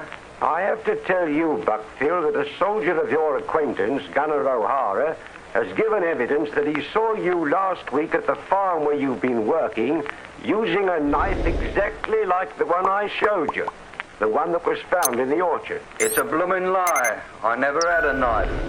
Let me face him and have it out. Well, we'll see about that. And then there's another thing.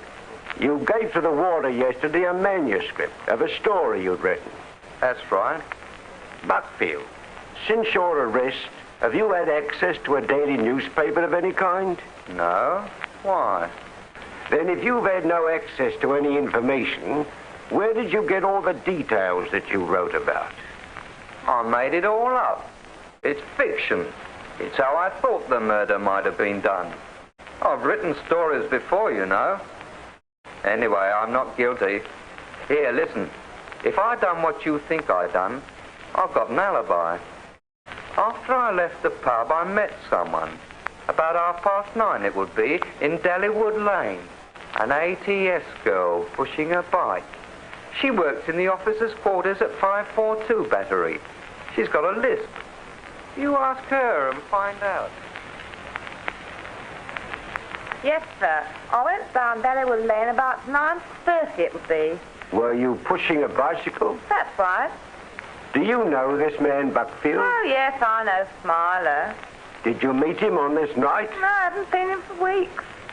Could Buckfield have known that you would be in Dellywood Lane about this time? I expect so. I often go home that way.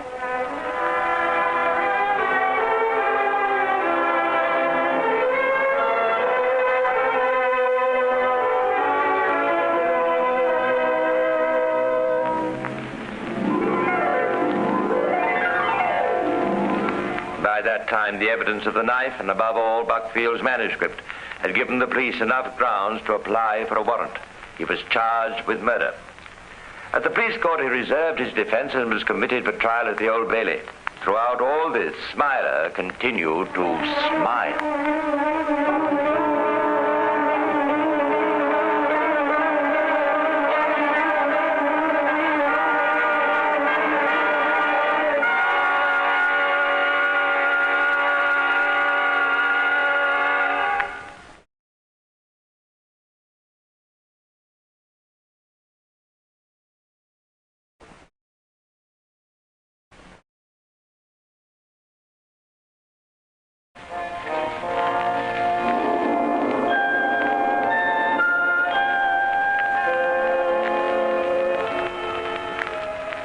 The trial of Buckfield began at the Old Bailey on the 20th of January, 1943.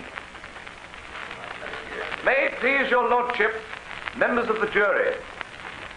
In this case, I appear for the prosecution with my learned friend, Mr. Blundell, and the prisoner is defended by my learned friends, Mr. Hector Hughes and Mr. Waters.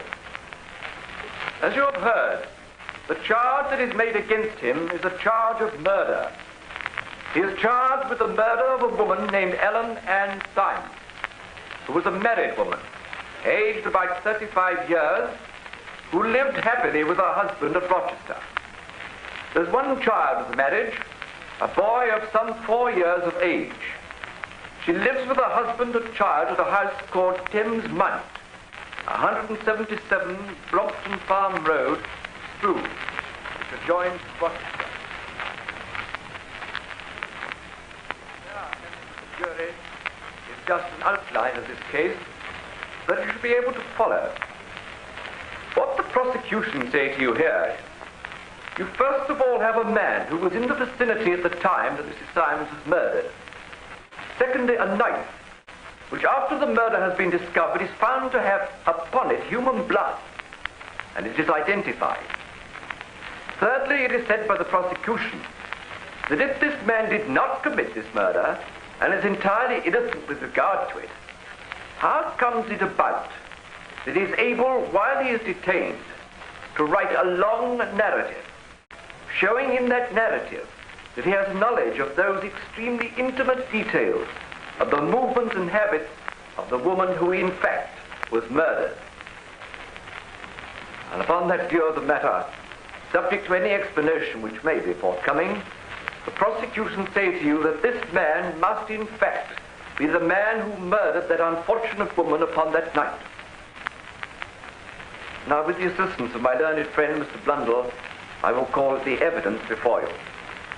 Sir Bernard Spilsbury was called in to give evidence concerning the wounds received by the murdered woman. Sir Bernard, would you look at this knife, please? May I touch it? Yes, certainly. In your opinion, could the wound have been caused by that knife? It would have required a great deal of violence with this knife to produce that injury. The knife appears to have been sharpened, does it not? On both sides, towards the end of the blade. Yes. The cutting side is sharpened, and a certain distance of the blade at the back is also sharpened, but not higher. Is there a notch on that knife? You say it has been sharpened. Do you see a notch on it anywhere? Yes, Willard. There is a notch on the cutting edge at a short distance from the point. That is the exact position of it. The jury can see quite well for themselves, Willard. The witness, O'Hara, was then called. Is your name James Edward O'Hara? Yes, sir. On the 6th of October of last year, were you one of a number of soldiers working at a fruit picking at Beluncle Farm, Hoo? That's right, sir. Was the prisoner in the dark Buckfield there also? He came there about 12:30, sir. What did you notice him doing? Well, about 3:30, Buckfield pulled a knife out, cutting a faded apple, sir. 1 minute before you go on. You say that the prisoner was there. What was he dressed in? A khaki. In battle dress? Yes, sir. Not in civilian clothes? No, sir. You say you saw him cutting an apple? I did, sir. Did you see what he was using? Yes, sir. A little short knife, sir, bone-handled, with a short blade. One moment, a little short knife with a bone handle. What color was the handle? It was a cream color, sir. Did you notice anything about the blade? Well, the blade came to a point, sir. It looked as if the blade had had the right good sharpening on a grindstone. Did you notice anything else about the blade? There was a little bit of a nick out of the bottom, sir. Would you look at the knife we've got here, which is Exhibit 5? How did the knife you saw compare with that knife? Well, it was very like that one, sir. Did you see any nick on that? Just hold it up and look carefully. There is a bit of a nick here, sir. It looks as if it has a good sharpener at both ends, too. Not all the evidence was so damning. Other witnesses failed to identify the knife as being the same as the one in Smiler's possession. All the same, you'll recall that Smiler himself had said the only knife he possessed was a jackknife. On the second day of the trial, the clerk of the court had the unenviable task of reading out Smiler's long manuscript, which took well over 2 hours. And due to the fact that the author had only the haziest ideas of punctuation or grammar, the reading was not very intelligible. On the third day of the trial, counsel for the defense called upon his principal witness. I call the accused, my lord, Reginald Sidney Buckfield. Call Reginald Sidney Buckfield.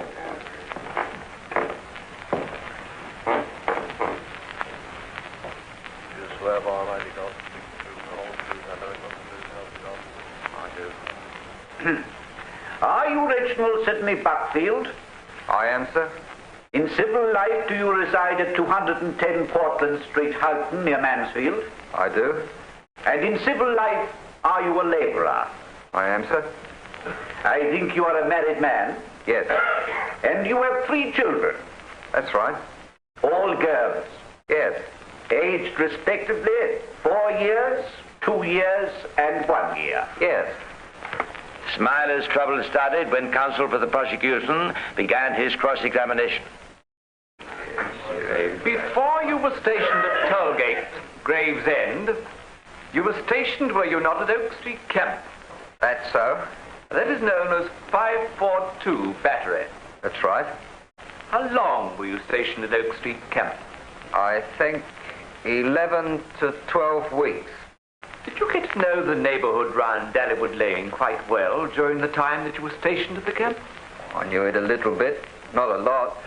You, knew Brompton Farm Road, did you? Oh, not very well. You've been absent since, what date in September? I can't quite tell you that because I don't know. I don't know the date, but I do know it was on a Saturday. I may take it you were sleeping in the haystack next to the camp, you say, every other night.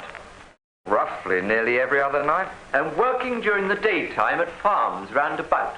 That's so. Just take that knife in your hand, Exhibit 5. Thank you, I shall. I just want to understand quite clearly what you say about that. Are you saying that that knife that you now hold in your hand is not the knife the Chief Constable showed to you? This knife I've never seen before, and it's not the knife that I was first shown. You say that it is not the knife the Chief Constable showed to you? Well, that's so. I've never seen this one. Do you say that you have never seen that? I've never seen this knife at all, my lord. Never up to then? I've never seen this knife at all, my lord. Never up to when? I've never seen it in my life. Well, nobody wants to catch you out, but, did not you see it even in the police court? No. I've never seen the knife yet. This knife? No. Did you never saw this knife. It was kept out of my sight. But it was shown to him, but I never saw it. This was a surprising statement for Smiler to make, but it was in keeping with his sense of the dramatic. As an author, he evidently believed in poetic license. After a time, the prosecuting counsel came to the question of the manuscript.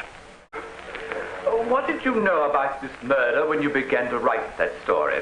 I didn't know anything about it, except what the police had told me or asked me questions about. You are not being asked that. You are being asked what did you know, never mind how you knew it.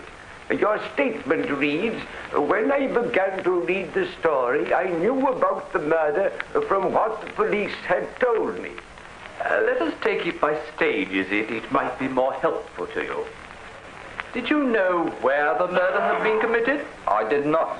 You did not know the name of the road in which it had been committed? I did at the time. I knew the Brompton Road then, yes. Because they'd taken me in the morning to have a look for the stack in the car. It was fenced off. I'm not asking you whether you knew where the Brompton Road was. You told me sometime previously you were a little hazy about that. What I am asking you now is this. Did you know when you began to write this story that the murder had taken place in Brompton Road? Oh, no. Brompton Farm Road? No. If that is so, can you tell me why you headed the first chapter of your narrative, The Mystery of Brompton Road?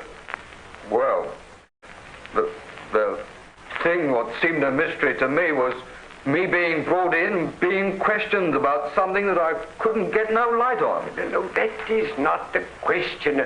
You were asked why you headed the first sheet, not a mystery, but the mystery of Brompton Road. Well, I was thinking of London at the time, my lord, of Brompton Road. The second batch, as I have it, is also headed Mystery of Brompton Road Murder. Both batches are headed The Mystery of Brompton Road. You say, and I quote, when I headed those two sheets, Mystery of Brompton Road, I was thinking of Brompton Road in London. Is that right? That's so. Then the fact that the murder had taken place in Brompton Farm Road near Strood was a mere coincidence. That's so, sir. A very disastrous thing, was it not? That you should have, out of all the tens of thousands of roads in London, selected the one road that happened to have the same name as the road where the murder had happened.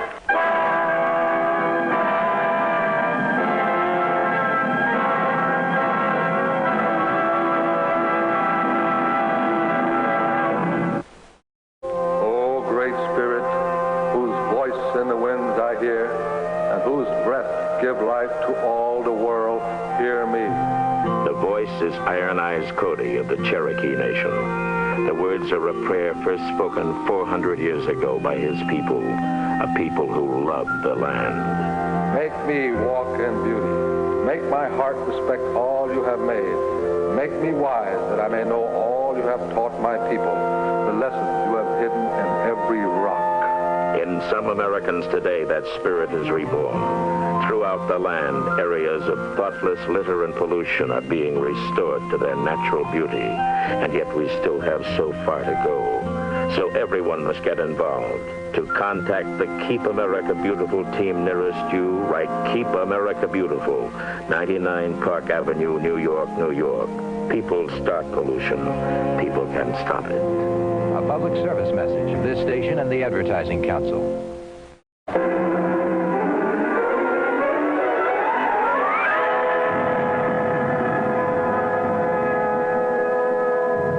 The chain of evidence was almost complete. After this, there could be little question of believing anything that Smiler said. Following his cross-examination, counsel for the prosecution summed up and was followed by the counsel for the defense, who did everything possible for Smiler.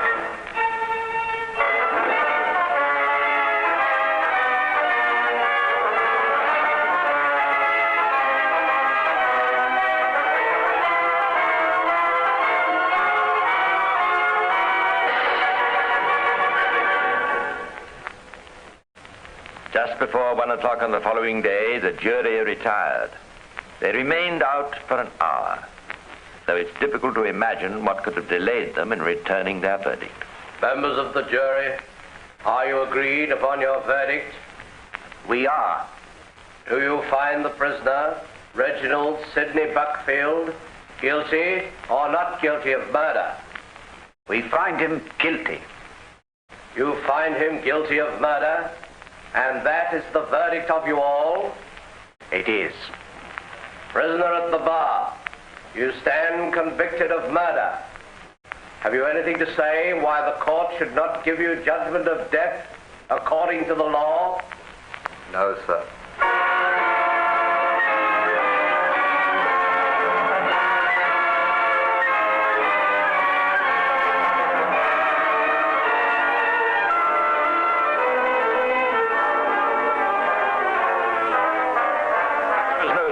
When, a week or two later, the official announcement was published that Buckfield had been reprieved.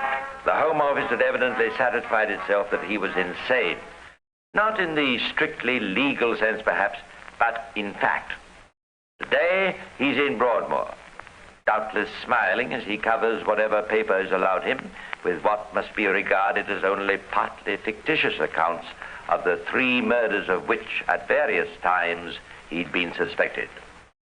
I do not feel that professional writers of detective stories need fear his competition. At the same time, I'm bound in fairness to add that I have read worse stories than The Mystery of Brompton Road. But then its author had the advantage over the rest of us of first-hand experience of murder.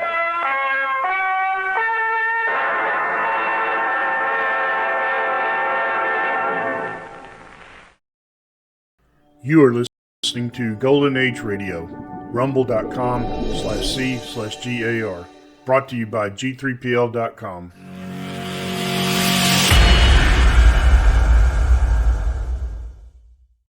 This is Orson Welles, speaking from London.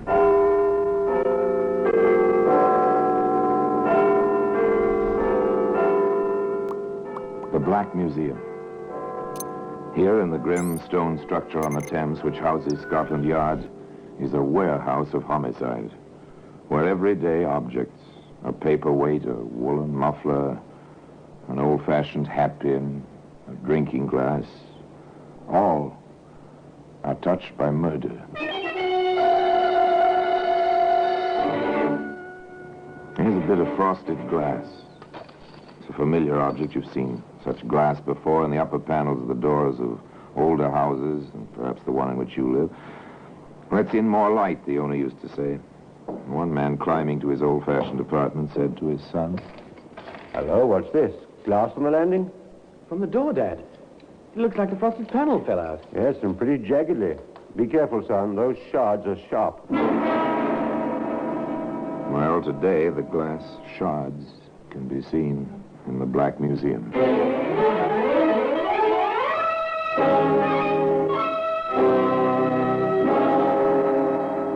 From the annals of the Criminal Investigation Department of the London Police, we bring you the dramatic stories of the crimes recorded by the objects in Scotland Yard's Gallery of Death, the Black Museum. In just a moment, you will hear The Black Museum, starring Orson Welles.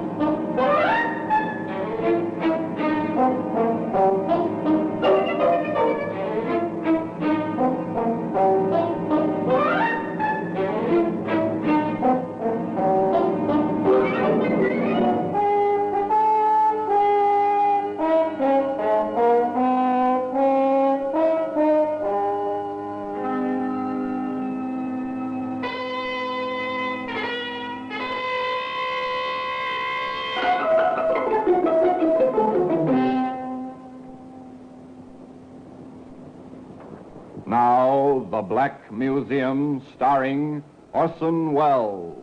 And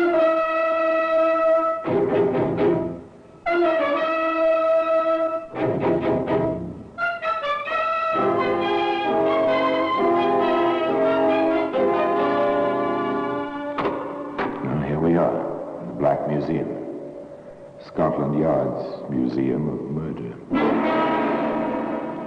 Yes, here lies death.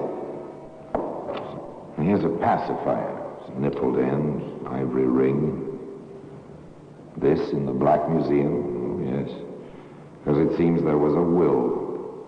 And where there's a will, there's a way. Even to infanticide. Here's a pair of andirons. Brass, graceful in pattern, clean in execution. Observe the shining brass of this one, the ugly blotch on the other. A woman is pushed violently. Her head strikes with malice aforethought. And this was murder. Nice, here we are, the glass shards. They're sharp, pointed. Dangerous to life and limb, even in themselves. Here they are, glistening, gleaming in their whitely frosted danger. Once they were part of a whole. The glass panel, as I told you, of an apartment door. But we'll come to that. Let's begin this tale with the ringing of a doorbell.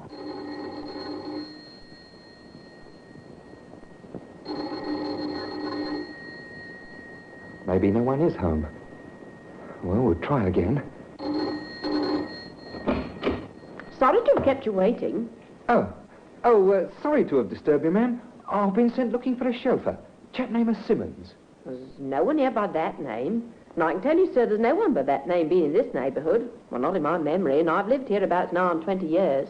Oh, well, thank you, ma'am. Garage really works. The Beacon, it's called. Well, they'll have to find another errand boy if they can't give me better steers than this. Well, good day, ma'am. Good day. That's a bit strange. There's no Beacon garage in this neighbourhood. Of course, this was not a neighborhood for garages and items of that sort. This was strictly residential. Mostly semi-detached houses with a bit of garden and an occasional block of apartments, or flats, as they're still called in London. Into one of those apartment houses came Charles Fly and his son, Charles Jr., home after their respective days' work at business and college. When will they put lights in these stairs, Dad? After someone breaks a leg in the dark. I just hope it isn't your mother. So do I. Well, what's the landing? Dad turns just ahead. I know. Hello, what's this? Glass on the landing? From the door, Dad. Looks like the frosted panel fell out. Yes, and pretty jaggedly.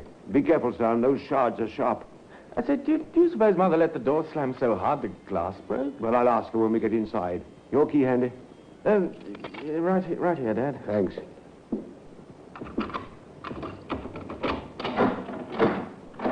Funny, I've never known your mother to use the chain on the door in her life. Oh, with the glass broken like that? What good's the chain? I can reach in and flip off the chain from here through the broken glass. Dad, there's someone in there. Oh, your mother, probably.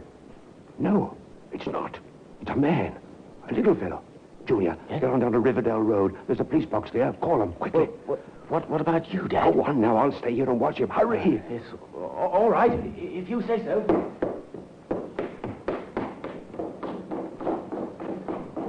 chains off now. Why not?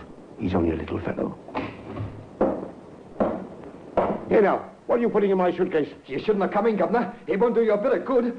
I'm leaving with your suitcase and what I've packed in it. Drop it back. I can handle you. No! Oh. So foolhardy. Mr. Fly should have stayed outside. He might have stayed alive. As it was, when the police did arrive with Charles Fly, Jr., Sr. was very dead.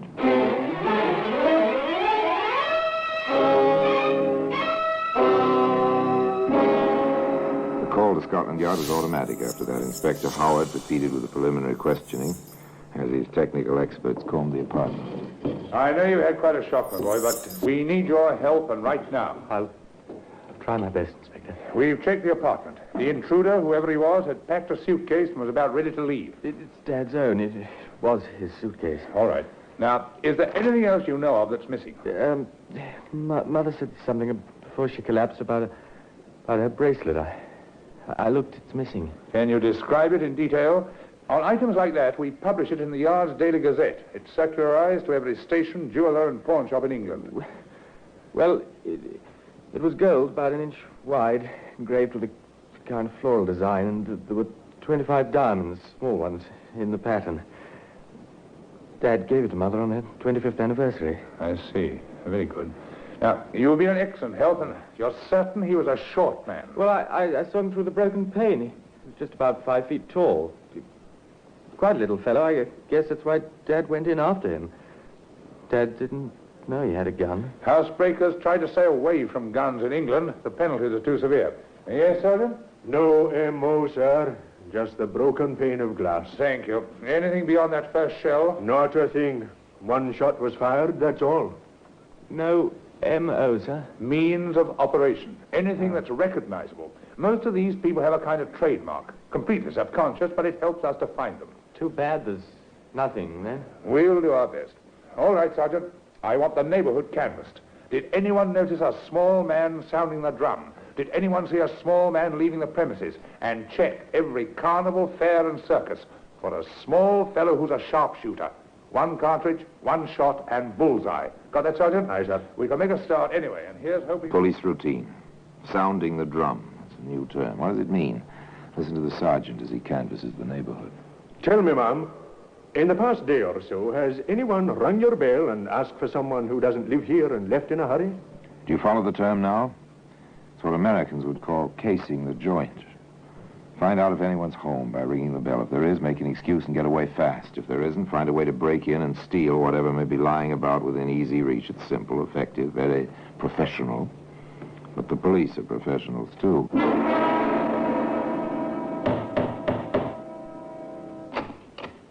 Excuse me, sir. I'm from the CID. Sergeant Gordon. My credentials.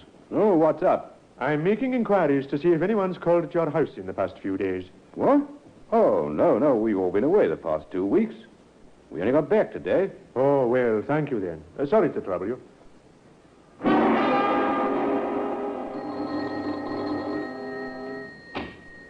Yes? Forgive me for troubling you, ma'am. I'm Sergeant Gordon, CID. My credentials. Oh, what's happened? We aren't in any trouble, are we? Now, calm yourself, ma'am. No trouble for you, at any rate. It's just that I wanted to ask you a question or two. Oh, yes. Could you tell me if anyone has called at your house during the past few days and asked for someone who doesn't live here, and if they were in? What a silly question. No, ma'am, it's a very serious question. So, will you put your mind to it? Well, no. I'm absolutely sure. Nobody.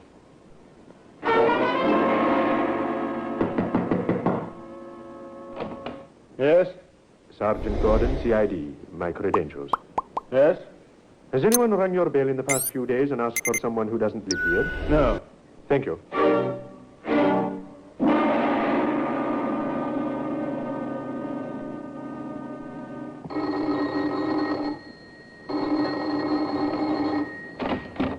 Yes? Sorry to disturb you, ma'am. I'm Sergeant Gordon, CID. My credentials. Oh, please. Yes? Did you... that is, has anyone rung your bell in the past few days and asked for someone who doesn't live here? Oh, that'd be a foolish thing. Why, yes, there was. Just yesterday afternoon. He asked for a chauffeur or something. Said the fellow worked at the Beacon garage. And you remembered this? Well, I certainly did. Why, Mum? Well, because there's no such place hereabouts as the Beacon garage. And I ought to know. I've lived here 20 years. I see. Rather a foolish error. Now that you mention it, I'm not sure that it was an error. He seemed rather a nasty little man. Oh, is that so? Why? Too dapper, too quick. Much too little for a man. He was shorter than I am, and I'm only 5'2". Could you describe him in more detail, perhaps? Well, he had dark hair, grew very low on his head, and his eyes were sort of shifty. Blue, but shifty. A kind of thing you see in the cinema. You know, in those pictures about bookmaking and that. Anything else, Mum? Well, not that I remember. Not offhand, at any rate.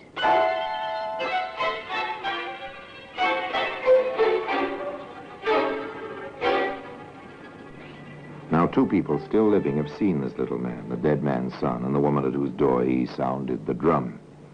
A description is in hand, two descriptions, which tally in every point. And then Sergeant Gordon came into Inspector Howard's office with another fact, a very solid fact. What's this, Sergeant? The weapon, sir. Found it behind the hedge of number 21, 3 houses up from the flats where Flyer was killed. How'd you get onto it? We found a young fellow who'd been walking his girl past the flats on her way from the bus. This little man ran out of the flats, almost knocked the girl over, but he kept going. Our young fella turned around to protest, saw him throw something over the hedge. We looked. There it is. Nasty little gun. Well, shell jammed in the chamber. No wonder he fired only one shot. But he pulled the trigger twice. Well, we can drop our search in the circuses, Sergeant. I doubt if this fellow is the sharpshooter we thought he was. I think now we'll concentrate on classification by size. Shall we get to it, Sergeant? We seem to have our work cut out for us again. Surely the picture takes shape. Dim at first, as if seen through frosted glass. Like the glass shards to be seen today in the Black Museum.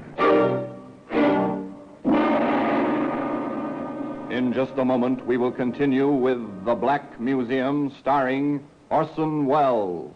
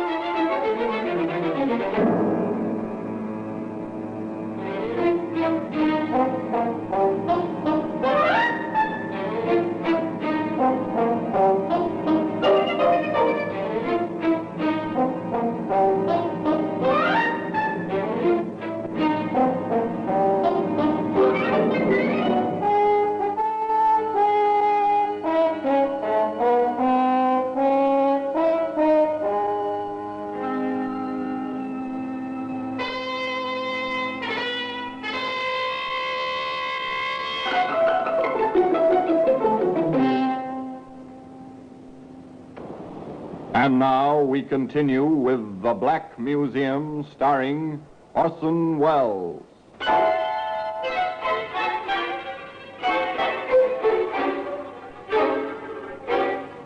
Again, it's compounded of hard work, good police training, and a little luck.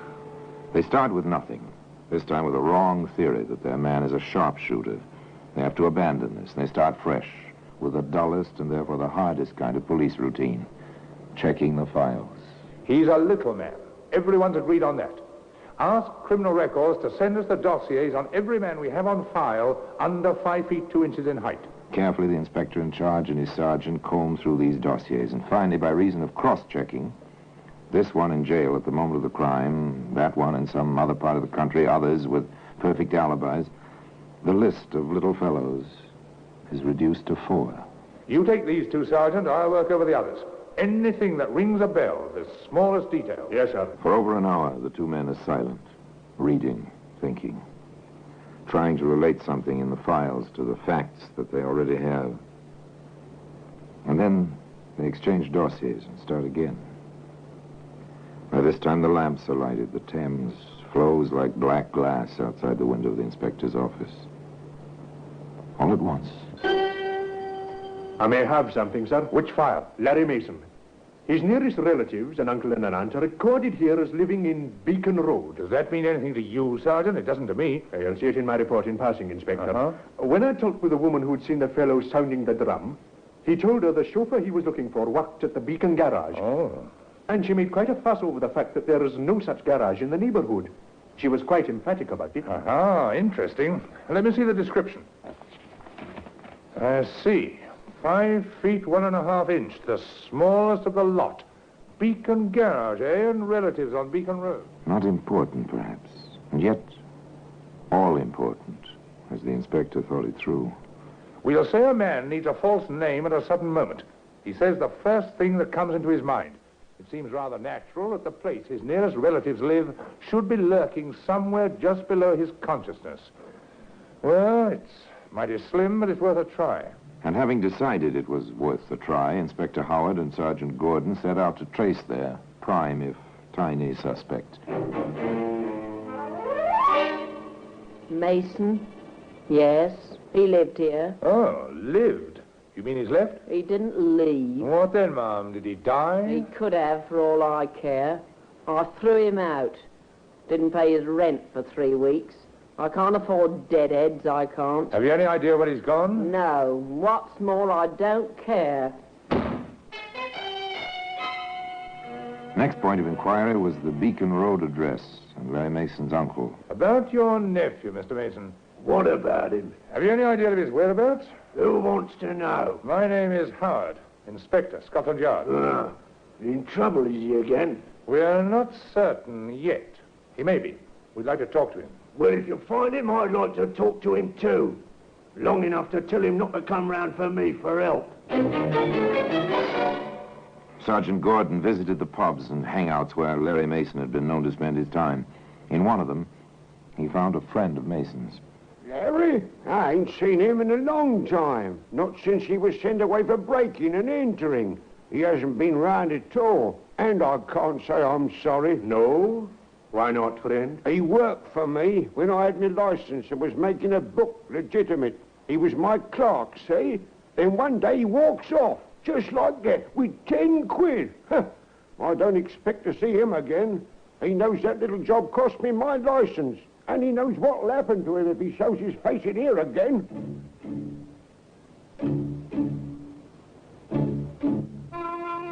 Not much to go on, or to find a man, except the brush strokes that fill the picture of the little fellow's character. Unreliable, a thief, where his friends are concerned. Now, think back a minute. Remember the Daily Gazette, the yard publishes, with descriptions of stolen goods, missing persons, and so on. Teletype from the Lancashire Police, Inspector. They've got the bracelet in the fly case. A pawnbroker turned it up. Good. It was offered to him by a tall, heavy-set fellow with a peculiar circular scar on his right cheek. That sounds like Dick Lowry. Let's have Mr. Lowry in here, shall we?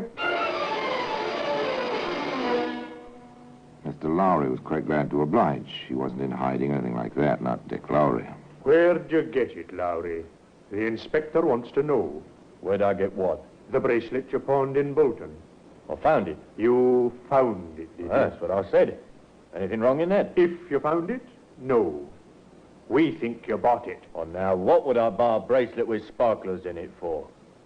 My ghost don't go for that sort of thing. You sold it, didn't you? Oh, of course. Why not? Fella can do with a spot of cash. Lowry. Yes, Inspector? You may want to know that bracelet is involved in a killing. A killing, is it? Why, that dirty little... Oh? Go on, Lowry. Start talking, Lowry. Accessory after the fact in a murder can be very nasty, you know. All right. I bought it. I paid a good price, too. From whom? Lowry, from whom? Larry Mason. Well, at last. Where'd you see him, Larry? Oh, the usual place. Dog track. With him, it's horses or dogs when the nags aren't running. Finally, the patience was bringing results, as it almost always does. Canvass a whole neighborhood, comb through hundreds of files, slowly, narrow the possibilities, and finally, a direct relation is established between the crime and some person who may have committed it.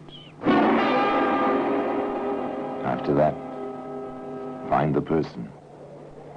In this case, it was the dog tracks. South End. He's not here, Sergeant. The White City Raceway. Not a sign, Inspector.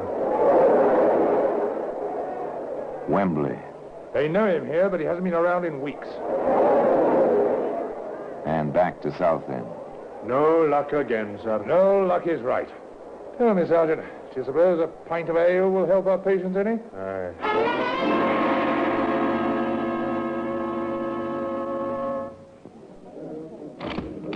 This one seems rather decent, Inspector. Yes, let's get on with it. Oh, excuse me. Oh, I'm sorry, sir. I didn't mean to come against you. That's all right. No harm done. Hold it, young fella. I think I know you. Do you? Where from? You're Larry Mason. Not me. My name's Leonard Martinson. Sorry, you'll have to prove your identity. We're from Scotland Yard.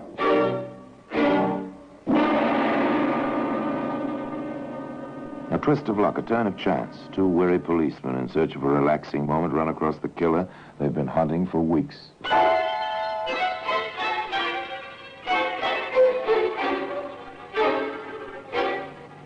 At the yard, Larry Mason was not having a particularly relaxing time of it. Do you insist on denying you're Larry Mason? I do. Look, Mason, you've been away for a while. Now you know about these things. Your fingerprints are the prints on Mason's record. Dick Lowry swears he bought the bracelet from you. Your landlady and your former bookmaking associate have identified you. Now let's have no more nonsense. I ain't giving you a thing. Just because I'm small don't mean you can push me around. Ah, you'd better tell us the whole story, Mason, and stop this nonsensical denial. You'll go to trial anyway, you know. And the more you lie now, the harder it'll be on you later. Now speak up, Mason. You know, they get stubborn streaks sometimes. They read somewhere somehow that the best defense is to admit nothing, not even their own identities. So they firmly shut their mouths and refuse to talk about anything except the weather. The sergeant knew they had a case, a good case. Inspector Howard came in to help. I look at it this way, Mason. You can't do yourself any harm. We've got the evidence, we've got the gun. We're in the process of tracing it to you right now. The woman you spoke to will identify you in court. You had the bracelet. You've no alibi worth mentioning. You'll hang on what we've got, Mason, unless you've something which makes it manslaughter in place of murder. All right. It was an accident. I never used a gun before. Never even had one. The first time is always one too many when it comes to guns. Now keep talking. How was it an accident? I broke the glass, see? After nobody answered the bell. I stuck my hand in. It was a cinch to open the door. I woke fast, but this fella come home early or something. I tried to make the back door. No luck. It was locked with a key. So you had to come to the front. He was a lot bigger than me. I pulled the gun because I wanted to scare him, that's all. He jumped me, hit me with something. I blacked out. That's it. I blacked out. Didn't even hear the gun go off.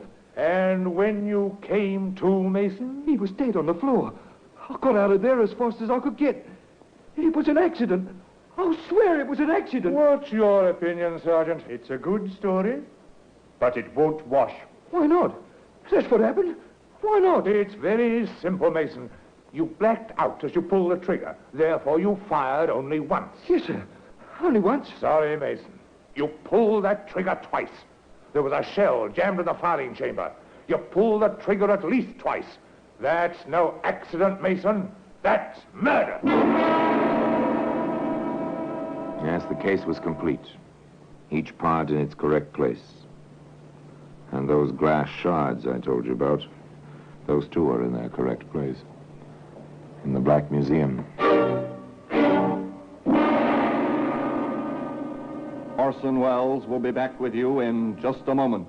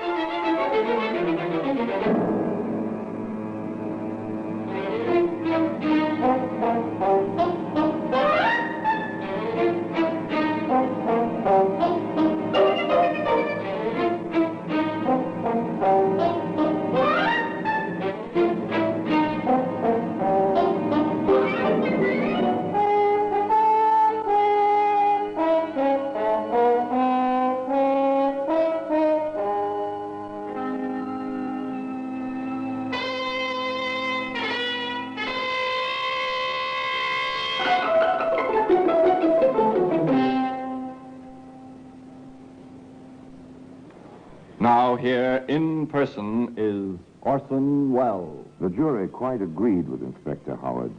That was no accident. And so in due course, little Larry Mason, the bookie's clerk who made the fatal error of carrying a pistol, went the way of most murderers at 8 o'clock one summer morning.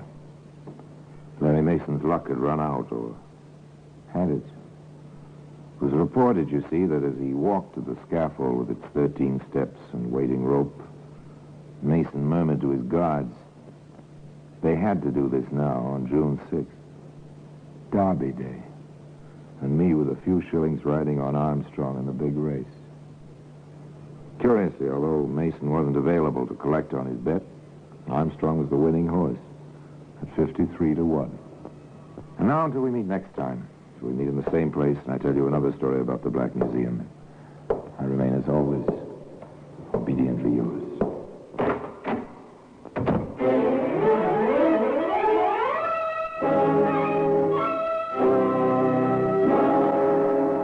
The Black Museum, starring Orson Welles, is presented by arrangement with Metro-Goldwyn-Mayer Radio Attractions.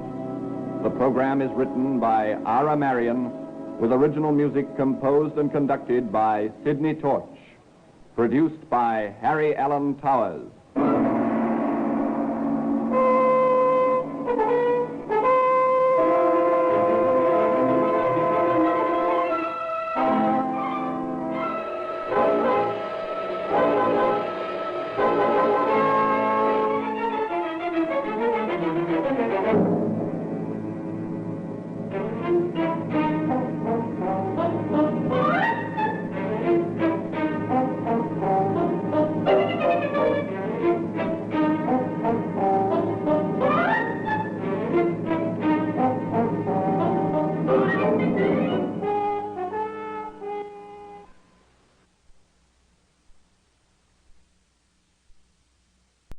You have been listening to Golden Age Radio, rumble.com/C/GAR, brought to you by G3PL.com. Don't forget to subscribe for more videos.